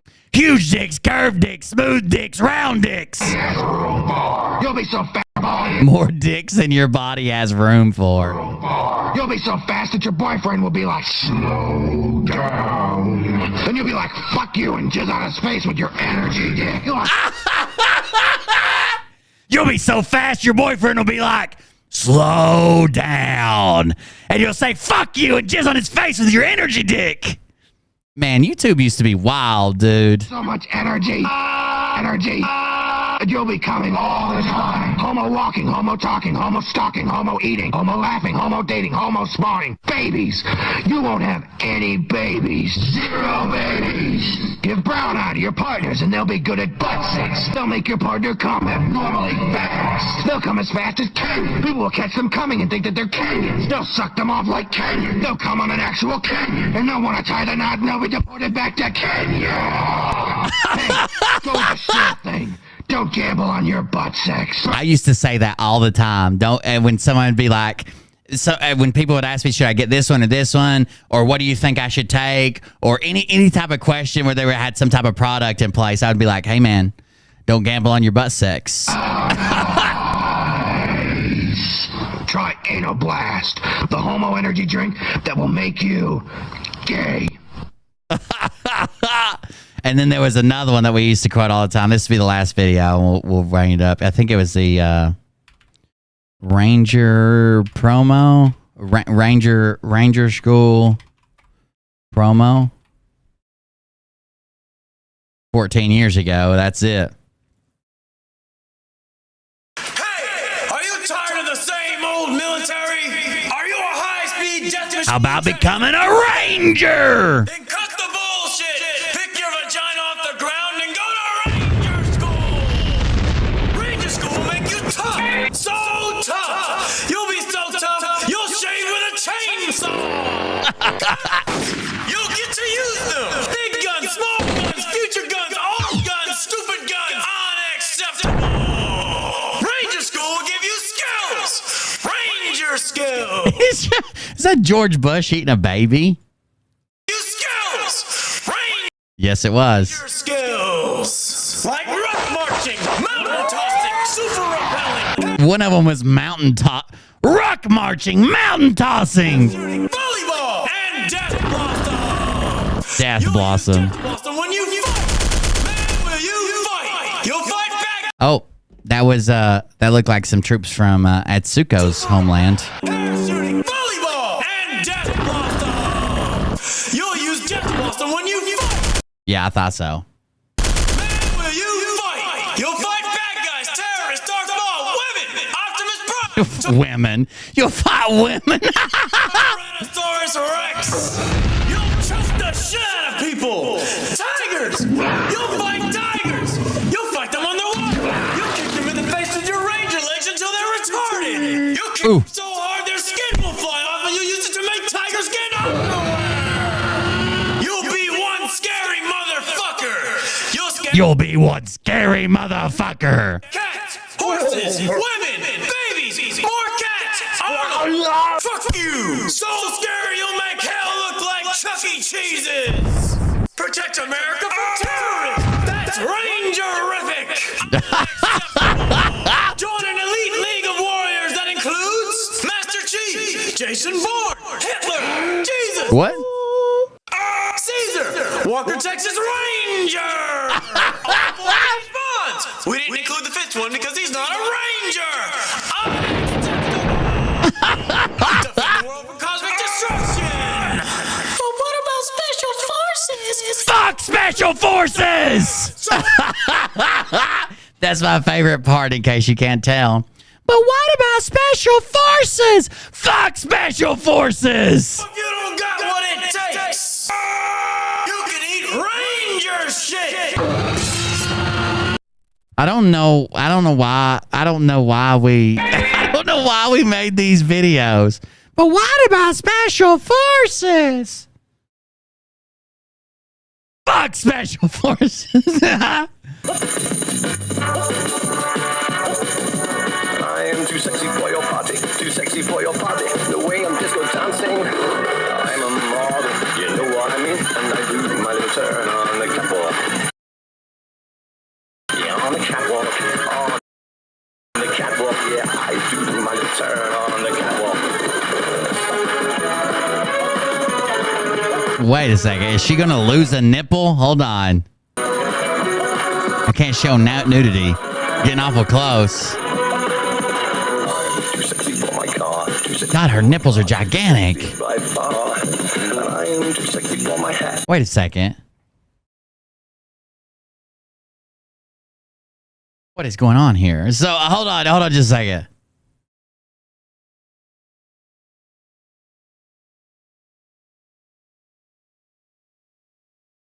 So let's say you're staring down the barrel of this old lady's tits, okay? This is just an example because I can't actually show you. But let's just say, for instance, you're staring down the barrel of these jubblies. So we got one that's kind of hanging over here, right? And it's going back out this way, and it's kind of shaped like that. And her clothes are kind of covering this area, right? But somehow there is nipple all the way out here. What is going on? Mark tried to set me up.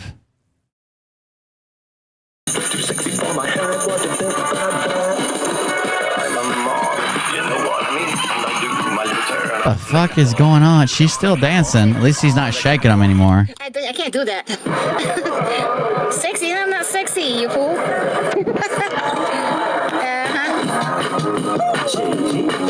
Easy now. Easy. Stop it. Oh, that. She got a bra on. Okay. I thought she had giant baloney nipples. She's got a bra on. Okay, we're back.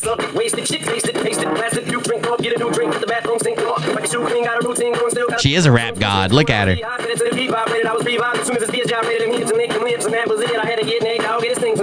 I'm used to Mariah's pancake areolas. I was freaking out.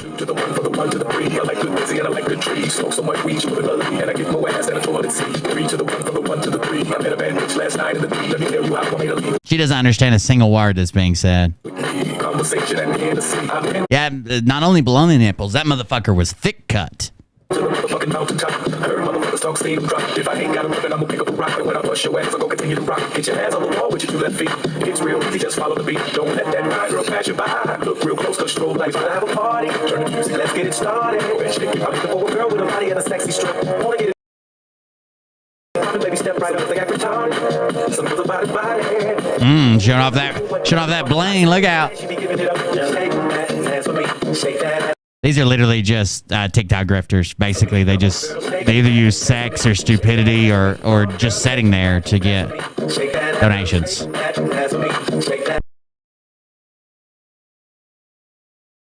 Shake that ass for me. Shake that ass for me. I'm gonna get retarded.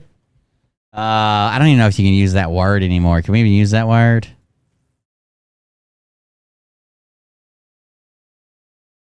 Mark sent me a video with no audio. What'd you do, Mark? Fucked that one up, didn't you? I figured. Yep, you've done it now. We'll cover the Phil thing tomorrow. I think that's it. What do you guys think? Are we satisfied with the new anime? I gotta make some more animations.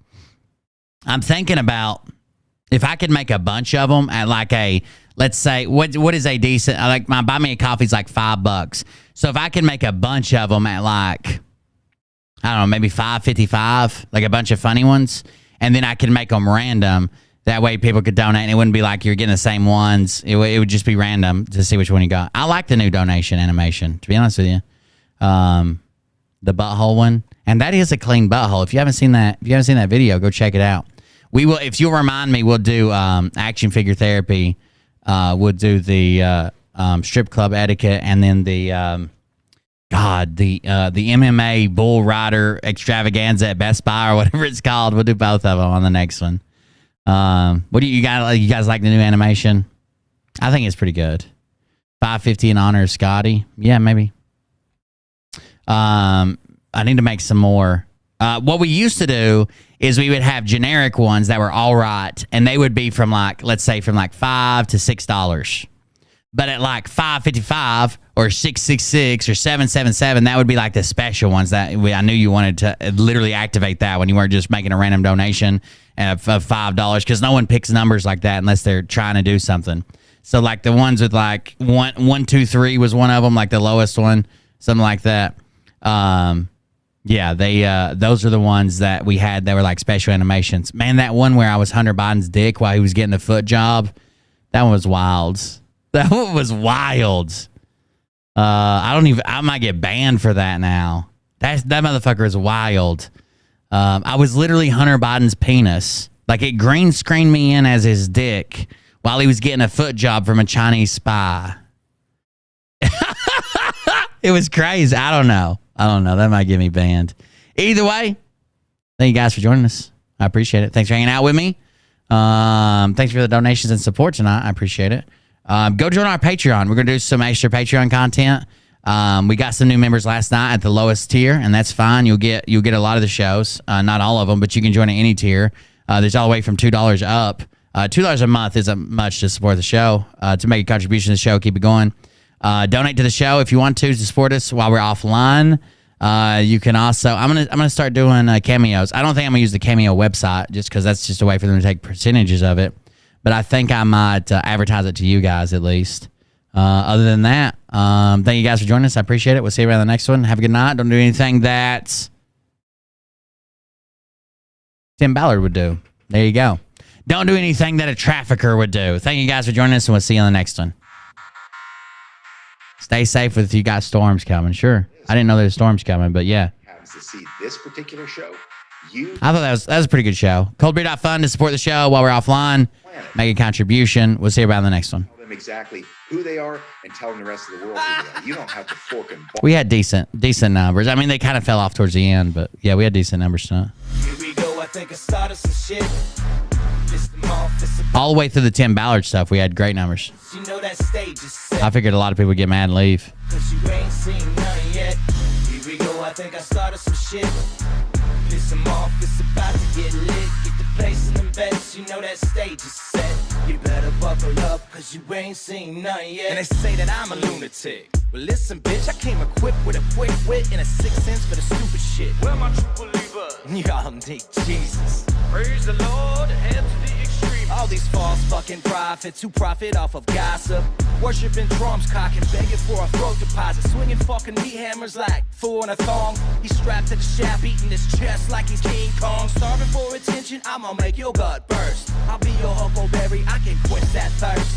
Baby eating lizard people, alien sex. What's next? Trump in a dress, fucking Flynn on his desk. A retard in a vest, climbing up 5G towers. Cause you told him if he did, he'd get fucking superpowers. Here we go, I think I started some shit. Piss them off, it's about to get lit. Get the place in them beds, you know that stage is set. You better buckle up, cause you ain't seen none yet. Here we go, I think I started some shit.